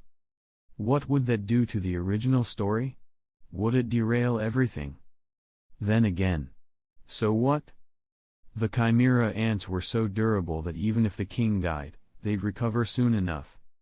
If you beat him, all the hunters would celebrate, Morel muttered. Honestly, he was kind of rooting for the guy. Even if the odds were low. After all, the Ant King wasn't someone you could beat on a whim. Seer raised an eyebrow.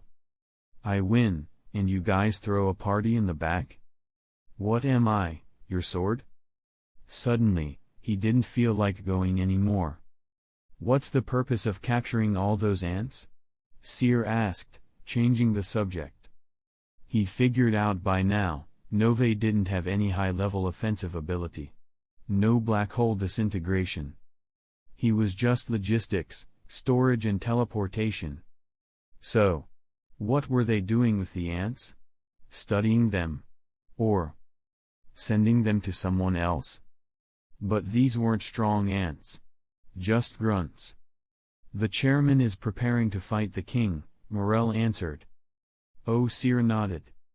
So he's been out of commission for years, and now he's doing crash training. Like a student cramming the night before an exam. Classic. Chapter 172. Seer finally saw Netero, and the black void beneath his feet swallowed him whole. In the blink of an eye, he was transported into a sterile white square room. Corpses of chimera ants, large and small, littered the space. The only one still standing was Chairman Netero, wearing a vest that exposed his muscle-bound frame. He looked aged on the outside, but his physique was powerful, capable of pulverizing an ant with a single strike. Hey, Chairman, Seer said, raising a hand in casual greeting, his relaxed demeanor making him seem unreliable. I heard you're doing some rehabilitation training. What's the point of sparring with these small fries? I figured I'd give you a proper warm-up. His tone rose cheerfully, his bright blue eyes flashing with excitement.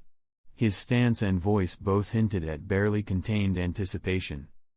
Hoo-ho, Netero chuckled lightly upon seeing that the new arrival wasn't an ant, but a human. Oh right, I should mention, I saw the Ant King heading toward the central palace in NGL. Seer added that casually, just to stoke the flames a bit. It was a given at this point, NGL had effectively become the foundation for an ant-ruled country, unless someone stopped it. But clearly, if anyone could stop it, it wouldn't be an old man like Netero standing here now.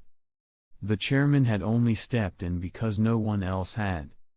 Once the ants took over NGL, they'd naturally expand outward to satiate their hunger, capturing humans in the process. At this rate, there wasn't much time left for humanity. If preparations continued at this slow pace, the ants would devour half the world before the hunters even got moving. Netero, however, didn't react with urgency. He simply smiled, as calm as ever, like the outcome of humanity didn't concern him. Even though I'm old, you should be cautious, he warned Seer, settling into a stance. In the next second, both men vanished, or rather, their afterimages scattered across the room. They shifted so rapidly it was impossible to tell which figure was real. Within moments, the room, though spacious, felt claustrophobic under the intensity of their movements. The scattered ant corpses were pulverized further by the residual force of their battle, bones crunching underfoot, the ground littered with debris. And yet the room itself remained intact, reinforced to contain such fierce clashes. "Old man, if you go toe-to-toe with the Ant King, are you just planning to die?" Seer said, parrying a punch from Netero and responding with a clean backhand strike.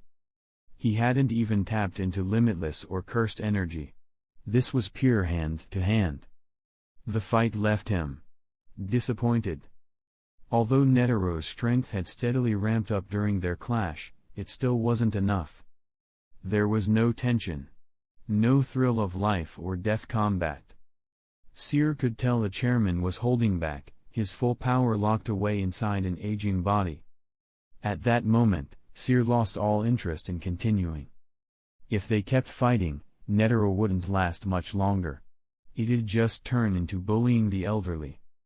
Seer dropped his attack entirely. Netero's next punch grazed his face, disturbing the strands of white hair on his forehead, but Seer didn't even blink. The punch stopped exactly 1 millimeter from his nose. Netero hadn't miscalculated. He'd stopped intentionally. Seer didn't ask why the chairman hadn't unleashed his trump card. After all, he hadn't used blue or hollow purple either. The space was too cramped. And really, neither of them had come here to kill. "Could your hidden ultimate technique actually kill me?" Seer asked, glancing at the nearly unusable ground. He sat down cross-legged, calm and unworried. Netero stroked his beard and smiled in silence, as if confident in his answer. "Still pretending, huh? Keep up the act, old man." Seer didn't buy it. Even if Netero unleashed his most powerful move, he probably couldn't land a lethal blow. And if his technique could kill Seer, then surely it would be enough to defeat the Ant King. But this old man wasn't capable of that. "Do you really not realize you're walking into your own death?" Seer rested his chin on one hand, speaking lazily. After all these years, chairing the Hunter Association, commanding an army of licensed hunters, how could he not see the situation clearly? "Of course I do," Netero replied, still smiling. "But I'm the best suited candidate for this fight. If I win, all the better. If I lose, then I just wasn't strong enough." He said it without concern, without pride. Like it didn't matter either way. "Is that what gives you peace? The thing in your heart?" Seer asked, pointing at the man's chest. He'd sensed something lodged there the moment they met. "You noticed," Netero said, unsurprised. "That's a secret. Must stay confidential. Whether I win or lose, this war between humans and ants will end with humanity victorious." His smile was gentle, like a reliable grandfather reassuring a grandchild. Seer couldn't help but feel a strange calm in his presence. He wasn't sure if it was the chairman's conviction, or simply his willingness to die for the greater good. What kind of man was willing to die for a future he'd never see? "You're something else, old man." Seer offered the compliment half sincerely, like a senior praising a junior. "But, do you really think that thing can kill the king?" Seer tapped his chin in thought. When he'd sensed it earlier, it hadn't triggered any danger signals. "It's claimed 5.12 million lives," Netero said flatly. "Oh. That? A nuclear bomb?" "Sure, a nuke could wipe out a city. But using it to kill a single enemy at boss level? Kind of a stretch." "Sure, special-grade cursed spirits could tank missile fire, but could they survive a nuke? Could Gojo Satoru or Sukuna tank one?" Seer was suddenly curious. "All right, understood. You keep training." Seer stood up, made a phone call as he left, and exited the chamber. He reappeared before Morel and Nove. The white fog had been Morel's ability. The dimensional portal belonged to Nove. Together, they had been helping Netero by capturing chimera ants and tossing them into his training chamber. Basically acting as his support team. "You finished talking to the chairman?" Morel asked casually, pipe in hand. "Yeah." The white-haired boy looked annoyed, almost sulking. The fight with Netero had left him unsatisfied. Not only was it underwhelming, but it had also felt like a waste of time. Neither side had gone all out. Just a spar, really, no risk, no reward. Forget it. Morel and Nove watched as the boy vanished into thin air, not saying where he was headed. Seer was frustrated. He hadn't gotten a good fight out of the old man. His irritation grew. When he saw dragonflies or low-level ants flying by, he didn't even bother talking, he just slaughtered them on sight. When the sky was finally free of ants, he calmed slightly. Then, without hesitation, he dove into the forest below. Chimera ant units of every variety, leopards, tigers, pigs, cats, dogs, wolves, even part horse hybrids. All were slaughtered in an instant. None even saw who had killed them. Seer moved in a straight line toward the nest. Without saying a word, he executed every living ant inside. Only then did the headache subside. "Ha!" He exhaled. The pendant around his neck slipped from his fingers, rolled across the ground, and came to rest in front of a corpse. "I think I just sensed Gon and Killua earlier," he muttered, finally noticing something else. Elsewhere. Biscuit Kruger flipped through a fashion magazine, admiring the various beauties inside, while Gon and Killua did horse stance squats nearby. Beside them stood a ghostly figure, long black curls hiding their face, ghost-pale skin, emaciated frame. Suddenly, Bisky's expression hardened. The ghost-like figure lifted its head, sensing something. Gon and Killua turned too, instinctively alert. "Focus," said a voice behind them. Two hands pressed down firmly on their shoulders. They recognized him by the black painted nails, the black ring on his wrist. "Because you two showed up that day, Kite died horribly. Tortured by ants, turned into a limbless stick. When I got there, there was nothing left but bones." Seer handed them a white skull. It was stripped clean, no flesh, only bone. "Tragic, isn't it?" he added. Gon and Killua were so shaken they lost their form. "As his friend, isn't it only fair I get mad and beat you both up?" Seer continued. He casually took the skull and shoved it into Cho Bao's mouth. Then, without another word, he beat them senseless. "I don't believe it." Gon screamed. "Kite's not dead." Seer punched him square in the face. His nose cracked, and he staggered back, dazed. "Believe it or not," Seer sneered. "Already beat you. Makes no difference." After he'd wailed on both of them to the point of screaming, Seer's mood improved slightly. Watching their horrified reactions to Kite's death had been strangely satisfying. "You." Bisky scowled, about to speak. But the white-haired boy vanished again before she could get a word out. Clearly, he wasn't in the mood for conversation. "That brat," Bisky shouted. "How dare he disrupt their training like that?" After toying with everyone on the human side, Seer silently turned to look toward the horizon. NGL Palace. The weapons and force of ordinary humans meant nothing to the Chimera ants.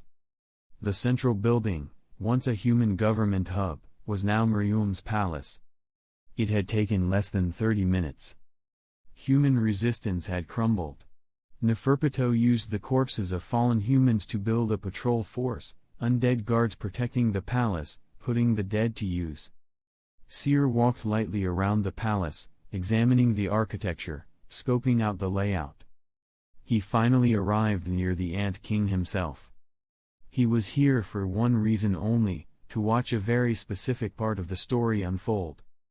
The Ant King falling in love with a blind human girl. That kind of drama? Seer was invested.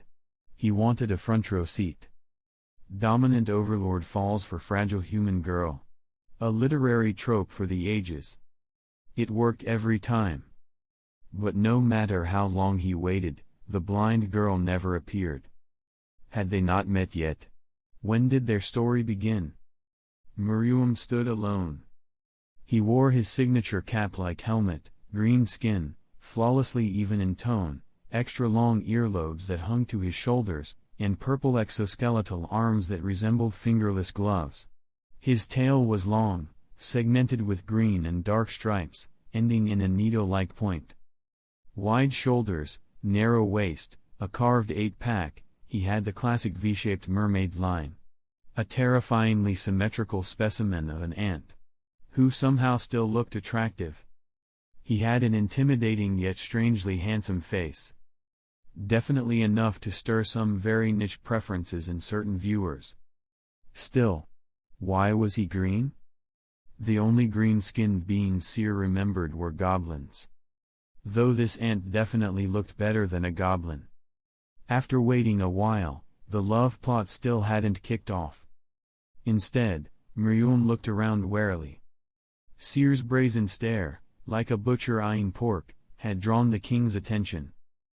"Who's there?" Ryomen snapped, tail striking Seer's hiding place without warning. The tent quivered under impact but held. "I've been found," Seer muttered, raising the flap casually. "A human. What's a human doing here?" "It's you." Neferpito recognized the figure immediately, claws extended. This guy would definitely cause trouble for the king. The other two royal guards also readied themselves, alarmed. "Leave him to me, king," Tito said, kneeling with one knee respectfully. "No. You're no match for him," Ryomen said coldly, without hesitation. "You seem strong," he said, gazing at Seer. He needed someone to test himself against, and ants couldn't disobey him. Humans were better for experiments. "I think so too," Seer replied, grinning. "Want to spar?" His arrogance mirrored the king's perfectly. "Is this guy the king of the humans?" Ryomen thought to himself. No more words were exchanged. Wind burst beneath their feet, and in the next moment, both vanished.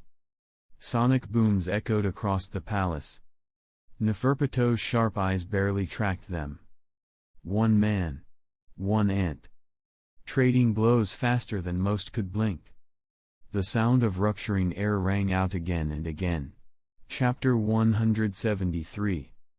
In terms of pure strength, the Ant King was the strongest opponent Seer had encountered so far. Both in offense and defense. And terrifyingly, he grew stronger as the battle progressed, like a living engine of evolution. The palace, once the center of human power in NGL, was reduced to rubble in their wake. Everywhere the two fighters clashed, devastation followed. The corpse soldiers controlled by Neferpito were obliterated before they could even flee, dying all over again. Pito had no time to repair them. Her crimson eyes tracked the two figures through the air, pupils dilating and contracting as she struggled to keep up. Even with her Nen-enhanced vision, it was difficult to follow their movements perfectly. But the two fighters' Nen was so immense that their presence could still be felt, even when they couldn't be seen. The Ant King's chitinous shell was so tough it could likely endure a nuclear blast. So Seer released the Limitless. The king wielded his massive whip-like tail as a weapon. In response, Seer drew the heavenly Doom Lance. Sparks flew as the lance clashed repeatedly with the tail, the two weapons grinding with explosive friction. Their excitement only escalated. Even the king's vibrant green skin, which initially clashed with Seer's aesthetic preferences, began to look pleasing. Strength is beauty. Neferpito and two other ants trailed them, barely keeping up with the destruction. Then, from the sky, rain began to fall. A strange rain. Clothing. Food. Supplies. Dropping like loot from a video game. Seer's face instantly darkened. His precious curse, the ugly little treasure clinging to him, had been smacked away by the king's tail. Because Seer had limitless active, he didn't dodge, and he'd completely forgotten Curse wasn't protected by it. Technically, Curse had never touched him while limitless was on, so it wasn't covered. And Curse was just a glorified storage tool. So of course, it got obliterated. The king hadn't even been aiming for it, he'd aimed for Seer's head, and Seer had dodged casually. The result? His billion Jenny storage item was gone. Just like that. Ha ha ha. Not funny. You know what? Now I'm actually excited, Seer said, eyes glinting as his grin twisted into something dangerous. His pupils contracted, the corners of his mouth twitching upward. He'd found a worthy opponent. Let's see your ultimate move. Try taking mine. Reverse technique, hollow. Maximum output. The world seemed to darken around him, except for the sunlight glow gathering at Seer's fingertip. A searing, condensed orb of annihilation. Then, the miniaturized star shot toward the Ant King. Before a blink could pass, the sphere struck. A blazing meteor trail stretched from the epicenter of the blast back through the palace. The impact lit up the sky. Blinding. When the light finally faded, the Ant King lay embedded in the palace ruins. A small rock tumbled from above, striking the brim of his headgear, and bounced off harmlessly. Your Majesty. Neferpitou and the two others immediately rushed to him, checking his condition. The Chimera Ant's notorious vitality shone here, the king was alive. And surprisingly, seemingly unaffected. I'll go prepare food immediately. The butterfly winged, blonde ant flitted into the air in a panic, flying off. The king's regeneration and strength scaled directly with consumption. Eating enhanced him further. Meanwhile, Neferpitou began using her own nen to treat him. Hey! Pay up! Seer appeared beside them without a sound, voice low and venomous. He looked like he might kill someone. Fighting our king in destroying the palace. And then asking for compensation? Shameless. You broke my ultra-rare storage item, Seer said, deadpan. The system had informed him that Curse could be resurrected. For a price.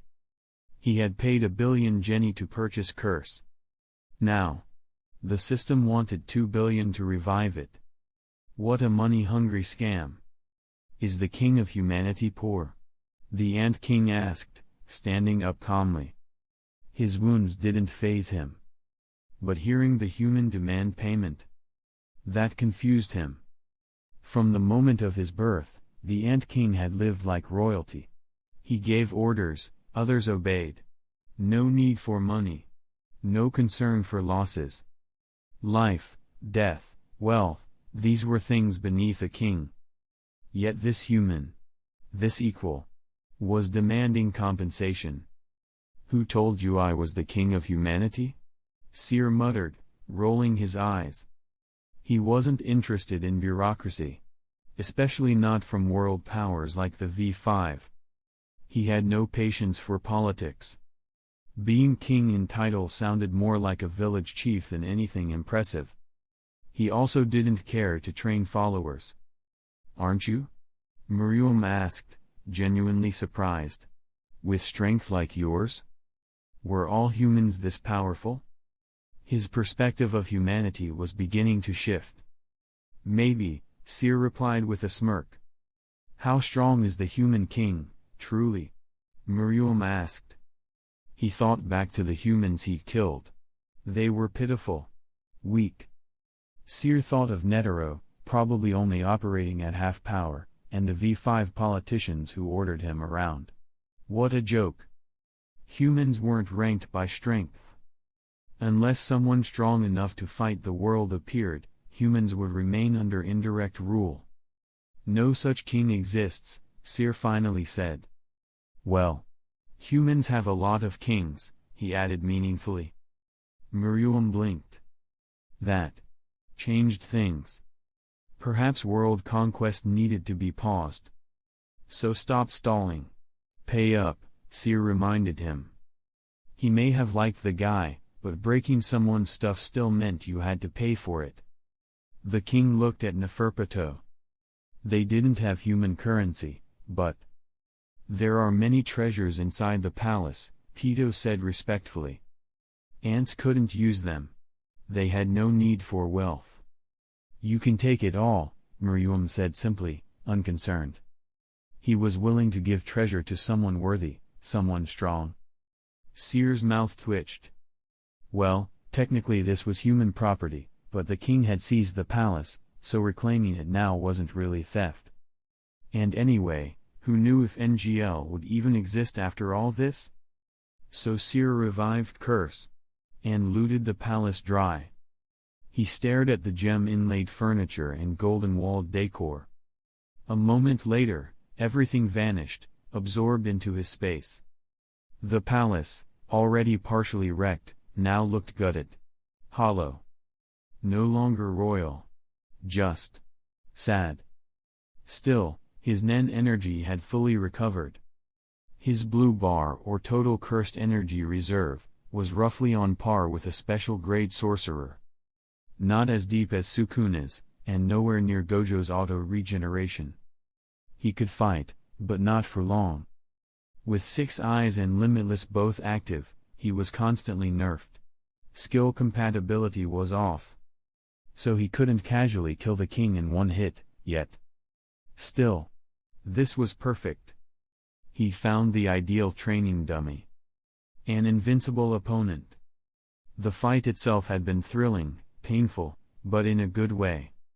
Seer raised a hand and used Lu to vacuum up the last of the scattered loot, then ruthlessly stuffed it into the mouth of the newly revived Curse.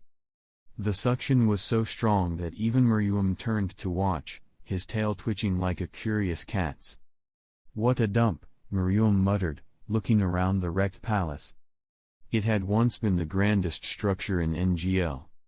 Your Majesty, we'll begin repairs immediately, Neferpitou said, still kneeling reverently. In front of the king, she was almost always kneeling. The Ant King referred to himself as Or. Ah, right. Where's your mother? Is she still alive? Seer suddenly asked. He was still curious. Did Chimera Ants really plan to bring about the arrival of some second coming? She's a worthless creature. Whether she lives or dies is irrelevant, the king replied coldly. The disdain in his tone made Seer raise an eyebrow, a smirk forming. So he ate his own mother. And she tasted bad. That's some next-level filial piety. The queen exists only to give birth to the king, Neferpitou added matter-of-factly. Now that the king lives, she's useless. Even if she had awakened Nen, Pitou hadn't considered healing her. She's obsolete.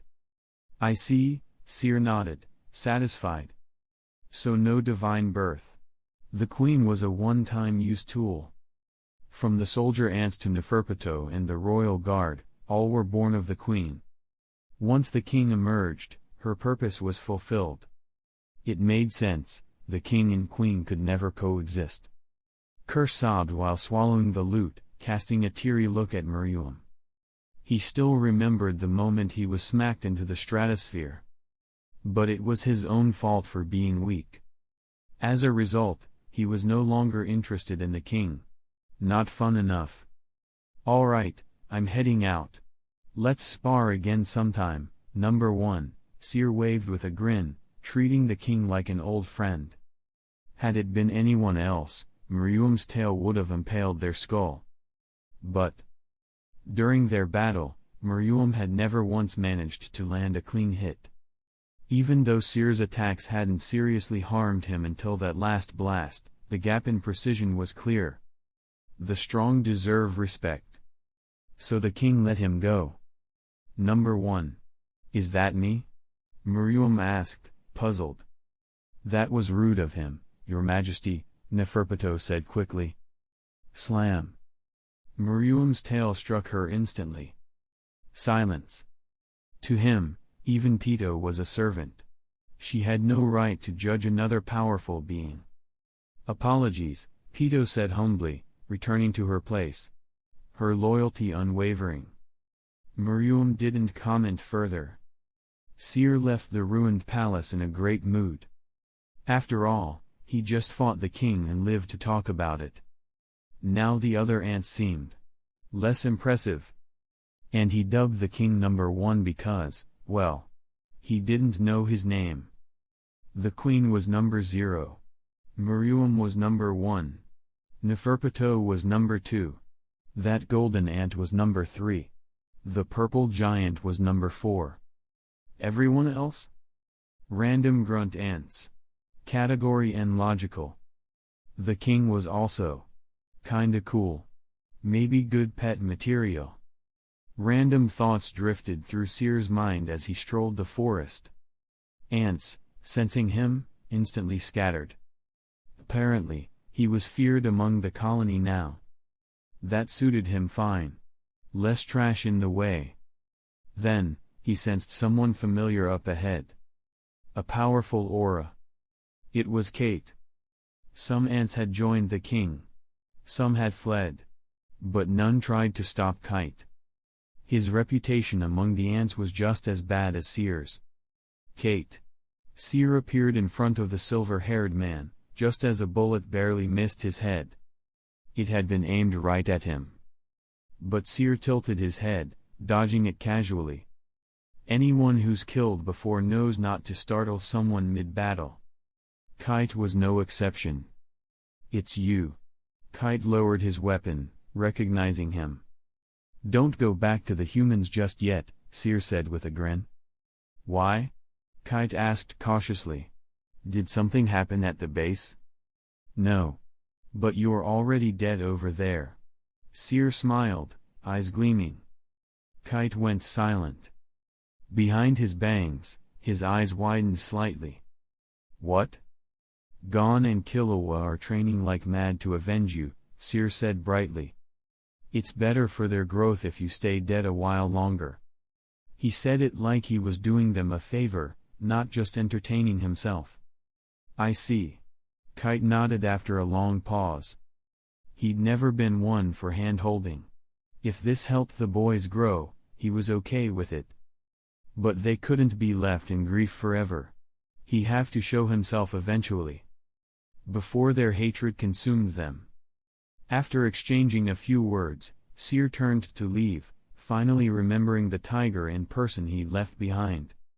But voices rang out from behind him. Human. You there? Please wait. Ants were chasing him, politely? And those siblings were with them? Seer paused, curious, and looked back.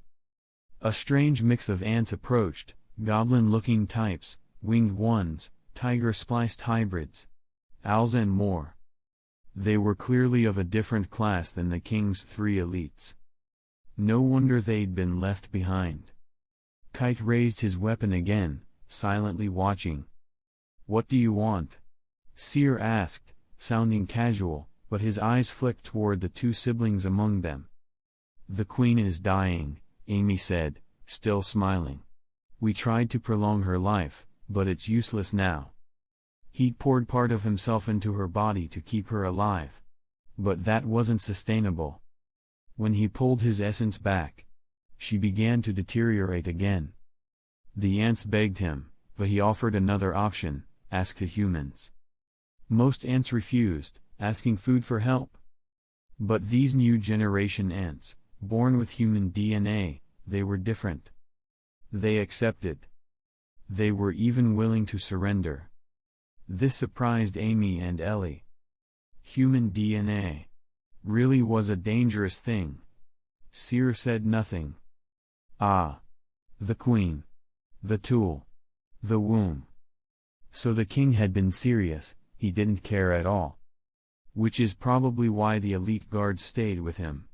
The rest? Still loyal to the queen. Still, and surrendering to humans? That was fascinating.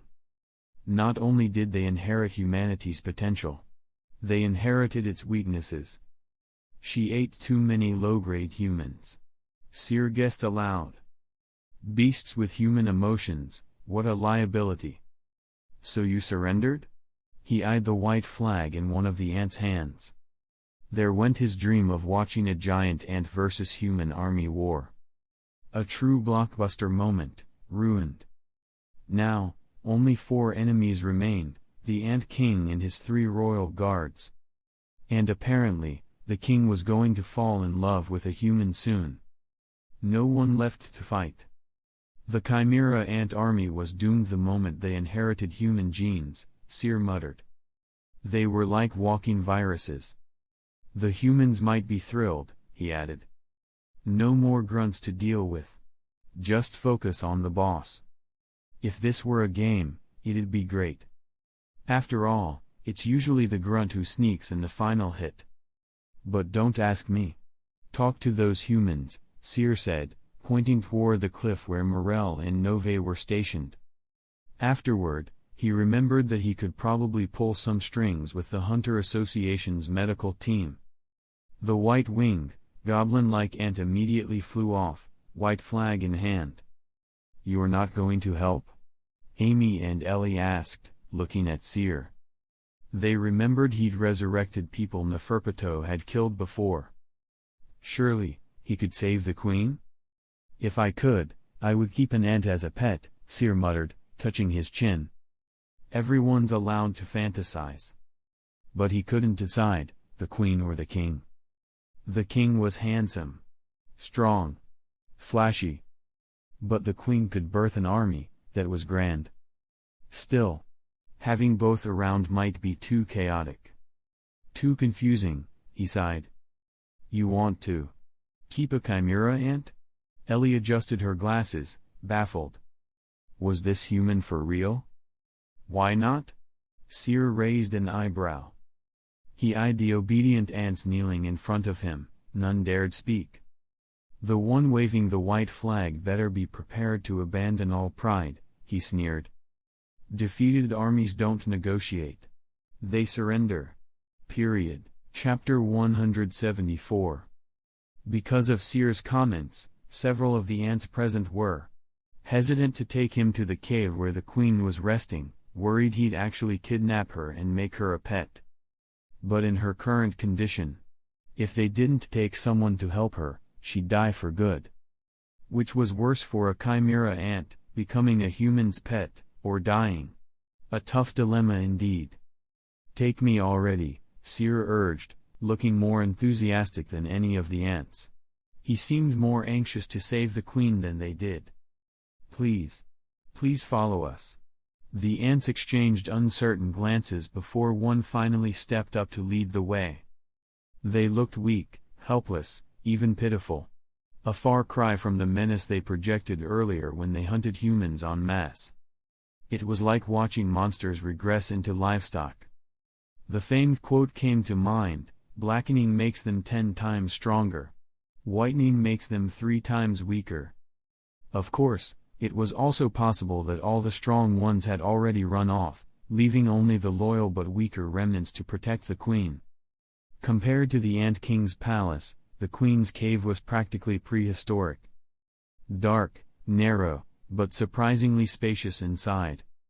Ants were natural tunnelers, after all. The Chimera Queen lay on a makeshift earth bed, her life barely sustained by crude medical contraptions. She didn't look humanoid at all, just a giant ant. A gaping wound still festered beneath her abdomen, exposing torn organs and shredded tissue. She looked awful. Like cannon fodder meant to die shortly after her introduction. Ironically, the fake queen from Meteor City had been prettier, and she'd died just as fast.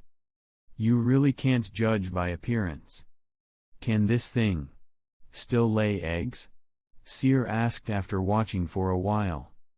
Logically, there should have been a ton of insect eggs in the nest. But the ant numbers hadn't grown lately. In fact, their numbers were shrinking with every battle. If the queen was infertile now, then what was even the point? Too ugly to give birth. Not even pet-worthy at that point. Sora was at least cute. Taking her out wouldn't be embarrassing. She can't anymore, said Ellie, gently stroking the ears of the lamb in her arms as it bleated softly. That's why her brother had taken back the energy he'd lent to the queen. She had no remaining value as a subject of observation. Initially, they were curious to see if she would evolve further. But eventually, they were just disappointed. TCH. Seer instantly lost interest in the bedridden queen. She was scratched off his mental pet list without hesitation. So were Ellie and Amy. You're not going to save her? Amy asked, watching the impatient look on his face. I'm not a doctor. Just wait for one to show up. Seer waved her off. Though, to be honest, he wasn't sure the queen could survive that long. She looked half dead already. The wound was torn from the inside. That alone was suspicious. Wait, why's it torn from the inside? Seer asked, narrowing his eyes. It happened when the king was born, Ellie answered, her tone detached, like a neutral commentator. He couldn't wait, so he ripped his way out early. Ah. Seer hesitated. Don't ants usually lay eggs? Hatching shouldn't injure the mother. Was this one different? Were all other ants oviparous, and only the king viviparous? Maybe that was why the queen became infertile. Without fresh soldier ants to maintain the army, the war had been doomed from the start. This king really was a filial son. A human spy planted in the ants' ranks. Why else would he betray his own side so early? Ha ha ha, Seer laughed openly. The surrounding ants dared not speak, even though his laughter felt wildly inappropriate. Suddenly. Huh?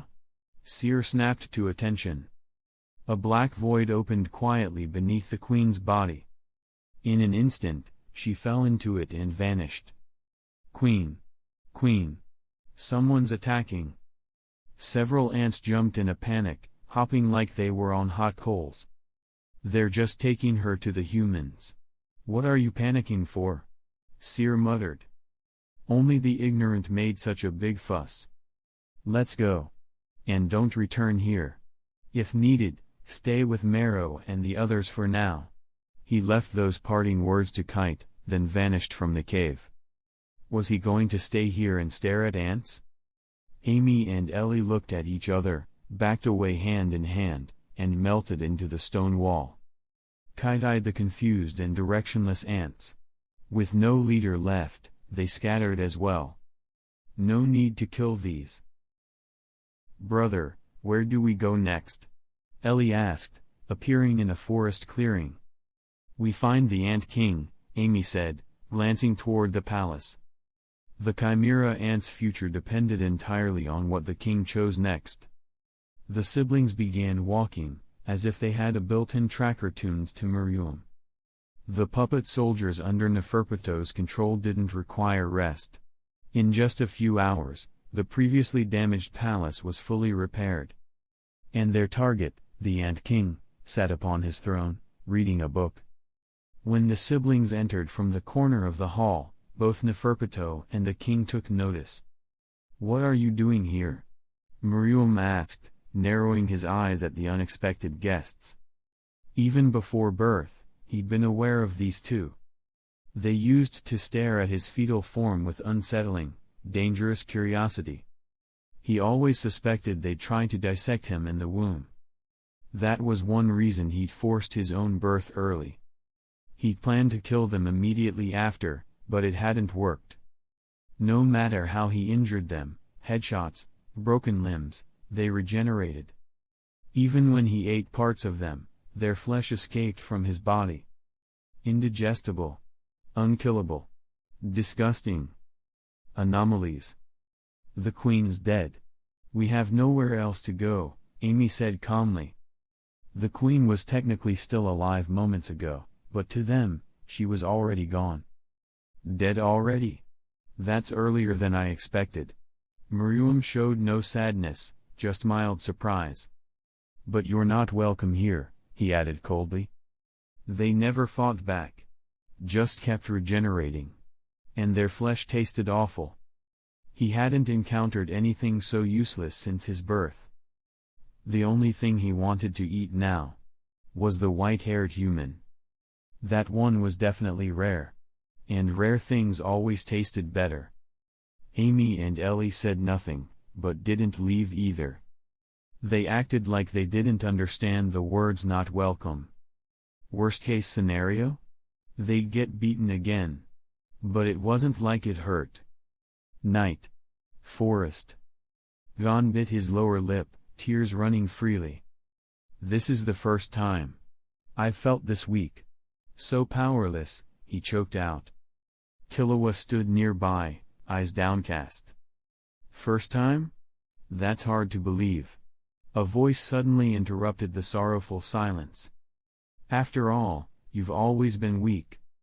A white-haired figure squatted casually on a thin tree branch nearby, so light it didn't even sway beneath him. "I mean, haven't you two been beaten up constantly?" Seer said with a crooked smile, squatting even lower. To him, getting beat up wasn't the problem. What probably hurt Gon more was his inability to do anything because he was weak. Whatever. Forget it, Seer dismissed the topic, leaping from the branch and landing beside Gon. He noticed the purple doll on Gon's shoulder. "By the way, what's this thing?" It looked like a plushie but was clearly a Nen ability, much like Kite's crazy slots, or Seer's own roulette wheel. He poked and squeezed the thing. It felt just like a real stuffed toy. Cute. Its aura suggested the user was probably strong. "It's Nav's ability," Killua answered from the side. "Gon used it to enter a vow, he'll stay in this state for 30 days. Nove's ability. Only one in the world. A loan shark-style restriction-based ability." Gon had basically declared bankruptcy to the Nen gods, plunging himself into a 30-day crash. 30 days? Then, isn't the fight already over? Seer looked genuinely surprised. "Wait, what? The protagonist has a cooldown timer? Isn't that just not playing the game?" "Guess you're benched until the end," Seer muttered, then shrugged. Didn't really matter to him. "How's the front line?" Gon asked softly. Seer went quiet. What was he supposed to say? That the ants had surrendered? That the king was actually a weirdly filial son? The look on his face made Gon and Killua assume the front lines were grim. They both fell silent. "Kate. I'm too weak." Gon's voice cracked again. Tears streamed freely. Seer scratched his cheek awkwardly. Maybe he shouldn't have told them Kite was dead. That might have been a bit too much. Wait. Maybe he could walk it back, make it a soft death. "Actually, Kate's not dead," Seer said casually. Gon's eyes lit up with hope. "Really? That's great. But he'd rather be dead than alive," Seer added, expression unreadable. Gon's face twisted again. "What do you mean?" "There's an ant, you've met her, she has an ability to control bodies. She's using Kate's body like a puppet, torturing him in new ways every day." Seer made it sound eerily plausible. And he was just spreading nonsense. Calmly. Convincingly. Gon said nothing, fist trembling violently. "Honestly, it'd be better if he were dead," Seer sighed dramatically. "I wanted to save him, but..." He trailed off. How could he make this believable? Should he say the Ant King was too strong? No, that would make him sound weak. And that fight had ended in a draw, technically. If they'd gone all out. Well. Seer couldn't lose. With limitless, reverse curse technique, and constant mana regen, he had options. Sure, he'd be bleeding from overclocking, but still. "But since you're the reason Kate's suffering, I figured it'd be better if you saved him yourself." "Shame you can't anymore," Seer finished solemnly. Gon squatted down, silent again.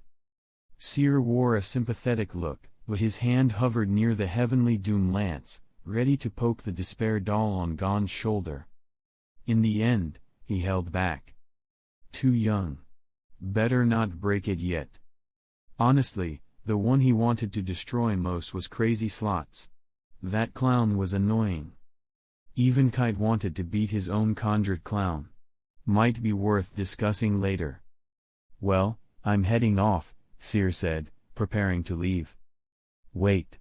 Killua's voice was urgent. Come with me. He looked up at Seer with determination. Seer raised a brow but followed him a short distance without complaint. Can you let me feel your full strength? Killua asked, stopping to face him. You develop weird kinks lately? Seer ruffled his hair mockingly, like petting a cat. No, Killua shouted in a whisper. I just... He looked away, visibly frustrated. Every time he faced a powerful opponent, he wanted to run. It was instinctual. Inescapable. And if he couldn't overcome that, how could he stay at Gon's side? Tears slid down his cheeks without warning. Two teens. One sobbing on the ground, one crying quietly while standing. It looked like an emotional scene out of a film. Seer just stared. He didn't understand tears. Never had. All this emotion. It was exhausting. I just don't want to run anymore, Killua whispered. Ah. Seer blinked. Then realized. Illumi. The needle in Killua's head. A mental control that triggered fear-based withdrawal. Killua couldn't take it anymore. It's simple, Seer said. I just need to perform a craniotomy. His tone was light, half joke, half dead serious. You're not serious? Killua froze, pale. What kind of suggestion was that? Believe it or not. Seer shrugged. Don't worry, it's a minor procedure. He patted Killua's shoulder. If you can't wait, I can do it right now. His expression definitely said, I'm totally serious about cutting your skull open. Killua took a nervous step back.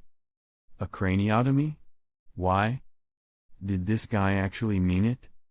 And was there really something in his head? Killua's face turned grim as the realization dawned. Chapter 175.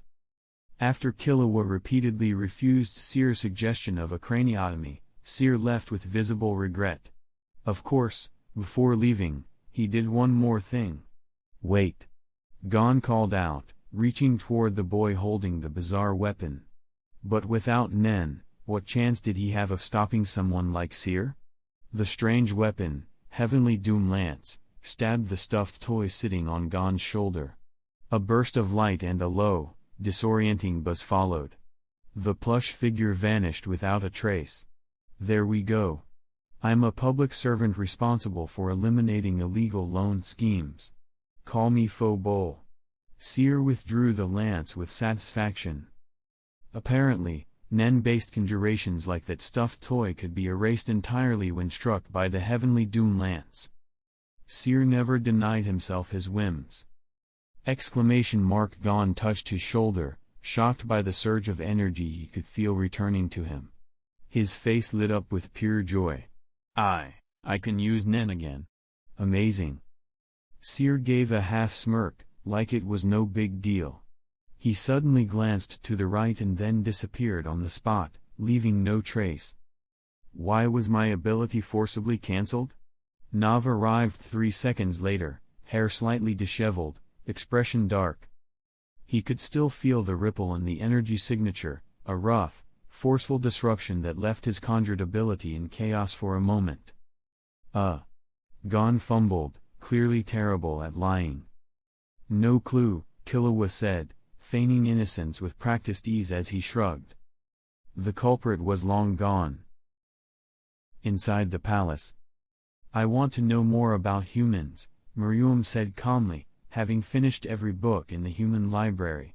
He addressed his 3 royal guards. Unfortunately, they were all born in NGL, just like the humans there. Limited exposure, limited experience. They knew little of the larger world. If only they had access to the internet, maybe they wouldn't have been fooled into believing humanity had an army of king-level warriors like Seer. Understood, Your Majesty, the three guards responded in unison. Hey, what's the topic of the meeting this time? Seer appeared casually, his tone familiarly teasing. This wasn't the first time he'd intruded on one of the king's declarations. First, the king complained about food not being tasty enough. Then he asked his guards to find more interesting meals. Then he disliked the palace decor and ordered it rebuilt even more luxuriously. Basically, he was a high-maintenance tyrant who never thought anything was good enough for him. But Seer understood. If he were king of the human race, he'd be even more outrageous. The Ant King's standards were still too tame. The guards ignored him, and Seer ignored that. They were always full of hostility toward him but never dared act, knowing he far outclassed them. And frankly, Seer didn't think much of them. Not with the Ant King around. Compared to Ryomen, they were background noise. How about we raise the stakes today? Seer crouched lazily on the backrest of Ryomen's throne, looking down at him. The Ant King clearly disliked being looked down upon. He stood immediately. In response, Seer smoothly slid down and sat cross-legged on the throne itself. You want to eat me, right? Seer raised his right hand. If you win, I'll give you this hand. He raised both hands. Hell, take both. There was no smile on his face. Only a cold gleam in his eyes, like a ghost daring its killer. Ryomen didn't respond in words. Instead, his tail lashed out, splitting the back of the throne in an instant. But Seer was already gone. It's too cramped in here, he called back. Let's take it outside. He disappeared again. Ryomen followed. Eily, Amy and Ellie emerged from the shadows. This is the fourth time, brother, Ellie whispered, counting the number of clashes between Seer and the Ant King. No idea how it'll end this time, Amy murmured. Each previous duel had ended inconclusively. But every time, it was Ryomen who sustained injuries, while Seer walked away unscathed. This time Seer hadn't activated Limitless. No barrier. No infinite separation. No heavenly doom lance, either. Just pure hand-to-hand combat. And honestly, it was better that way. The sensation of trading blows, bleeding, and pushing his physical limits, it thrilled him in a way invincibility never could. Pain reminded him the world was real. The lack of pain made everything feel fake. He dodged Ryomen's tail narrowly, tilting his head as if listening to music. Why aren't you using it this time? The Ant King asked, tone unreadable. Each time they fought, there was always a barrier, an unseen force that made Seer untouchable. This time, it was gone. I don't feel like it. Seer smiled faintly. Or maybe I just don't need it. Ryomen's irritation rose. You play too many games. The white-haired boy's movements were erratic, fake-outs, distractions, non-sequiturs. It made Ryomen feel mocked. I like being unpredictable. Seer's response was casual. He slashed at the king with invisible techniques, slashes that were undetectable in form but still landed. But Ryomen's carapace withstood it easily. Meanwhile, the king's attacks struck Seer with considerable force, but Seer endured them, smiling through broken bones and bruises. After being struck directly in the head by the king's tail, Seer only laughed. What's this? It doesn't even hurt. Do I even need to use my abilities? He taunted. The Ant King launched another barrage. Seer retreated a few paces. Your shell really is something else, he muttered, studying the king's physique. He still hadn't used cursed energy manipulation. No cursed technique reversal. No heavenly doom lance. Just raw punches, slashes, and cursed technique reversal, He whispered suddenly. Red energy bloomed at his fingertip. The same attack that had injured Ryomen in their first battle. Ryomen tried to dodge, but the blast was faster. It struck him full on. In the explosion's aftermath, his limbs were scattered across the palace grounds like toys. They fell from the sky like a grotesque piñata, one leg here, an arm there, complete with the sound of thuds on stone. The guards arrived just in time to see it happen. Maximum output he with 10 layers of enhancement. Seer picked up one of Ryomen's severed hands and lobbed it lazily toward them. That shell of his really is something. No limitless. No heavenly dune lance. No cursed domain. Just raw body strength, black flash, clever feints, and he'd saved he for last, after peppering the king with dozens of small, calculated attacks to disguise his true aim. And the king, thinking they were negligible, never saw it coming. Man. I haven't looked this messed up in a while. Seer touched the gash above his eye, licking blood that ran down his cheek. He chuckled. The last time he'd looked this bad was back on Meteor City, when Westy beat him during training. Since then, no one had been able to leave a mark. Sure, the king left him bloodied and bruised, but Ryomen was lying in pieces. Seer collapsed backward, eyes on the sky, laughing uncontrollably. Above, Shapu flitted through the air gathering Ryomen's body parts with surgical precision. Neferpitou worked feverishly to restore him. Despite being dismembered, the king was still alive. You need help? Seer stood and casually approached. By now, most of Ryomen's limbs had been reattached. Oh, right, you can get stronger by eating, can't you? Seer mused. What a lucky ability. The queen could do it too, strengthening her next generation by consuming enemies. Feeding-based power progression. Seer smiled faintly, then without hesitation, tore off one of his own arms. Blood sprayed everywhere. He tossed it at Ryomen's feet. Here. Snack time. The blonde guard caught it midair, expression unreadable. You mocking me? Ryomen stared at the limb. They'd made a bet, and technically he'd lost.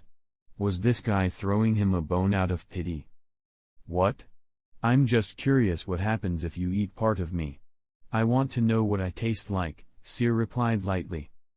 Ryomen went silent. This human was baffling. Maybe he just hadn't seen enough of humanity yet. Nearby, the blonde guard processed Seer's arm, deboning and cooking it into neat meatballs. Just like the queen used to eat, over 250 people per day. Seer watched with fascination.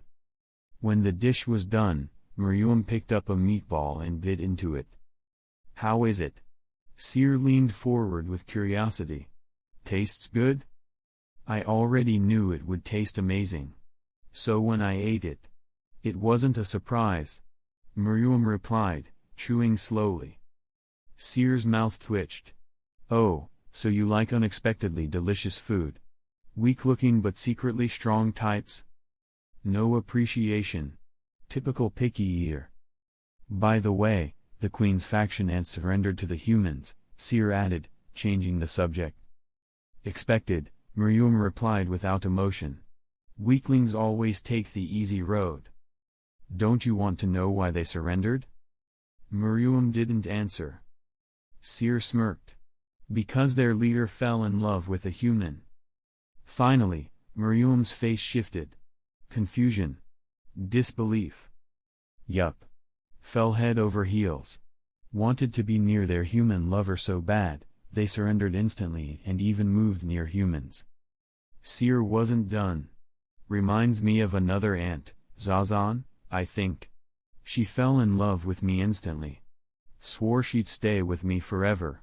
Even settled near my home. Wasn't entirely false, he had killed her. He wiped a fake tear from his eye. Ah. Such passion. This just proves those ants were useless, Ryomen spat, eyes narrowed with disdain. Perfect. I'll repeat that line to you daily once you fall in love with a blind girl. Anyway, Seer asked, changing tone. Feel stronger yet? Ryomen clenched his fist, feeling no significant change. Hard to say. Just one arm, hardly enough for a noticeable power boost. Makes sense, Seer said. I expected that much. He looked mildly disappointed. But he didn't really mind. That fight had already made his week.